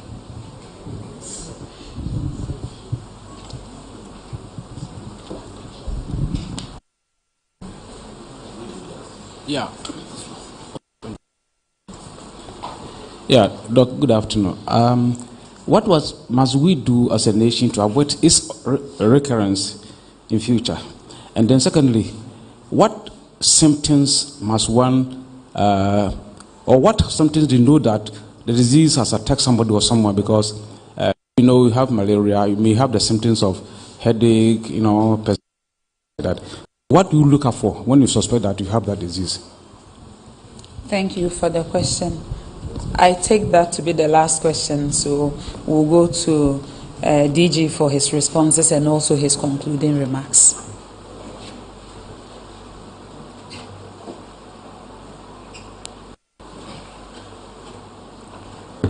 Thank you very much, Honorable Minister. I will answer 2 of the questions, and I'll get the Director of Public Health to give us a brief of the diseases that is currently ongoing. I believe that the first question was answered by the public, that the 14-month-old baby died. In actual fact, that's the son of the man who died. So they were very close contact. And the survivor is the wife. So it was actually within that group. How do we avoid reoccurrence? And that's what we mentioned, the things we've done. Enhance engagement so that people will know exactly what to look for and how to prevent that. During the intervention, we did a lot of education. We gave our flyers, etc., for people to look out, to know what to look out for and what to do if they come with such a situation. So those are the things. But the most important in the socio-ecological study and the animal study that we are doing, this is going to tell us these are the hosts that are likely. We are more likely to get in, so we can also work with our community to ensure that they are better able to protect themselves. We are not ending there. We are also engaging in the sub-region. We can work with other countries in the sub-region to ensure that the systems are in place. I mean, there's a lot of cross-border action, and so when another country can easily come into your country. So that's the next stage that we are also working with other partners, including African CDC and Western Health Organization, to ensure that other countries in the neighborhood also put in additional system. Now that I'm here, let me see whether I take a bit of the key to make sure that this information is communicated to all. Honorable Minister, near senior Baha, near Kayan say, Bear Busum, you know, near Chirina, Inya, Yarena, friend of marble virus disease. Yare be a ba moja 2 ho yeshi near daddy. Yare boni pa say a canipa edua muba nkron de ewu. Say hayenya mi ensan mi ne wuye. Yadin to see be ashe inyano wo Ashanti region, Savannah. And inyano Ashanti region, but enam say baby o free buy baby okusi anything ko Ashanti region, Savannah. And na share to say or wha amuni ba nhia mu nyina ye de omo to nchen ma ye fan say isolation de omo ekosie say for now twinsia say be ya so onye bia e be hunu onye bi nsusu a onfa enye obi any friend contract tracing. We and so no yehunu say papa na onya bi odi kan nya bi ere after we see no no so konya bi na ne bucket wa pa wadi afe ene busumi mienu enso so nya bi ama omunyina wuye na tina ba kopa aka no papa na wuye na ere ye de no ekoto treatment center ehwe na ntibe na ochinsie na test ni ehunu se afi de yare no afiri no mu na sebe ya beka se yare na fi akra no ya de hihye pie to se ehwe se sa na ochinsie na after that time no obia enya bi ana se ya hwehwe ma hu se obia ni bi okroma na hwehwe mu nso no ya hu bi okrom ha ba bia ye no across the country ya be nipa be 91 omo ye se asa omo ye nya bi ba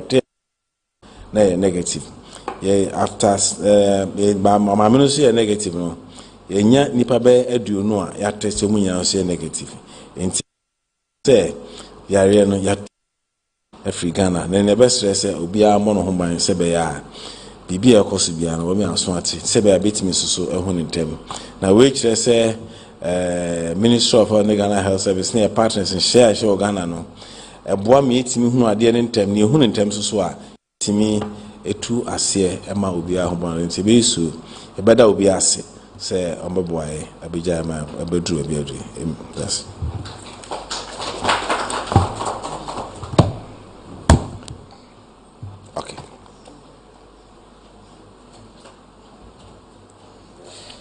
Thank you very much. So I think that we asked a question about rabies. Yes, I think 2 days ago we have reports of some confirmed cases of rabies in Ashanti region. I think as I speak, we have 4 cases of rabies, and rabies is one condition that when you get, the chance of dying is about 100%. So they have 4 deaths reported in Ashanti. Let me say that rabies is actually zoonotic. So it's a combination of the health sector working with the animal sector. So what is being done is that they are actually doing a very extensive communication across these regions, particularly in Ashanti region. And then what we are also doing is they are pushing a campaign to make sure that all dogs are actually vaccinated. I think that we need to look at the ownership of pets. People have pets, dogs, cats, and they don't vaccinate them. So we are pushing that people and get them vaccinated. And also sensitizing our clinicians about the post-exposure prophylaxis, that if you are bitten by a rabid dog, you need to report as early as possible. So that's being done. Just 2 months ago, we had what we call the National Bridging Workshop, whereby the human and the animal sectors are working together, so that we actually try to minimize or actually eradicate rabies from Ghana by the year 2030. We are hoping that the media will help us to achieve that aim. Thank you very much.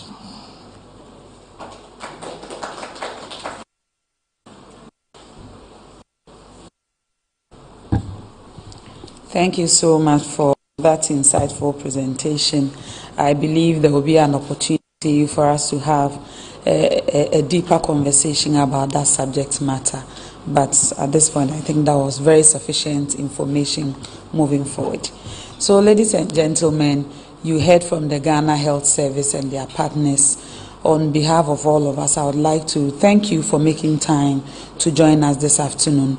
We can only plead with you that the information that you have received today, you use your platforms, your media houses to spread it so that we can sensitize our population and make sure all of us in this country are safe.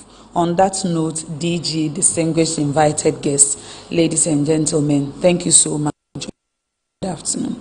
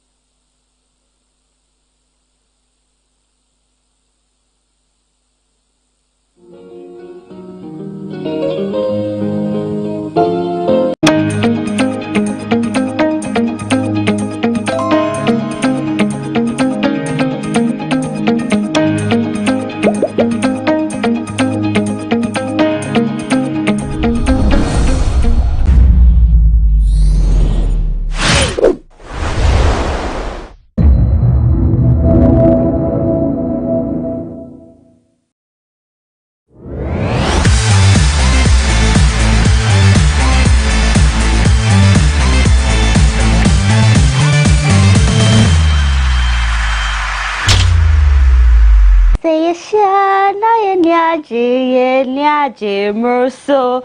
I'm a brony ma kwababa in Komo ho ewo GhanaWeb TV. Now what you dear? In sembe brain akoso entertainment industry be arehosem just a would see our kwebe yaw. Wow she dina Asamoah and friend prince one relationship said there was a one terminating contract. And no kwadan chen a Kevin boy so eja to muso Oshishimu kakra na wanche ni oshima for the one drink traba sade no beka so she but to be so kan no kware mama na kwan no kan no kware na watchi the same bebre sa akode eja ba watwa my radio presenters I was in weti kwapai enimu nsem ne other big stories and am ba che say ntremu ni ade mba betuto we dey enche kra se na ye ne dan mama ye ntwa ye ho na ye khoba nsem no ma be hwegu ho amamo mira papa me mo akwaba so na wouldn't say na watch bia so share me say na just say trends across the entertainment industry celebrity news as a beef gossip bi na na just say ma ko sa ni na abetwe mama na watch dey ensem dey bebre na me aka sa abomi pusa me ti bi unso otu obi asema buko bi no me be yesro but wa wo hwe relationship na eda eye ana ni frimpon nkofo adodo afriend friend prince of friend prince music production on the dina Asamoah and tatele star we I'm a dinosaur, and I say, slay, you know, back to back, no off days. No man, not just a evangelist and Asamoah's original verified Facebook page. What better to say?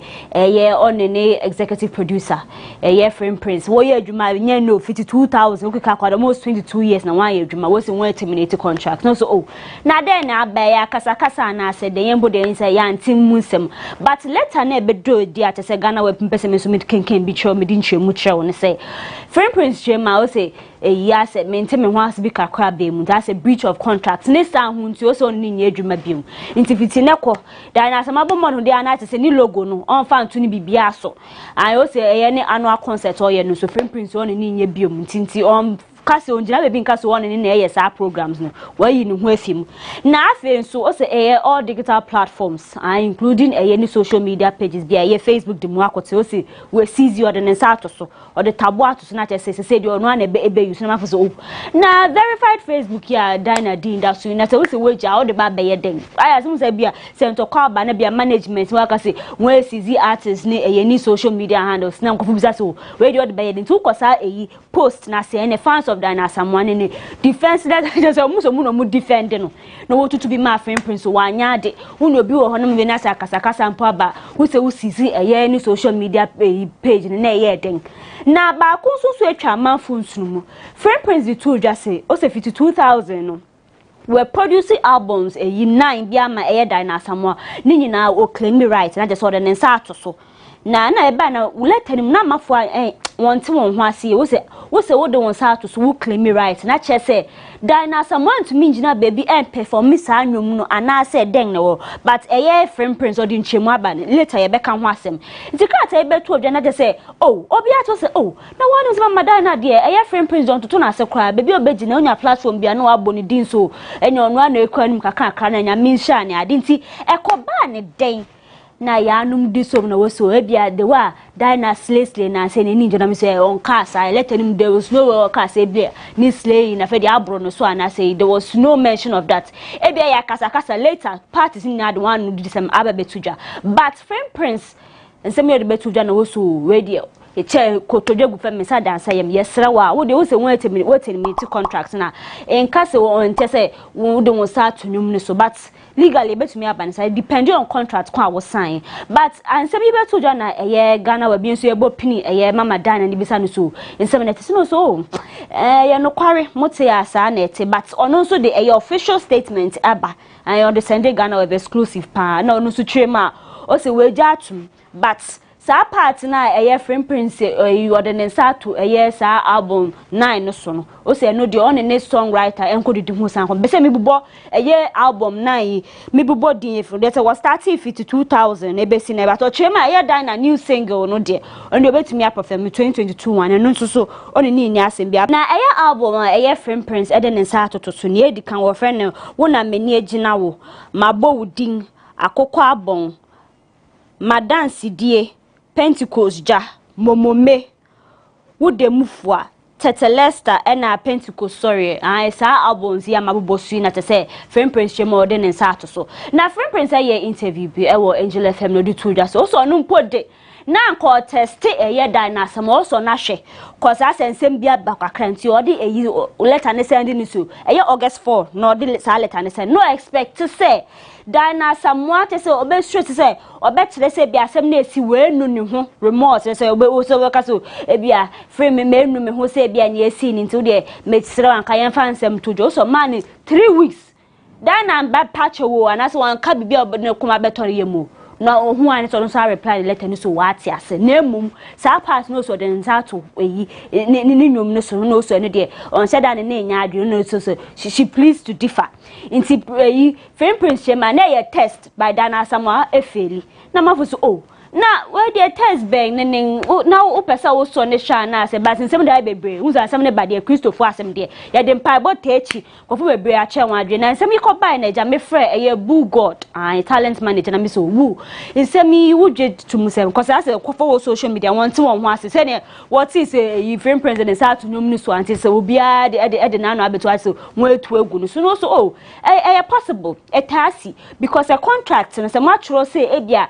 me manage 15 years na say be 5 years na say you terminate contract na just say nyum na me produce na I own it until say 15 years ne be so no na just say who original way right to the nyum no masters ni streams ni ade but ochirema aya usually say be executive producer because of the necessary to nyum ni so na say okay so my artist name perform and I just say to me stream to me that's yes can't usually it's of the best interest so because okay you don't start so you own it but obetumi a performance say na eye Friend Prince akase dan Asamoah obetumi a perform nyum no but on cast so asesa na adwen say na also be claim right and say na it but say na ekwa kosi de na ejidifo amwo krom ha say monfa mama eyi dan na nkompai bomu no so de atoja so say mrempa repemu no on Ghana betwetwe nkomo say na be ko bia ma broni wa onim se bedini na eba betuja na say yet wa common so a Kevin boy e de nsem bia kwa kotuja Kevin Chema also no de say krom hade to the gba na nkofoka so we de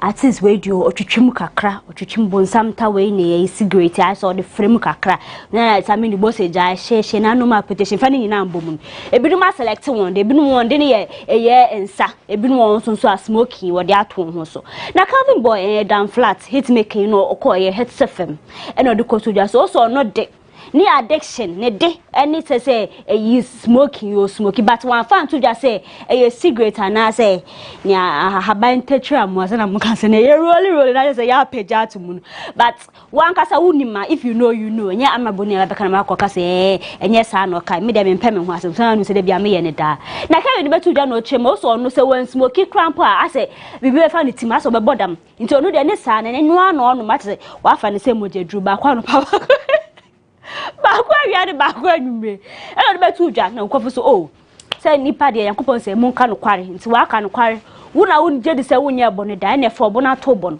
but amafo de abetu dwa so Kevin boy ukra won say wa asem ba ko bi wo cause da yenken wiye and now we a public figure who hit songs go for the waiting go for small boys so the waiting so to just say twitwimu sana asa wan kasaye na ye don chega e wo we hit FM I know no kwa podi betu just say sa suban na eyi Kevin Daddy na ase nyanse nim it was very foolish I say no kind pepepe na mafu say na mo ni papa betan mo platform so we bisa na asem o de no kware atodwa foolish be na ewo ye hu an say Kevin boy so atwete I won Twitter he handle no so no chirema and wa wajimi na hu yonku jimi ni sabio nti wa nim say shady wa nim ne yakoma na enye kasa bebre group de one na abetum but me bisa wo mo amunim say kroma de bia de we so bobo e artists ni celebrities aye wo hihyimu ni ade let's ni de wan kasa betum provide bi nti so bia ba out na beka so oshia anka media anka mention dem who anything we dey now say for public figure there you should have kept that information private. For what I say now to my homasa I'm Black Sharif to say when your big nomination BET Awards I want Bonidin he's been nominated for the category a best international flow na just say it's a bit too daddy and your Ghana funi na beshe ye man congratulations Black of course and ya dear that from BET pa na send your tini de your routine man ye nim say send your beko bia for sex no one a compete for that category ye wonim ye worry she mu pa say Black will be to me wini a wona beka ye sa akode e wini bia magana to say the black wa be second Ghanaian musician that is all contending for that win but emre do so dey say na be bia onum say Ghana for the home support e be bo modern ania supporting but black on so ma so be release album bin yen so ye won standby say na eti bia nkomo no e dey abetu drama mu na what dey na ye je say eni jesem kwa na je say congratulations ne na mframe mu na obi so onya congratulations bi aye shatter bundle ai young rich now they are so amame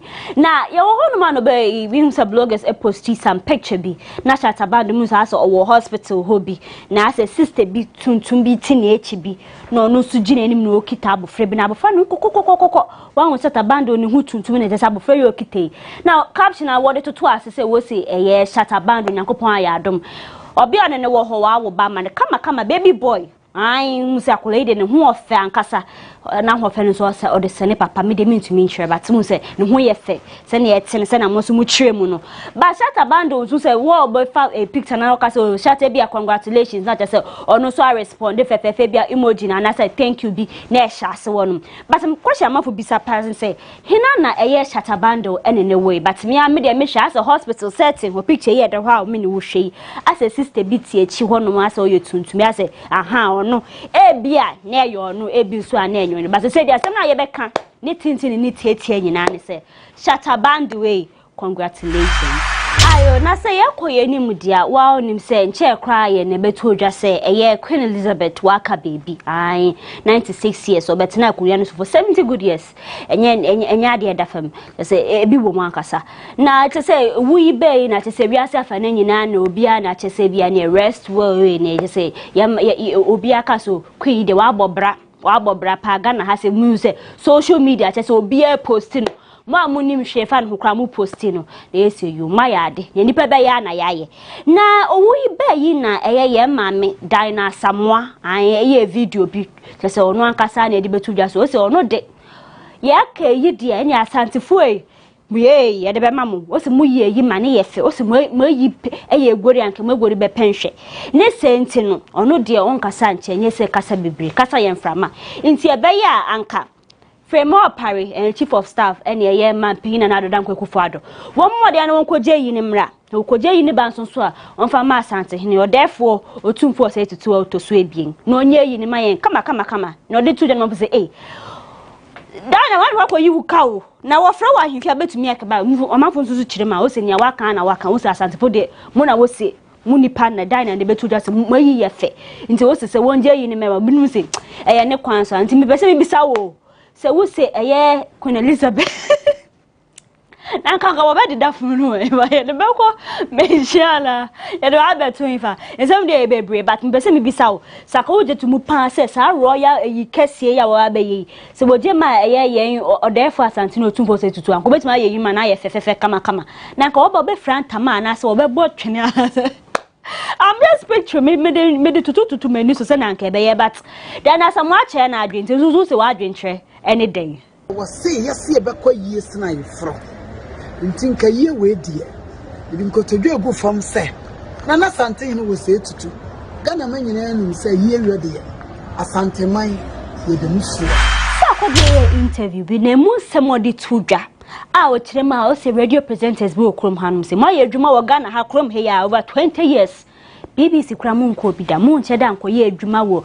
eyi foreign eyi bi because we international eyi ama mu mpo makase makomani mu nti mo bua ma e bi artist e wo krom ha se mo ma won eyi opportunity mo won sport wo sa international platform mu nye bi da mu nko be biada krom he ya na mobo ha se na modi champion ata e na mudi nanso se mutena radio so ane ne Shatawale sa akodi stone boy they no do anything they are not going international mu hu ne Nigeria fuye e fa hin kosi hie nanso mu ye hwem mu brama ba akwa ye se mu ndu be bia so ma no togbe no din se bi betu dem ne mi say hey sak asem ya wa kokin hey and entertainment pundits, radio presenters, media personalities, journalists will say, Sak, one can say into so say to me criticize so kwa man pena na do dan kwa for to be man.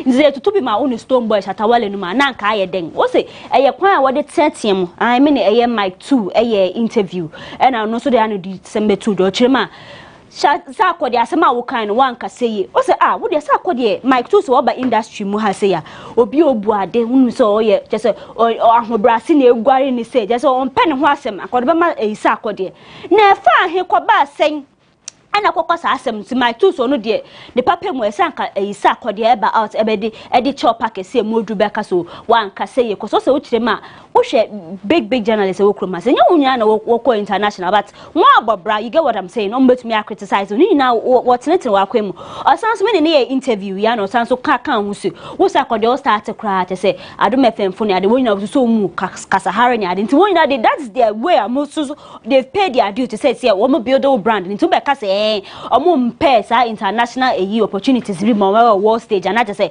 one kan ye cry nti also sa asem bi say de tie ha say my two sen kasa asem bi say de anka ne anka fata ne ye one don chatawale no se nsem ya se lose talk ase nsem bi ahu se wo kasa se we bi anhye aha me be say SM for life o san ka mo boss na anka beka na kan nsem ni de anka nya eyi sa akode ne beka na me say Mike no say yakwa ye sense de bia chata o de o so ya o kekasa nto no de so oti say Mike too there's absolutely nothing I say eyi Shatawale bekebe no wa bebre na on the back of yesa akode nsem ye betu da say wa jabi radio presenter say na ye Shatawale ti no so ho amafo Ghana fo nyina clap for yesa akode o se wa ya de nsem ade bi opeso kan do to do amafo ti say won kan ye na sa akode akoka o so no de say sa akode kan de akoyo no akabobo na echi but o chire mo se krom ha say radio presenters bu anu mamunika you never buy Range Rover you never get money you are broke mo so na mo pese mo jabe o se ni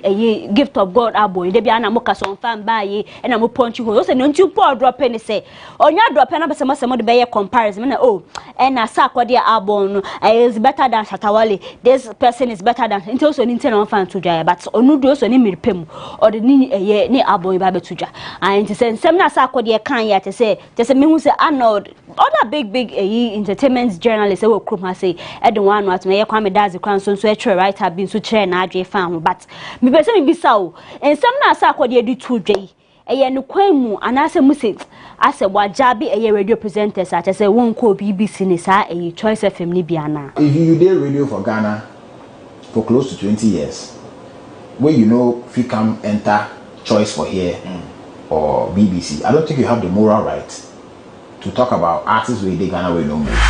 Now what we pictures be a trendy of a former president John Dramani Mahama ninso ahwe bi okosra a veteran actress Grace Norte won say Grace ma yema media we di cinema kote ankasa we twa bi ache 85 years na we dio say nani afia ankasa na say they say we gya na home kakra ye beti say na ne ho fa na kakra na pictures ye beto odwa ye John Mahama kosra ni na won say yema me won say nani afi nkofo chemo say na ne swat of course ne swat won say eto bi wa yare kakra na recover but say na we hu no tie kwan mu fine o siesie ne ho kama na JM ne nkofo nso awakaka ne ho nso tete wo fine kama na ma focus o John Mama we de wa ya de koso nse to bi wo no ma na say veteran movies free sa nkofo na say won agya mu sa de bia na ba aton be ka say nkofo nhwe won asa de be neglected nti JM pictures be to the ma so wo bo wa ba so pa na be ka ye Grace Note some time ago be ye interview no twi mo say unyi weni fisa na just say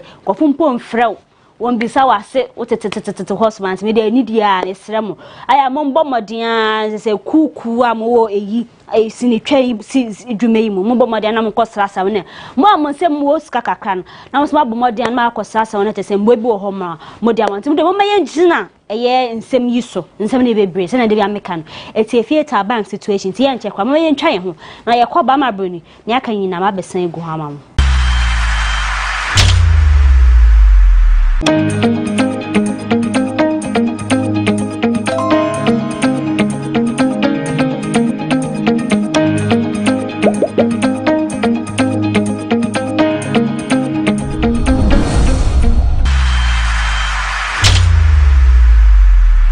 Baba, I come on, I just say, when you go so I wish she not to say what soon to go how with Yama Bruni. Yours truly, just said, yeah, men I meet such a woman, I tell something na me by be, Muna just say, near she hobby and Nakaki. Now, I interview be a many a year at the self. I former SM militant, I Shatawale boy, I many year interview bina, or the same year betuja. They said, don't say, oh, fish Shatawale campo, yes, a crab betuja, but when you say, they be a nine some work a crabats. At the self chema, so say no de. So it was so you pay. Only Shatawale Bonia yeda. Also, go start a career. Shata na te so e so ni muna hit songs ka cry. Omutu try ni ade taking over ne yake. Ni na ye SM camp onum no yo Shatawale de. O grooming ne fine. Those no de or the sa e credit no. Ebe ma shata, but o chema. Interview obeye wo GhanaWeb TV no chimo se sa eyi kwanga Shatawale ebe announce say on a SM militant woni shi just say one way won atwetwam na ensem fata o sanka bi aba no wa be adwuma na say dey bi asansem po na aba o mentime ho asere say mu nyamba say mo come different ways na nka sanka o press release bi na just that be so nya say kama obi eja obi akwa na just say ye kwani but sa the whole right na sansem na be tutu dwa say na say dey ntwe ye kra so no so if SM campon fancy kakra say chembe kakra be mu just ono so fa ne difference say the what no so kwa from self nation na I said about no modern pa na me kan dada ni EPA or ye zongo to BBC last year na ejina na naso akasa sasa also the mixtape bia beto dwante say be totu no ma say mixtape ne beto na mabonde anu akoti be say the later saying you be a friend loyalty with him, I just say, one I say, yeah, wash out other white, but we shall want to crouch. Or trim also know the industry, has say, I know what will show loyalty man could be now for funding coffee on why but I say, Debia, no way, you know, I also know there he's still there. He's still doing there, no problem. See, more than I at the self, ne single year, the other to loyalty, say streaming at the video into YouTube, no more than my coach, Pebia share. But interview ni there, we're GhanaWeb TV, and into Bomadia, na Pebineti, and I just send some revelation. I didn't know what you're not. Interview so be a keys, me can't that, or be a keys, pa. If I have to live there, it could be a simple press release. And then the fans and everybody will know that at the self is no more a Shatta movement. But it was in a harsh way and it was like crazy. But I had to be strong within myself and tell my fans that, yo, let's pick up the pieces. And so many Shatta movement fans still love me and they are following the thing. Reverend Dr. Abiam Danso and Abiam Ministries, they had to just also know the Osromia. We ask your baby, Osromia, papa. And it says, I say, be a mere issue, and I just a word and also. Also, no, so we only so worry, or be and you know, send no chilima. But there be others, so as a person would womanize a muso per me, never he could see in some motion. A Branson says that I will very dear Guaran, eh, so for the homes and we a young man, so no voice also muso to Numa, over two charming Yankopon. No, so only the Sana Yanko Focaso or Permier, also in Nanya Quarry, so no, the other two doubles, so Chemose, MPB, also one bonny ding. MPB say no ne Casano Castle, so moon said Yanko Casame Permia by yes and netse. Maybe say, eh. Na reverend say when ye fe pa say ono kronya kran kwado be na reverend be say eh sister let's learn kwa pass mami o na unu say so fi de no ho ye fe ankasa but mo ya muka so ye womanize also adwebre wo pamocho o say mu wa ka to no so keke nye say ye no kware ntimi pamocho fi ne ko Reverend Abiam Danso so srem mamu nka say opemia opamocho bebre. Honestly to see ano mini oba bia wo me ho but anya no na be ma me push akwa. Yes. I fear women. Na etika konfie bi eseni aya hwe ni ma se one don Shatawale be release a gift of God album na de bia na say we tu ahye da na watwe ye ho na we se we release EP bi e friend the truth you can say the truth and abekani bia no EP a Shatawale release 11 track 11 track EP na ma say hey na Satan kan ka fa my GOG album na just say umba my album na just want my EP by way there munya but we say de bia one don ka say more understanding the music business de bia na mo prepare mo ho ono akasa ni pem na we release EP the truth one nim inspiration na wo ho tada na mo pese mo man pressure also no ani me pem or the GOG na betudwa it is say na wa the truth mo bomba de na mo kotie nyom ni de de na wa wotie matese nyom no wa hyehye mu telling a story nti wonye bi ntie ya me ka kire se Shatawale wo new EP bi na nyom ni de mako level no and nothing nti pe bi tie wo me kwa ye prapra kwa mu aye twen GOG album na abawo semba kwa to ye ni entertainment industry je say baba spirit ni wo wi je say ya wankasa wa nim say be like over a year ni na je say ne ho asena ne ho mfa ne ade but he recovered no ampo beka so he's very soon back to business na baba spirit so ye comedy or sanso di djuma wo radio so na ni wi betu dwa je say manfo ya work na adamfo we so friend kwa pia no di se ne owi be mu no che mo so ho no ma na baba friend wo phone so on kan hom no bomode anon bra ni fi ho sesi a cause wa abofem no so wa abofem kan na ne ti krampo bo ho ne ti ene yaw nti se sister bi o ho no ne jaja ora she no ba no den be call hospital na say a doctor fo so ni mu kakra na say o ye nyakopon de joso no do ko do hospital de anche kwa na say no o kan chi ni gui na wo ye chi na mafo de nsem bia beto jo no ankasa ni old video bi o ye o chirema na ye spiritual attack so nkofo na 9% ko yi ni fi ho ni se nti kwa no be ka so ba ne ho atoni de radio adwuma de wajai ma mu a mo pese mukum no wajai na asem de be ye bebre nti wi na nkofo ka so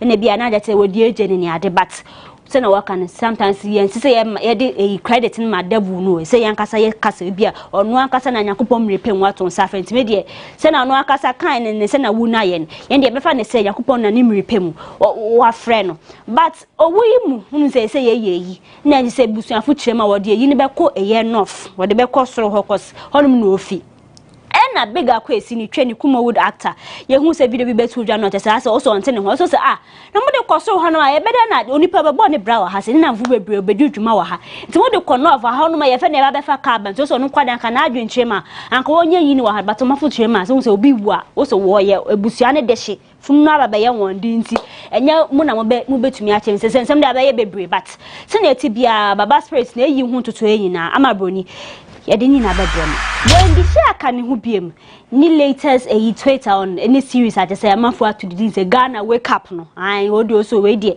o say on ni colleagues Ghana fo e dey aside mu odru asida pay sie pama Nigeria fo minum to focus and na won so and I just say Afrobeat a Ghana fo eja so mu yi and na won so na just say African music fo accept e wo international stage ni so na say odi beto dey na say when the kasabe na wo kase wa akwakoye say wunim the true origin of the Afrobeat a ye kan ho asemi cause Ghana ha na efi na just akokoye say Nigeria fo na akamuja na just akọ global but mamu we fi say e ha na say na just say impemfu chirema wo trace Ghana ha na say na efi na wo say when the akokoye say won ti asemase cause zero beka say Ghana fo nyum to fo e credit no koma e Nigeria fo cause enam won so anka just say ye nyum na ye Afrobeat na nka en hit o say kan ya yire mu kra e bi nkofo bebre no ne nyaado wo say wan ka say ye cause Ghana fo ye nyum to fo ye boy ye homodin cause bia beka say bia Grammy yi na Burna Boy ko wini bi na fine ne kosi na ne de you can say it but na wo ka say who discredit say won ti wa nyaade na TikTok formally say we rebrand we find take ono wetu just say when the say one kasa ne ja ono so betutu bi man ono so responding na ye filisa so hono ma ade chain na say when the chain so betu ya so no de she still stand by her word say Ghana for say modi asida pace e ma Nigeria for now didn't say betu dwa na say popular blog be Nigerian blog from Insta blog once wo so mo na say wo so when the say why ade say me say nye pobi manaka na wa be kan de no kwa na say wo say Nigeria for heli when the say wa kan e say nipa be bring to me ka be say me bisa wo je to mu say Afrobeat ni say di we nkofo attention aba African music so Nigeria for na say ye di abasbo no ma wana say it's a collective effort wo dream who say dem and check na Stone Boy, our boy, one God over everything. I Beam Nation boss. Ekoye ni annual Ashaman to the World concert. Okoye ri na say it's MBA DH. Na wochema some violence because so nyum to wa uko so akotie nyum ye binum twitwa won ya de na say akromfui esesa ankofo ho ne ama ukita funa na weje wekshawa na wetu say wotwitwa ankofo ne ade na say they akoye as annually de bia ba police kwampo chema ankofo 42 wotebiri won say for various offenses. Now, so you better than at a summer for the 100 better than I'm a soldier. Make sure a letter to Stone Boy, Mituni Ding, Sakasaka Park, not a safe ground. Move a shaman concert to a holy ground. Nitin Timuni, Ninti, Muncheman, is our yesterday be a to Sakasaka Park, one semi break or something. Baya, Uncle Stone Boy, it's a best venue, Honoma, now concerts and to say, be safe, because now say, what I say, I say, do soon say, wood decks head crap a sauce, or best more by my cause I could call a Honoma safe. Now, now be at the same time bonus man some kwashaman to the world concert. Eh fine all right, eh fine but na bibi kosi na me koye ne dey. Nti na me so me hu se semtwe se me so me twa na me de ma adwentwe betuja. Me hu se akofo afefa bebre na wo se mu so movie on fan koye. It's a suggestion na ye kan wo de betu na enyum. No so ahwem na just say ne eh aba pama no. Na wa afan we de na nka nya big do bia na akofo afefa me hu se case radio bi pause ni me audio bobo mu se ne Paula Broni na de na wo kan na say na fan kosi but ni nyina say tena ye wo industry ye peni ye. Is say asem bi ba na se nya pene hwe ne bekoye ni na say nya wo so be fa na wa fa se na wo kan public opinion na so afa wo de na say nya akoye nim na aye gofo bra Boston boy chi na wo chema wo say sa ensemi be si ya hwe ni ma say obeka so wo ke bia wo a wo pray e bia we issue statement bi na wa kasa fine yente won kai na nsem ye course ya na tese Stonebwoy so reply no say akakwa se binum ye babylons but say de bia na mu bese mu didi na se na mu kasa ashaman to the was event yo ye no was fine no chaos wo pong na chi na asa akofo didi won hu jem but event na se de so na security ye tight of course we do double triple no na se na military fu na police fu nyina wo but ne ye kan ne say ye srem mo aya mu kona mu kodi e Stonebwoy bone na tese tutu bottom fu mu jai cause akoko yese mu didi boni bi bata show no ba show ni dey all in all so ni nyina ye kan ye ni so and this year there it was well organized na what we answer na amabro ni mesori na se mini mu di nkra cause oni say the cement industry they say common e wo mu nyina ya ba begi all the top stories mature the ye hwe ni me say ma catch me say follow abi ban so me di nyina ba sodwa na answer na me di mu be di nkra no ye very own queen of Asamoah the Victoria Chebafo me the happy birthday more ding pa e come out so follow GhanaWeb so wo hwe yen programs aye hu say lady bia ya twi news na so abetire mu ni adon say na no atewa no tewa any birthday to Victoria na make an say onyankopon enshraw na eye birthday shout out bin Sufi eye Benis Oparijan ho elder okoma eye ne pastor eye Reverend Joseph Okledimfo so we head pastor ma Christ Global Family Chapel also no so ma happy birthday mu adru pa and mo amohwe nyina mo am push video mo am spreading na make an say you just say na mo ye ni so is mo bomodia na mo nkoso share na just say mo nka ho nsem na onim say hade oba de just ne ye ma full time and yes say ba na be kan sem bi enyu enima ama boni merenka se ne yetena na say ya betu da na say ya akon enim ti da se ne ye be sanso ahia makramo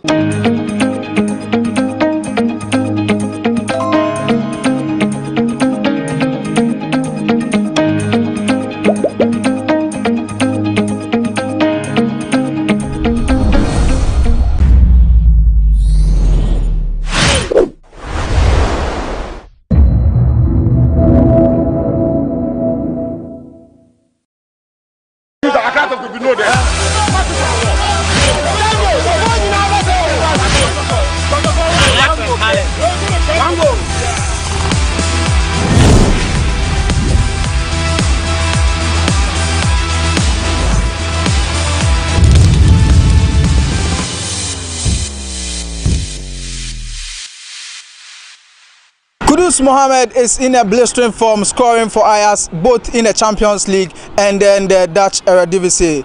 And people are arguing on the internet that Kudus Mohammed is better than Real Madrid's Vinicius Jr. What do you think? Let me know in the comment section down below as I hit the street of Accra to sort the views of some Ghanaians or football-loving fans on what they also think about the topic on board. My name is Emmanuel Enin and this is another episode of the Sports Debate on GhanaWeb TV.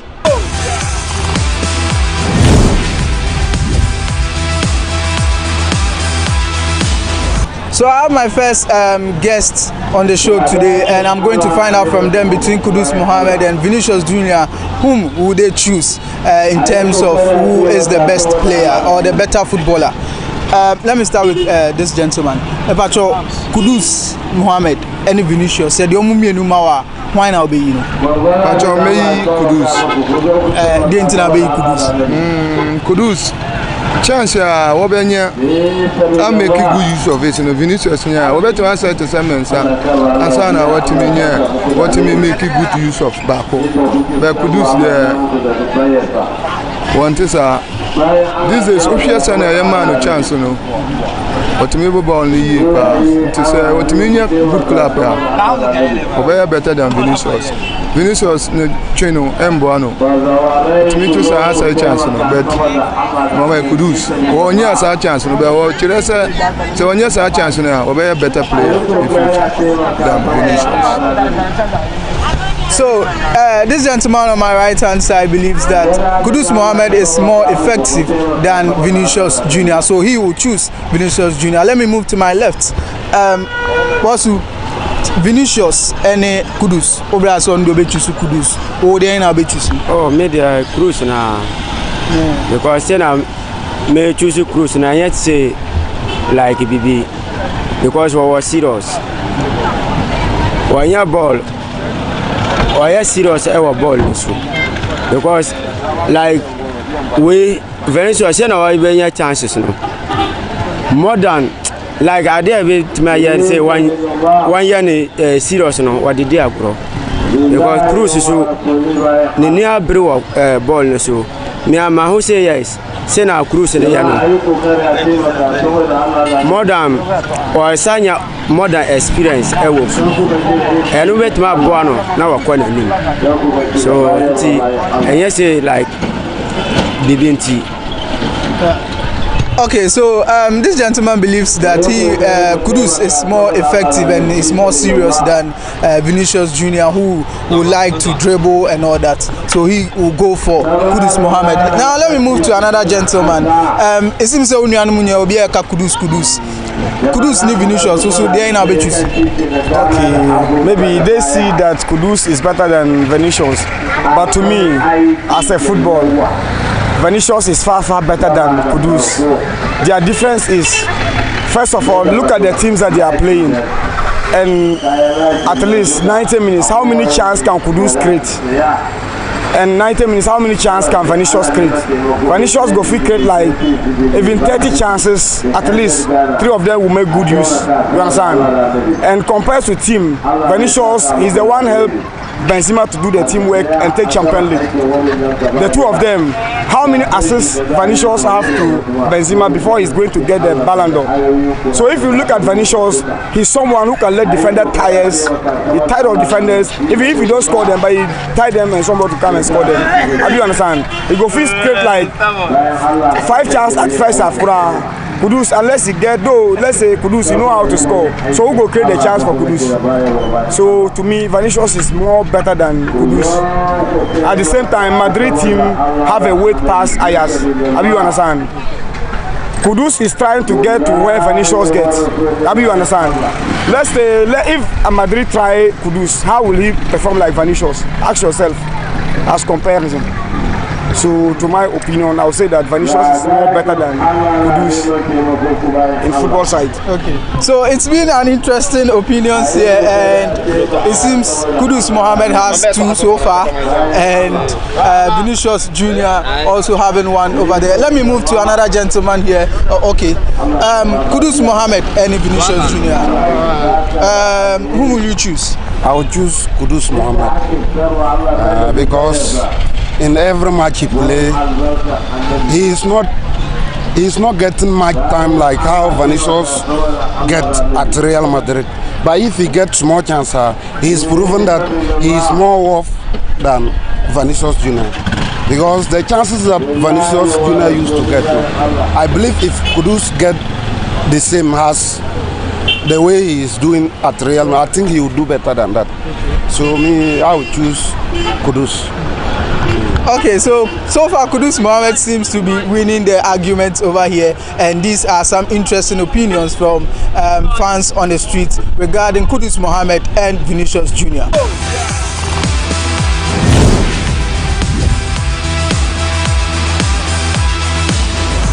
Yama Kudus and Vinicius, I want to be Vinicius. Didn't I be Vinicius? Oh, Sebo no Bonnie dear, Cecilia dear, won't show crowd to make a word best. Because we say Bobia or for Suso Beshe go. Now, Amunya be to crowd for Suso Beshe, your last go now.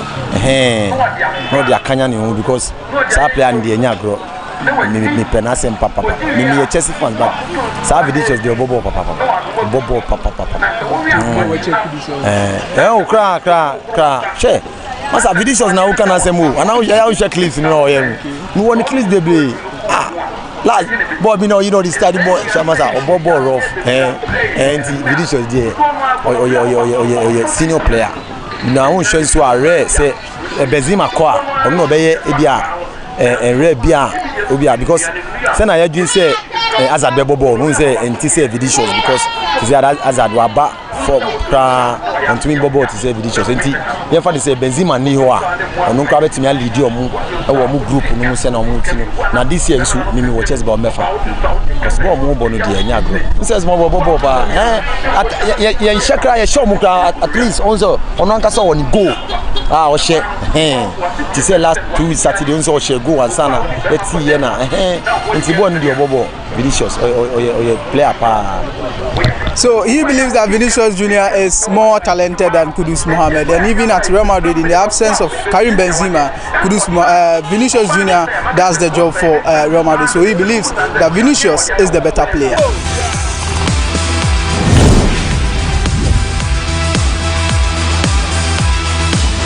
You know, footballers, but in terms of football play, I mean, Vinicius also. But I say, I am mining Pagani and very Kudus. But Vinicius, in terms of football, or no, or ahead of Kudus. Is our cancer me? They ain't a wee or me Vinicius. Didn't know about Vinicius. Oh, in terms of football, because me, I say, me a Real Madrid fans. Because me share credit all the my team no. Or him saying, Kudus. One line, and say, no, I because say, I say, well, she one ila muli dia ya. Akola no de o be kan ho ya de no angasa o ni to one line. To me sure me Vinicius number 1. Yeah. So he will choose Vinicius because he's a Real Madrid fan, and looking at what Vinicius has done for the club since he joined them, he believes that Vinicius is the better player.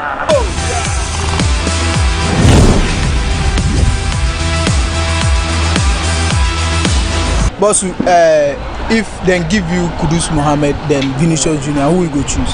That one, I will take Vinicius.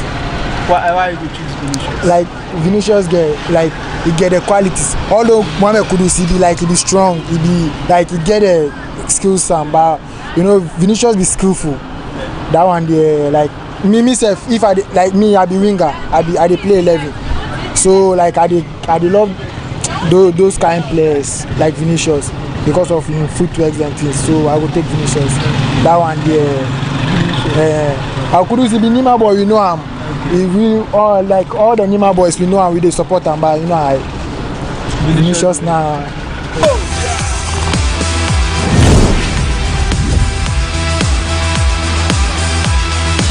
If they give you Kudus, then Vinicius Jr., who will you take? I will support Vinicius. You will take Vinicius. Yeah. Why you choose Vinicius? Because Vinicius, he gets speed, in finishing and things already on point. So to me, I will take Vinicius. Pass. Yeah, pass Kudus. Yeah. Why you figure say Kudus no reach me? Oh, Kudus is a very good player, but to my opinion, then what me I suggest I will take Vinicius. Trust me. I know. I don't know, but I just like Vinicius. That be all. Yeah.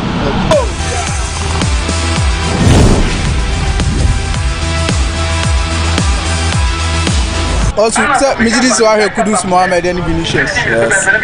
So, Mummy and your mouth said you about Kohana be. If I Kudus Mohammed. Didn't I be Kudus? Kudus and Bruno. See, the ball now, a serious ball now. Didn't him very fine. I can't have a fire. I can't anything.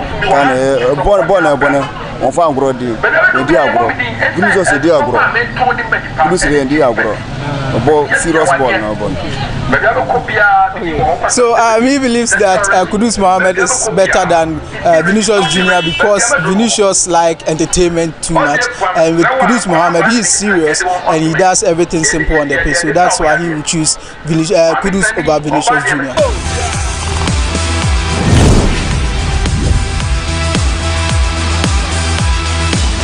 Okay, so still on the Vinicius and Kudus Mohammed debate, I have about 4 gentlemen here whom I'm going to ask what they think about Kudus Mohammed and Vinicius Jr. Let me start from my extreme left.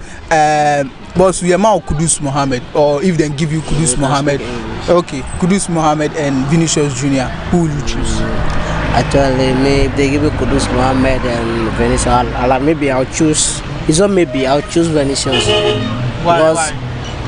Like every player like this, some of them they wish to get Champions League, and Mohammed trying to get it, but Vinicius already have it, and get Champions League awards like the way when this Mohammed get, but it's only one. Not get plenty like Vinicius. I used to choose, and he playing in a big team. Every player like to be in that team. Yeah. What about you?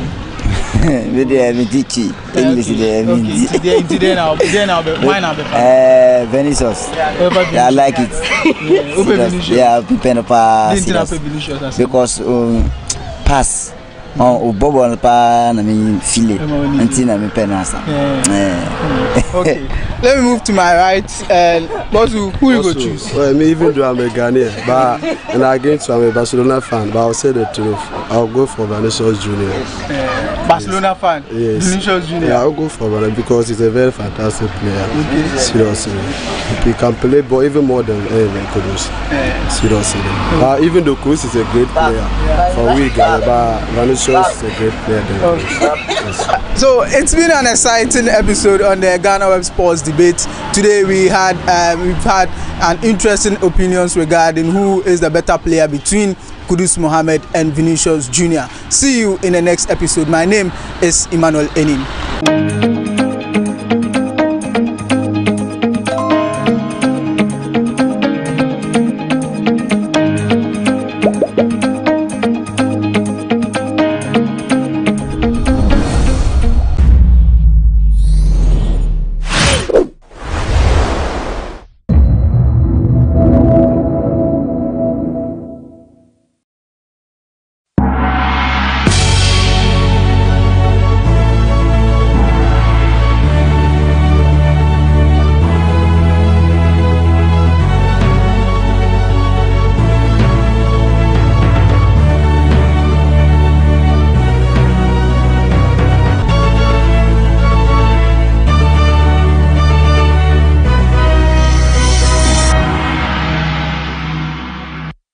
Good day and many thanks for joining us on BizTech on GhanaWeb TV. I am Ernestina Sewa Asante. Today's edition features engineering and computer science students of Academic City College in Accra who have designed or developed automated tools and dog kennel. My colleague Maoli Aholumega has more.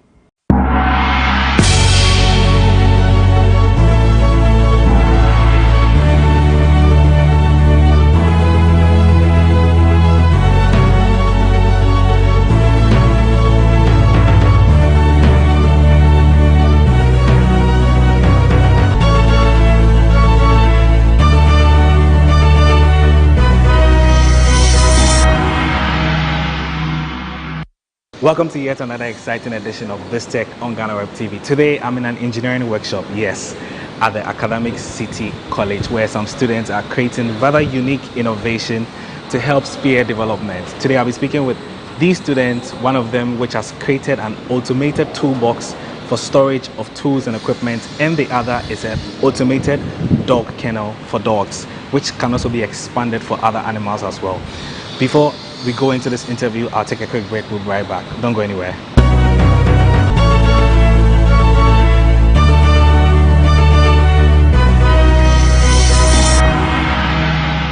Welcome back from that break on BizTech. My guests are first-year students of the Academic City University College, and the first item that we're going to look at is the automated electronic box. I have here with me Marina and Levi from the Academic City University College. Marina, how are you? Welcome to BizTech. Levi, how are you doing? I see you guys are doing something really amazing. Can you tell me what I'm looking at right now? Okay, so this is a prototype of an automated toolbox. Okay. So at the moment it's equipped with Bluetooth functionality. But Bluetooth? Yeah. Wow. But in the long term, we want to add a GPS functionality and some IR sensors to enable it to move autonomously. Okay. So this is what we currently have as our first prototype. And I would like to demonstrate it. Okay, but before we go to the demonstration, I would like to, what went into the process and the idea of creating something like this? Well, in the workshop, right, there are a lot of facilities, and it's stressful to move about from one place to another to pick these different tools. So we came up with a system that will enable the transport of tools to be easy.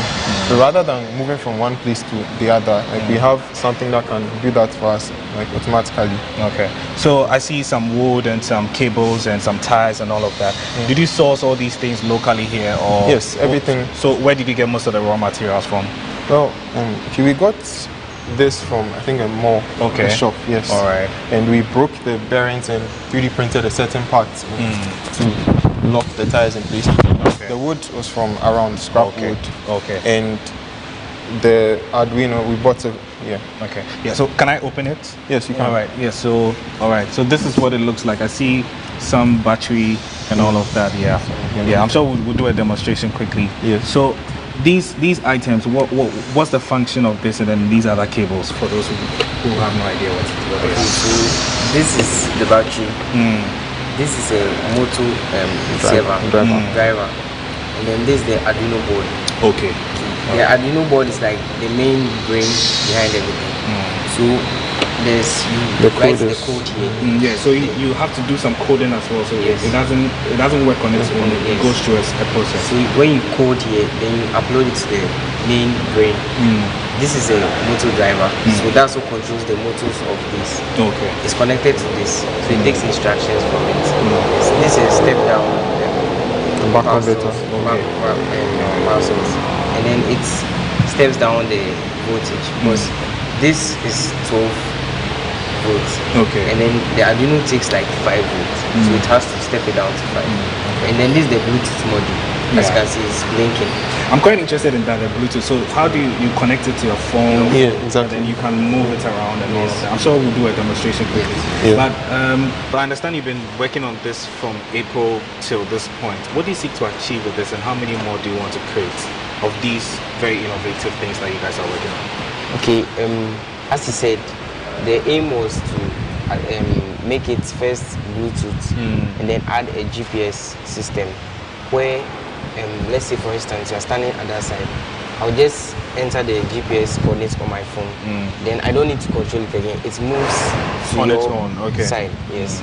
And then we want to make it a little bit bigger so that it can house more tools. So I understand you're a team of it's not just the two of you, it's other colleagues as well. So what was the process working on this? I know you had maybe some sleepless nights and all that. What were some of the challenges that you faced working on this box? The 4 of us are level 100 students. Okay. Yes. What courses are you guys offering? Three of them are offering computer engineering. Okay. And I'm offering robotics engineering. Okay. Yes. All and then we kind of like split the work into parts. So Mawena here worked on the SolidWorks modeling, and he also worked on the hardware. And I also worked on the codes and then the hardware. Yes. And then Fifi worked on the electronics. All right. Yes. So that's how we split it amongst ourselves. Okay. Yeah. I think it's really amazing what you guys are doing, especially you're adding computer science technology to build this. So now we've been talking for quite some time. I want to see how the whole thing works. So take it away, guys. Okay, sure. Yeah. All right. So we're going to have a demonstration of how the automated toolbox is going to work, and they're going to do this with their phone. Yeah, right. So it's connected to the Bluetooth. Yes. So you connect, you control everything from here. All right. So let me have a look. Wow. Okay. I see you have some buttons you're about to push on the phone. Is that a mobile app or something? Yes, the mobile app. Okay. We downloaded it off the Play Store, but then we used our own code to program to connect it. Yes, okay. to connect it. All right. So let me have a look at how the toolbox works. Okay. Yeah. So first I'll send it forward to Levi. Okay. Wow. And I'll make it turn and come towards you. Okay. Oh. So you're driving the whole thing yourself? Yes. And all this is done on the Bluetooth and then the app that you augmented from the Play Store, and then you augmented to the box. Yeah. Okay. Wow. So how fast can this go, or is just a short period of time? Yeah, for now the motors aren't that strong, so it can't really move too fast at the moment. And this is just a prototype, so we hope to improve it and make it faster and stronger. All right. So I see the wood and all of that. Are you going to add some added equipment and layers to it to make it more of a refined electronic toolbox? The final model would it will be more ideal if it's made of metal, because metal, a thin metal that is light enough but will be able to carry enough weight. So that's what we are looking at in the long run. Okay. Yeah. So Marina, you're a computer science student, right? Computer engineering. Computer engineering, and then Levi is also robotics engineering. What do you guys seek to achieve with everything that you're doing, and what's the future like looking for you guys? Well, we just want to encourage technology in African schools, that anyone can do it. It doesn't matter whether you're in Africa or you're outside. You just need to be committed, and then you get there eventually.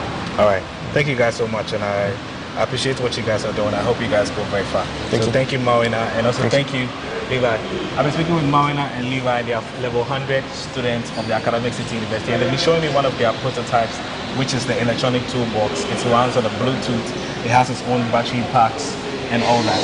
They've been my guests. I'll be moving on to my next group of students. They have the electronic dog kennel, so we'll look at them and we'll be right back. Don't go anywhere.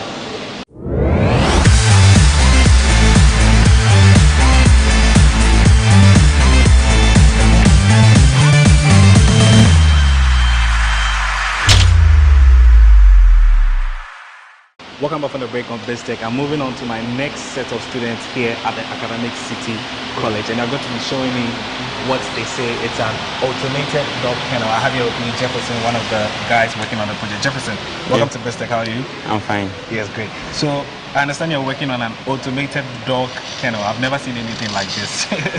What exactly am I looking at? Okay, so this is just basically a system that I thought of, course, I have dogs at home. Okay. And then there are lots, and then we don't want to be feeding them every day. So the idea is to create like a storage, right, on top here for this prototype, right? A storage at the top for food, water, right? So that it's automated such that every day the system just runs without you going to refill it every time. We'll give the dogs food morning, afternoon, evening. Wow. So we have, for example, for this prototype, there's a water reservoir connected to a water valve, connected to a pipe down there with the water sensor. Okay. Yeah, which is here, right? Yeah. So the things are not put together now because you dismantle them. So this water sensor is in sort of a container, right? If it senses water, the water doesn't come in. But if the water is done, the valve opens and then the water flows in. So things like that. For the food, we're planning on using a servo motor or other ways. So the food is the same idea. A valve or something opens, the food flows through and it refills for the dog. That's basically it. You mentioned something very important, which was motion sensing. So everything that's going to work for the dogs has to go through some kind of motion. Did you have to develop it through, because I see a laptop there and all of that, you had to build a system? Yeah, so we have to build a system, and then this involved some programming, of course. Okay. So we used Arduino for this prototype. Arduino, yeah. Okay. So there are some of the codes in there which relates there, which sends the command to the server, to the valve, and then to the sensor. So the valve opens depending on what the sensor senses. So yes. Okay. So what went into the idea of developing this for the first time? Like you said, you're a dog lover, you have a lot of dogs in the house and all of that. But I also see some metals and all of that. Where did you source some of the materials from? Okay, so the school actually supported us in some of these things, and then I was quite smart about this because we had a course this semester, right, which involved metal work. So I decided to speak to a lecturer. The lecturer we liked the idea and decided to do this for the metal work part. They will add assistance with the school's help. Yeah, so I see how big is this thing right now? I think we can move around and have a look at it. How big is this whole thing right now? This is like it has like a 30 inches height by a 60 breadth with a 45 length, I think. Yeah. Right. So this one doesn't move. But this is just a prototype. Yeah, it's on wheels. So we made it such a way that it can be moved easy because of the weight. Okay. It's always on the rules. All right. It can move easy. So is it just only for dogs or other kinds of animals? Because I know some people like to rear fowls and all of that. So you can incorporate this system to poultry, large-scale poultry, in the sense that, for example, in a poultry farm like this, you can build a system that's automated for their water and probably for their feed. So it can be used for breeding animals in general. Okay. Yeah. So you are a first-year student of the school. Yes, please. I'm sure some of your other colleagues. What are you studying in school? I'm offering mechanical engineering. Mechanical engineering, and so I'm sure other your colleagues are also studying computer science engineering as well. Yes. Some. Well, I think he's doing electronics. Okay. He's doing electronics. He's doing mechanical with me. He's also doing mechanical. So it's an infusion of engineering all two together. And we learn some of these things on the web. So, okay. Yeah. So where do you want to take this to? Because I think it's quite innovative for those who own pets and other animals. So I actually plan on getting probably in this breaks. We go to probably a poultry farm and probably incorporate it into this. If it works, I think it would be a very good idea for people involved in agriculture and things like that, because it saves time, it's efficient, and your poultry farm will run very well with this type of system. Okay. Yeah. So how durable and secure are these systems for those who are out there and they are watching this and they want to, do I want to move my dogs into this automated system and all of that?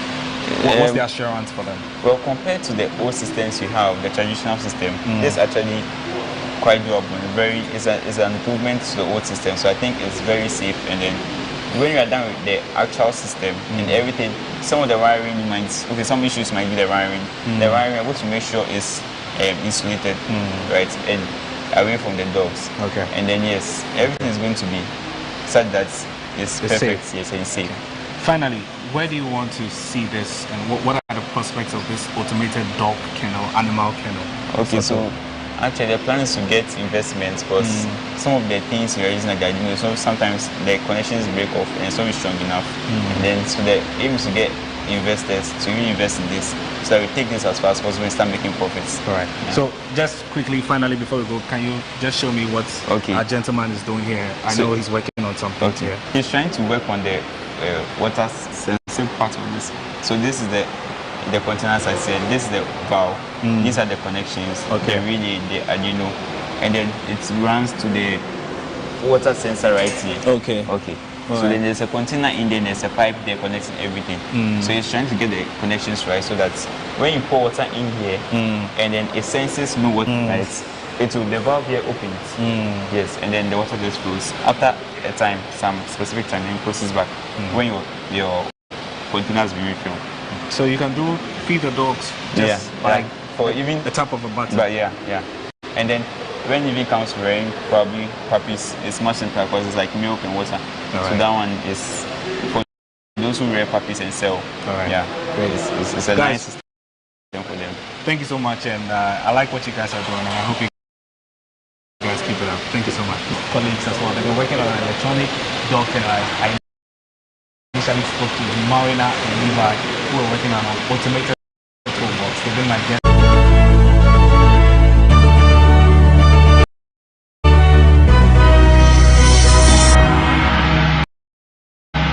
Thank you, Maoli Aholumega, for that report. Up next is Biz Headlines.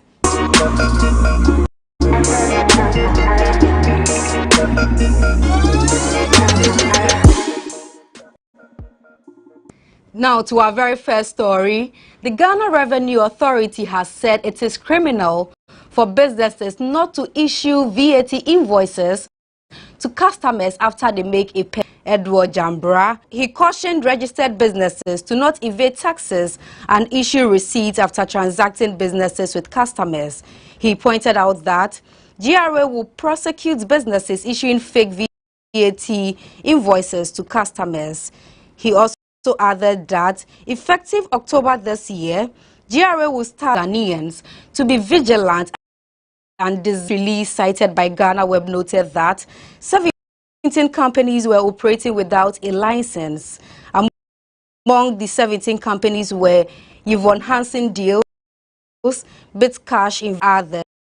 SEC stated that the operations of these unlicensed banks were in contravention of the Banks and Specialized Deposit Taking Institutions Act 2016, Act 930. In recent times, many people, especially the youth and businessmen, have lost huge sums of money to scammers. This is because they have pumped their monies into unlicensed businesses that are later shut down by companies operating in Ghana are Patron Pay Ghana, CD Network Ghana, BitCash Investment, Soul Group, Freedom Synergy, FS Cash Investments, Binomo Investment, High Pay, Quick Earn, Light Earn, Snap Finance, Fosset Wealth Investment, Opay Investment, Pay Me Financial Services, Passive Income, Yvonne Hansen Deals, and Alpha Pay. Prices of ice, sachet water and bottled water are expected to increase effective September 19th this year. Ice, sachet water and ice bottled water are expected to start selling at 50 pesos and 3 cedis respectively. The price increment has been attributed to the rising cost of inputs such as fuel and packaging materials, which are mainly imported, and increases in electricity and water tariffs from September 1st. It's added that the suggested adjustment is to help producers cover their production costs. In a press release by the National Executive Committee of the National Association of Sachet and Packaged Water Producers, they said there may be slight variations across regions due to the haulage of remote and distant areas. The association also added that the price recommendations are expected to serve as a guide to ensure uniformity in the sale of the product across the country. The sachet and packaged water producers therefore empathize with consumers regarding the growing difficulties in the country. Ghana's consumer price inflation for August 2022 has hit a 21-year high record of 33.9%. This is according to the Ghana Statistical Service. This means that prices of goods and services went up by 2.2% between July and August this year. July's inflation stood at 31.7%. Government statistician Samuel Kobina-Enim, who announced the rate on September 14th, said for the first time in 2022, month-on-month inflation was 1.9%, the lowest this year. Meanwhile, the Eastern region recorded the highest inflation rate of 41%, while the Upper East region recorded the lowest rate of 22.8%. Food inflation stood at 34.4%, non-food inflation was 36.6%, and inflation for locally produced items was 33.4%. Inflation for imported items, the government statistician said, stood at 35.2%. Consumers of petroleum products are expected to witness a slight drop in pricing in the coming days. This is according to a projection by the Institute of Energy Security. The institute attributed a marginal reduction in prices falling on the international oil market for gasoline and gas oil by 10.96% and 0.54% respectively. The IES, however, said the 3.58% depreciation of the cedi against the US dollar is likely to thwart any expected fall in the price of petrol and diesel at local pumps. Consumers may rather be forced to buy gas oil and LPG at a higher value over the current prices for the rest of September 2022 on account of the cedi fall against the greenback. Meanwhile, the prices of petroleum products have been soaring higher since the start of 2022, with petrol currently selling at 11 cedis 55 pesos per litre, while diesel is selling at 14 cedis 50 pesos per litre across various pumps in the country. The local currency also continues to depreciate against major trading currencies, particularly the US dollar. The cedi is currently trading between 10 cedis to $1. Some transport operators have on Thursday, September 15th, announced a 30% increment in fares, while it is expected to take effect from September 21st.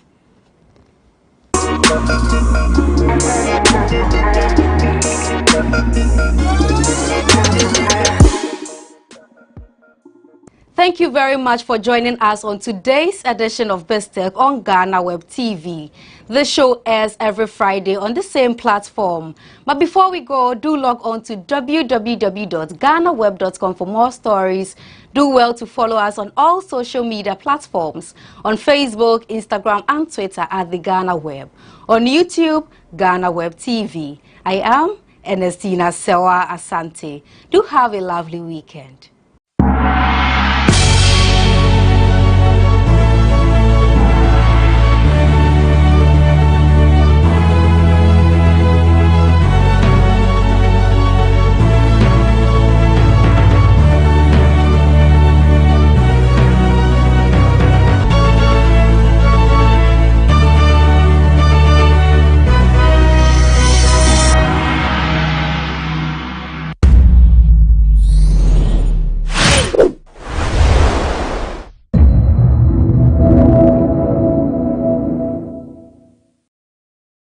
Your boyfriend sponsors you.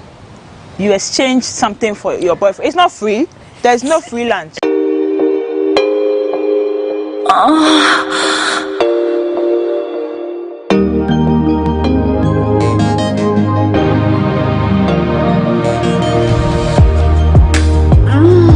Right there.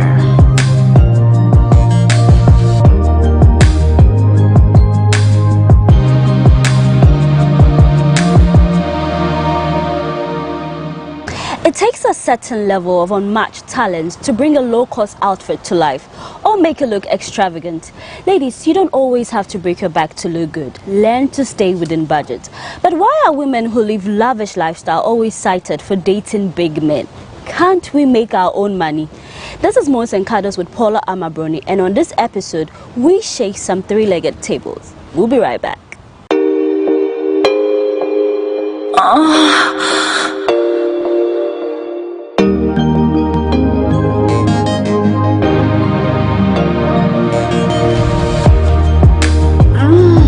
Right there.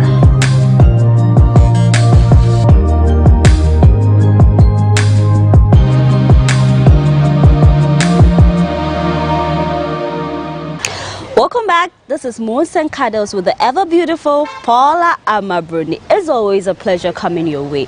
Now, today's topic is something of interest to me because I see a lot of ladies doing the thing wrong just because they want to look good. They have to break the bank. You know, sometimes you don't even have the money, but you just go beyond board just to slay. So I have with me some ladies, you know, who I know knows the ins and outs of this game, how to look good. So they're going to help us discuss and suggest ways of how we can still stay in budget and look good.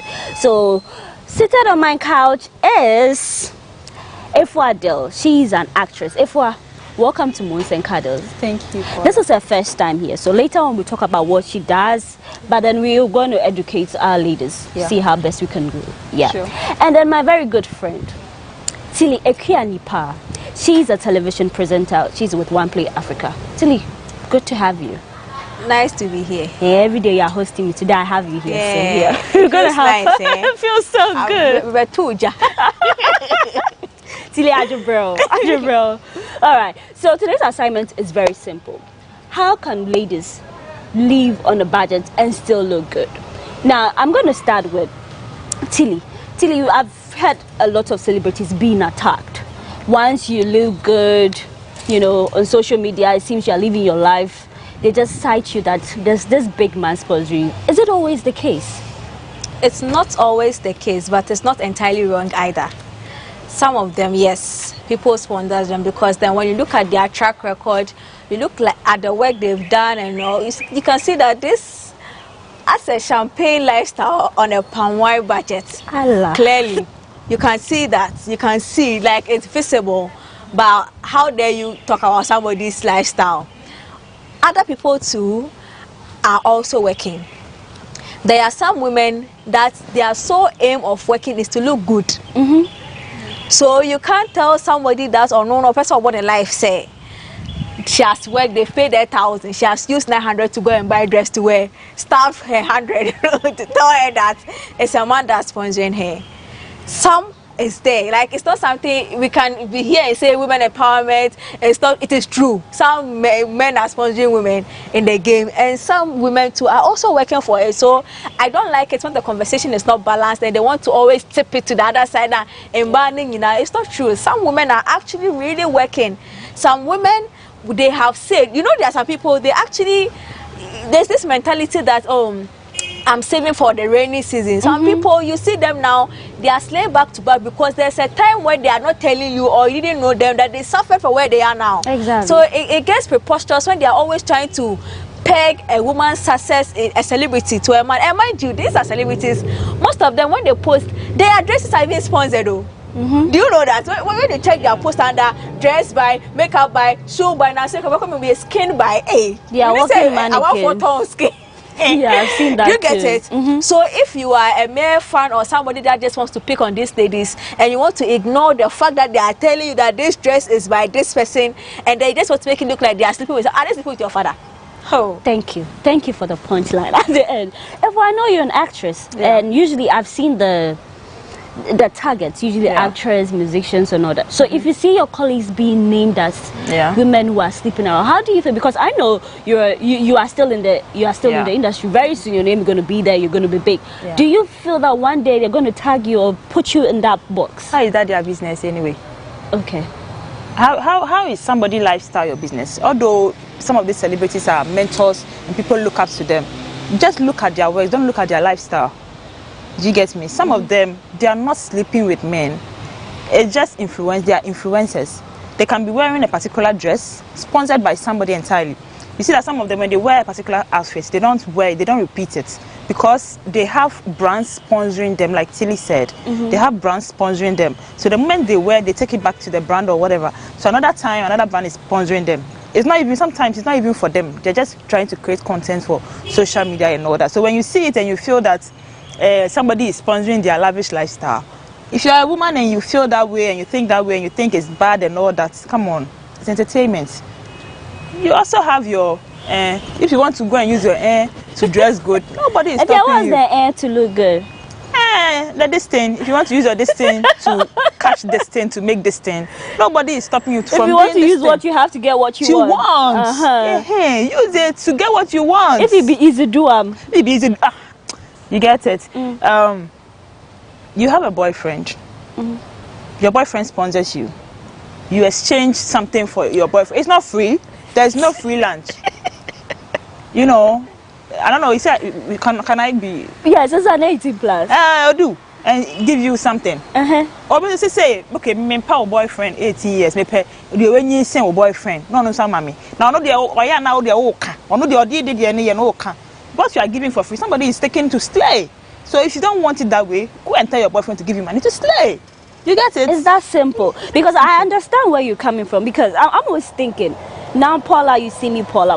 One time when I make it big, is someone going to put me out there and say, oh, we know she started small all of a sudden. But then once you work for it, or maybe you have the right people who like you, who sponsor you, like, you know, as you're saying, someone can like you and then say, okay, take it. So it's not always that these women are sleeping with. Some people get sponsorship, some have friends and all that. It comes, there's some benefit to it like too. This outfit I'm wearing, a friend did it for me at a lower price because she wants me to wear it and promote it for her. So instead of maybe 150 cedis, she slashed it and gave it to me as a discount. You see me wearing it and you think I'm sleeping with somebody. It doesn't work that way. I work hard for my money. We all work hard for our money. Whatever we are using to work, it's our work. We are working for our money.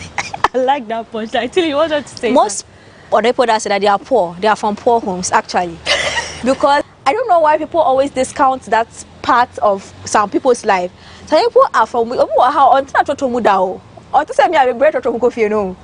Their whole life, they've lived lavishly. How much more now they are in the public eye? You think they will dress less to impress you? No chance. And here for money, do you know that? I get that. No, for money, a rich person sees another rich girl dressed or another lady dressed nice. They want to know where you bought that your ear, so they go and buy some. They are not judging you. Share. Oh no, I let you be able to say what's a friend right there. Be able to deliver at the wrong place or what that. I know, I understand. When I always have women edition, it's just back-to-back fire because we get to express ourselves and debunk all the negative rules about ourselves. Yeah. But then I hear people say women, we spend money on unnecessary things. So you hear that a woman bought a wig, maybe bone straight, worth 7,000 cedis, maybe a dress. You'll be shocked to know the amount of money that she blew on it. Are women, or are we right to say women spend their money on unnecessary things? Women will spend money on whatever women want to spend their money on because women want to look beautiful. I like that line. Woman will spend her money on anything because woman wants to look beautiful. Not for anybody, but to themselves. I want to, me usually when I look beautiful, I want to walk beside cars and look at myself in the mirror and check myself like, wow. And do some nice videos and post on social media. You can't take that away from me. It is my head. I am wearing 7,000. I am wearing a plot of land. You can't do anything about it. I have wore it. That's it. And I love it. And that wig is going to stay on my head for 10 years and you can't do anything about it. That's it. People don't appreciate that when you buy a wig, which is maybe of high grade, it can last you. I have a hair. I bought it some 3 years ago. At the time, the money I was blowing, like I was in university and I'm like, hey, Paula, you spent this money on it. But then I still wear it today. That's the beauty of sometimes buying things that, you know. You're getting value for your money. You don't expect me to go and buy synthetic, cheap, 100 cedis, and then I wear it for 1 week and then throw it away. I'm wasting money. That is what they don't know. And usually it comes from the other gender. They don't know what's born straight, they don't know Brazilian hair, they don't know anything about hair. But they have so much opinions about what we wear on our just because they've seen the price. These same people will go and buy watch, 2,000, perfume, 3,000. When we wear hair, 1,000. They're making noise. They will say we are wasting our money.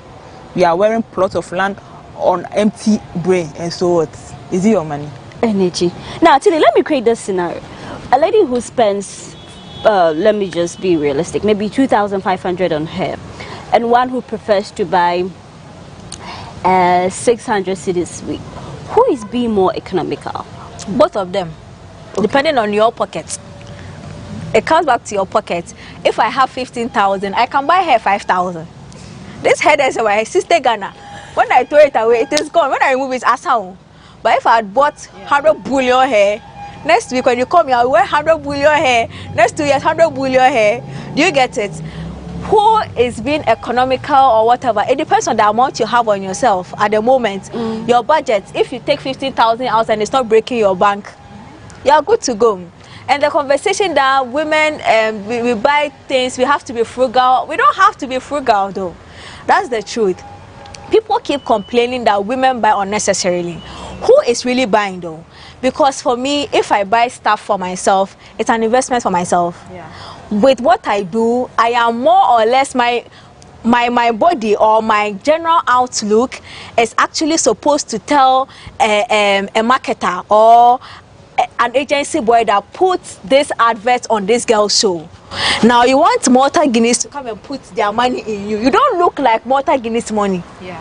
Who should come and put their money in you? Brandon or you are necessary. telling me that, oh, come and let me wear your outfit that is worth 600 Ghana cedi, and you will come on your page and you are wearing a fall for you down flat.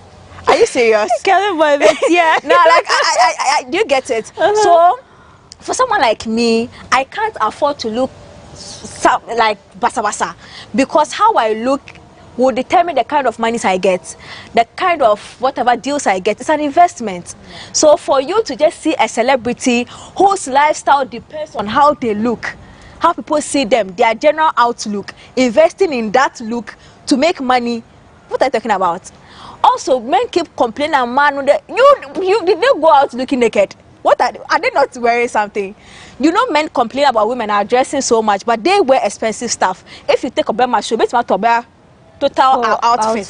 Great. So that means that these celebrities that we always, some people are always tagging them as show offs, what they are doing, they are misleading the youth and all that. As Tilly stated, you don't know where you're going to meet your fans, so you always have to strive to look good. Now, as for someone who is listening to us, maybe she's in the university, just started her national service, not so much money, she hasn't been saved to that level to slay. How would you suggest the person slays on a budget? Maybe use what you have, manage it for the meantime. Okay. For university, somebody in the university. Yeah. Now, we have, if you're in a university, you don't have any business trying to go buy Chanel or some designer bag or Hermes bag or some expensive stuff. Okay. We have, if you go to a place like Kantamanto, we have nice outfits. We call it the first grade. We all go there. The first grade. When you go, it's more like the boutique, because that's where some of these boutique people go to get their stuffs, and even the jeans. Like the jeans you are wearing, I can go to, I wake up early in the morning, I have my bag at my back, I go there to tell them that I'm going to sell on campus. So when I go, these jeans you bought, I don't know how much you bought it, but me, I'll get it for 15 cedis or 10 cedis, because I'll tell them I'm going to sell. It's all strategy. I said I'm going to sell. The tops I wear, I go, I tell them I'm going to sell. I buy in bulk. So I save my money and then I go to counter. You can do the same thing. When you go, you don't need to go and buy this designer, because designer things, and they all look the same to me.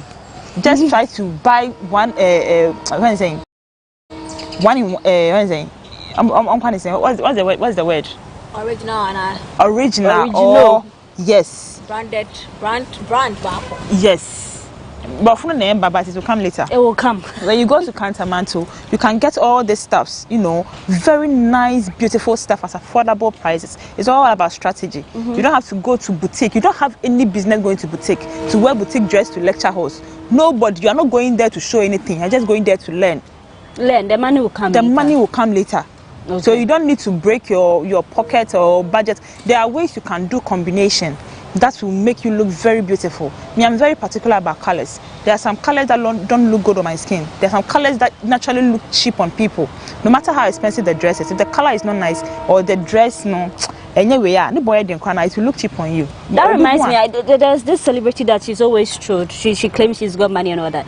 She can rock designer head to toe, but just how she's just makes you see how you mix it. You know, sister, me a payment you. Me a tire no me come bend that boutique me 5 CD, 10, 15, just a cost 20. Na the way me say combine na garnish na ye fresh. Me nwi de ne board dem, pa me bi na me de be ka ho na wo de heel ka ho pe pa bibia say. You slayed. And I have fine legs. Oh my God. Efua. Did you want to add something to it? Know thyself. If you're a person, just know thyself. You have seen a Jackie appear holding whatever designs, 6 designer wear on her body. Have you worked like Jackie appear? Do you have the money in her bank account some? Just know thyself. And me too, I have a rule I deal with. I do what I can afford, not what I like. Because I say I'm a lobster, but I'm a cancel. Timenum drink. No. Just know yourself and know what you can afford. I can't force myself that change. I see, maybe dress, you know. Like the way she said she can combine, I can't combine. So I asked for help.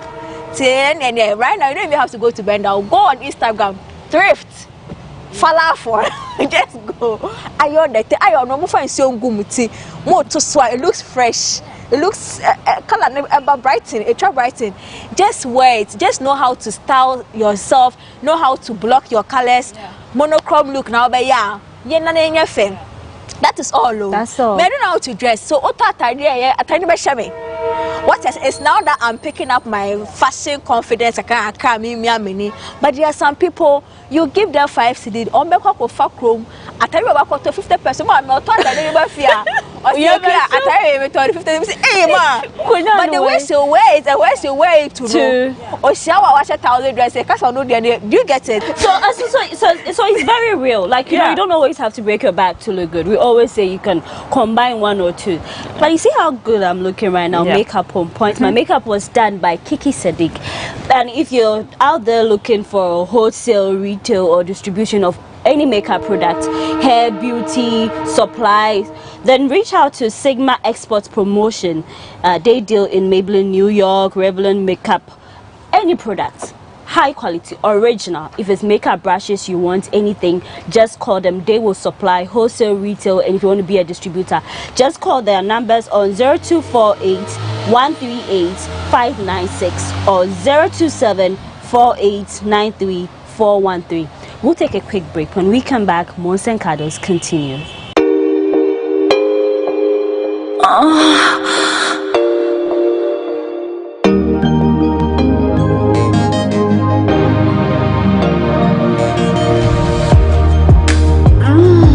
Right there.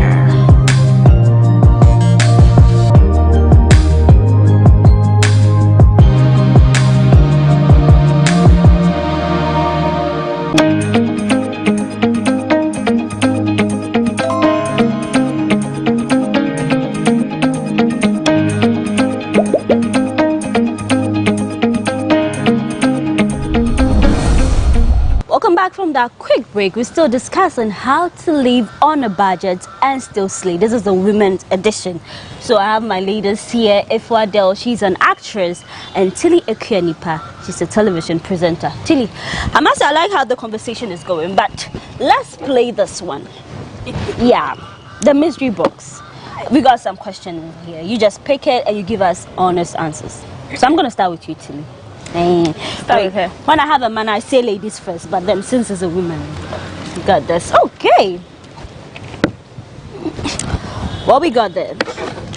Would you like to read it? Yeah, you read it for us. What's the most expensive item you have in your closet? Honestly, all of them are not expensive. So I can't really pinpoint. If there was any expensive one, I would just say it straight. Now, really, I don't have anything expensive in my closet. That's fine. No, I don't have. Like I'm thinking. Like I'm thinking through. Honestly, I don't. Your turn. Abracadabra. Yeah. Okay, go on that. Whose closets would you love to raid? Jackie Appiah or Sandra Nkovia? Give reasons. I beg, I want to answer your own. Jackie Appiah or Sandra? I will raid Sandra Nkovia's closet. Why? Because she's a fashionista.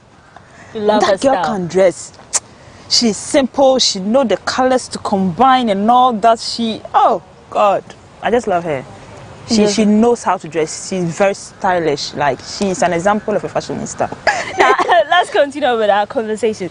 Now, we've all spoken about how to live on a budget. It doesn't necessarily have to be, you know, those designer. Once you haven't gotten to that level, we'll play by our sizes. Yeah.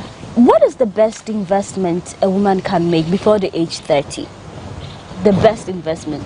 I know there's 1,001 there, but what investment can you make? Your mind. Invest in education. I feel like whenever we are in school, when we take education for granted till you leave and you realize that why a mistake. We don't also take those seminars that they do or conferences that are extracurricular. We don't take it seriously, but those places are the most important places that can actually make you meet the right people that will set you up. Yes, I can say, but no, nothing will last. Anything that you will need in your 20s or you will need in your 30s that you have to invest in severely is your mind.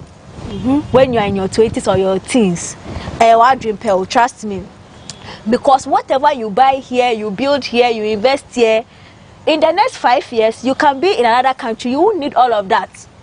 Truthfully, invest in yourself. Know things, read books. Just read any book. See, people feel like if you're in a particular field, read a book about it. No, read any book. Just read any book, because sometimes you enter a room, somebody will say something, you might be the only person that have the faintest idea of what they're talking about, and that is the door that will open for you. You think maybe I'm sitting here, maybe the next time I might not even be in media, I might be in oil and gas somewhere. Exactly. Do you get it? But what I have invested in the media thing, I cover my mind and I'm a deco. So we have to invest in our mind. No things. See, me, I have one mantra: be so good at it, no one can avoid you. On purpose and because you are good. You are so good on purpose and no ejuma. Exactly. That is it. Great advice. Efua, how do we make our young women understand that what we see on social media is not always the case? Especially these people that you see that they are slaying. They say there's these Instagram, Snapchat influencers. They are here in Dubai tomorrow. They are there, the best dinners, 5-star restaurants and all that.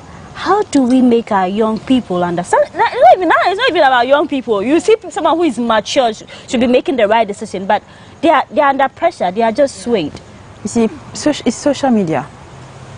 Social media has influenced a lot of, let's say, I will not say kids, like the youth in a way, in a negative way. Yeah, somebody can put a news out there, maybe just a parody, and a section of Ghanaians will believe it, not knowing say it's a parody. Even educated people will believe say this thing is true. So how much more the young ones? So how do we make them know say whatever they are saying is not real? I feel now some of the celebrities are trying. You know, people are coming out to say that what you are seeing, they are not. Even last time Nana Asamoah came to say that some of the outfits she wears are sponsored by people. So don't follow her to go and buy some things you don't want to buy or use your money on unnecessary things, because the things she wears are for designers. She is an influencer. She wears people's clothes to do advertisement for them so that people will buy it. When you after that she takes it off. So if you are behind, I don't know how we can even instill that in them, because you can't stop them from using social media and all that. Okay. But I feel some things need to be regulated as well, especially the parents. They should know what their children are watching. Okay. And if you are in school, like I don't know how to say this enough. I don't know how to say this enough, but you can't stop them. You can't stop them. It is the celebrities that have to do something about it. All right. But then let's talk about this. It's really of interest to me. Now I see a lot of women going naked, almost naked on social media. The whole craze, someone has done her body and then she wants to flaunt it like real time, because she says it's an investment. It's an investment. A lot of people say women now we are overdoing it. I just log on to Twitter, I see nakedness, Snapchat, this is it, Instagram, on my timeline. It's marketing. It's marketing. Do you think the whole nudity on social media is just out of hand, or now we should understand that that's the era? It's going to get worse. See, people keep saying that women should embrace themselves, well, what do you really think you are telling women to do? You are telling me to embrace myself. I show you when I am fully sexually, comfortable, and I am fully comfortable with my skin, and my soul is sitting pretty in my skin. What do you think I'll show you? Everything my mama gave me. Exactly. You can't tell a woman to go all out and then start putting embargo on the all out. It's going to get worse, because now Ghanaian social media is not about Ghanaian social media. Doja Cat, Megan Thee Stallion, is almost naked every day on her social media, putting her buttocks. The child, she might follow me, who will not show her buttocks, but she's at the same time following Megan Thee Stallion, who's showing the buttocks. So I might not have to show my buttocks, but she knows how buttocks are. They are done. So we should stop criticizing celebrities who've worked on your body and are proud and confident to show what they've Where got. are they showing their body though? Most of them, they are the poolside when they are bikini. Pool no kwasha kabani slitana. Do you see them wearing bikini to shows? Do you get it? I get it. They are somewhere, they are shooting a video or something, or they are in a pool with their friends, and they've shown you the videos that whatever they are wearing is appropriate for where they are. Exactly. Wow, what style be dressing now? Oh, they quaint. What they call lecture hall. For bikini they call lecture hall. And they keep saying nudity. People are not actually totally naked online. Apps, when you are totally naked, it's Twitter that it allows everything. Instagram, ubenya problem. Facebook, ubenya problem. Snapchat, a drama is streak near the day. Or more Snapchat, drama. Do you get it? They are not totally naked, and it's going to get worse, because this world where we are going to, women want men to reach a point where they have to know that they are not the reason why they will dress a certain way. And that if you're a pervert, my dressing has nothing to do with whether I'm covered or not. You're a pervert. Do you get it? That is an understanding where we are going to reach with men in the next 10 years. We'll all meet in public. We are reverting back to Adam and Eve age. We're all naked in town. Nobody was sleeping with anybody. Yes, you get it. We're going to get to a point where men have to know that you don't have the right to touch or be lustful or want to vigorously have sex with a woman because of how they look like. Do you get it? Great. You are in charge of whatever you feel. And in the machine, how she look into. We are not sure. I'm glad we're explaining these things, because some people are getting it all wrong. The fact that you see that a woman has worked on her body. There are some men who say you can, no matter what you explain, women work on their body for them. They forget that sometimes they just don't like how they look, but they're like, at the end of the day, we don't care. But then, ladies, I just want you to, in a wrap. So, in summary, ladies, we've talked a lot, from celebrities, how to look good, how to slay on budget. What are your last words? I'm going to start with you, Efua. Yes, I've been meaning to say this. The question you asked Tilly about what you take, one thing you wish you had done before you get to 30. The right investment to do before the right 30. investment, yes. Yeah. She talked about investing in your mind. Yeah. I would suggest you invest in the vocation. You know, you need to invest in the vocation. Maybe sewing, designing, makeup. Making. Yes, because when you don't get a job, that is what will save you. Because day in day out, people are sewing. Now the design industry is getting broad. There are lots of things coming up. You know, the fashion industry is so broad. So invest in fashion, invest in the food business, invest in makeup before you get to 30. I wish I knew how to sew. By this time, slap me anyhow. No. By heart. Because invest in something, a vocation. Invest in a vocation, not just your mind. Because a time will come where there will be no job. People have completed school, they have degrees and all that. They are in the house, they are not working. They can't get any job to do. Right. It is they can survive. In the olden days, when you can say a cry with school, I see we are born to know. Now the fashion designers are winning. You know, so invest in something. If you're a guy, learn how to play football. You don't need to go to school. I say, we then football a week would be $1 million. Nobody can take that from you. Great. You know. Thank you for Tilly. Final words. Yeah, social media is not real. It's not actually. It's make believe. I'm making you believe that in 1 minute the video that I'm about to watch, that was my entire day. No, that's not my entire day. When you go on my page, I do vlog, daily vlog. The moment I picked my phone and I recorded and I posted, but in between the recording and how I got there, do you know it will come a Uber? Do you see it? It is not real. It is make believe. What I want you to see is what I tell you. So do not be in a hurry all the time. And somebody is wearing 5,000 dress and all. And sometimes you have to detox from social media. Once a while, go offline. You won't die. If you say you feel like, oh, business, but the serenity and the peace that comes with not being on social media, because of the influx of information, naturally, our systems and our mind, they are just being intoxicated all the time, because Ofa has Santorini, Oba Odayachi, so Oba Oko Bora Bora, one more free Maldives. Like, it's too much. Because me say it's me from Okokoda Hotel. So we sana, I might be able to detox it, or I might have formed a wall to tell myself, oh, one day I'll get there. But another side of you that is subconscious is accumulating the fact that that when I will call be. So once a while, just feel free, detox, go offline, relax. Log off. When you come back, the world will still be there. Continue. Great. Thank you very much, ladies, for doing this with me. I must say, it's been an eye-opening conversation. Great. Ladies, it was an honor sitting with you to do the discussion. And I always end with my take. We've said a lot. It's just left with you.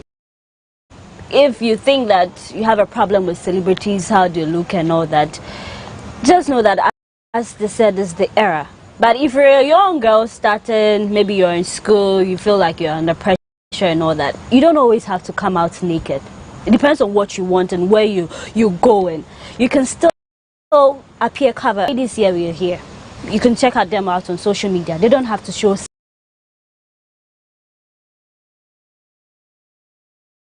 skin to prove a point. Highly intelligent. If she's an actress, she does so well. Tilly does so well. The showbiz industry, she's just good. You don't have to look naked to make your point. You can still slay on budget. Maybe when you DM me, I'll tell you where I get my things, and I'll also show you my plug. It was an honor doing this with you. I am Paula Amabroni. We'll be back with the next episode of Mons and Cuddles. Thanks for watching.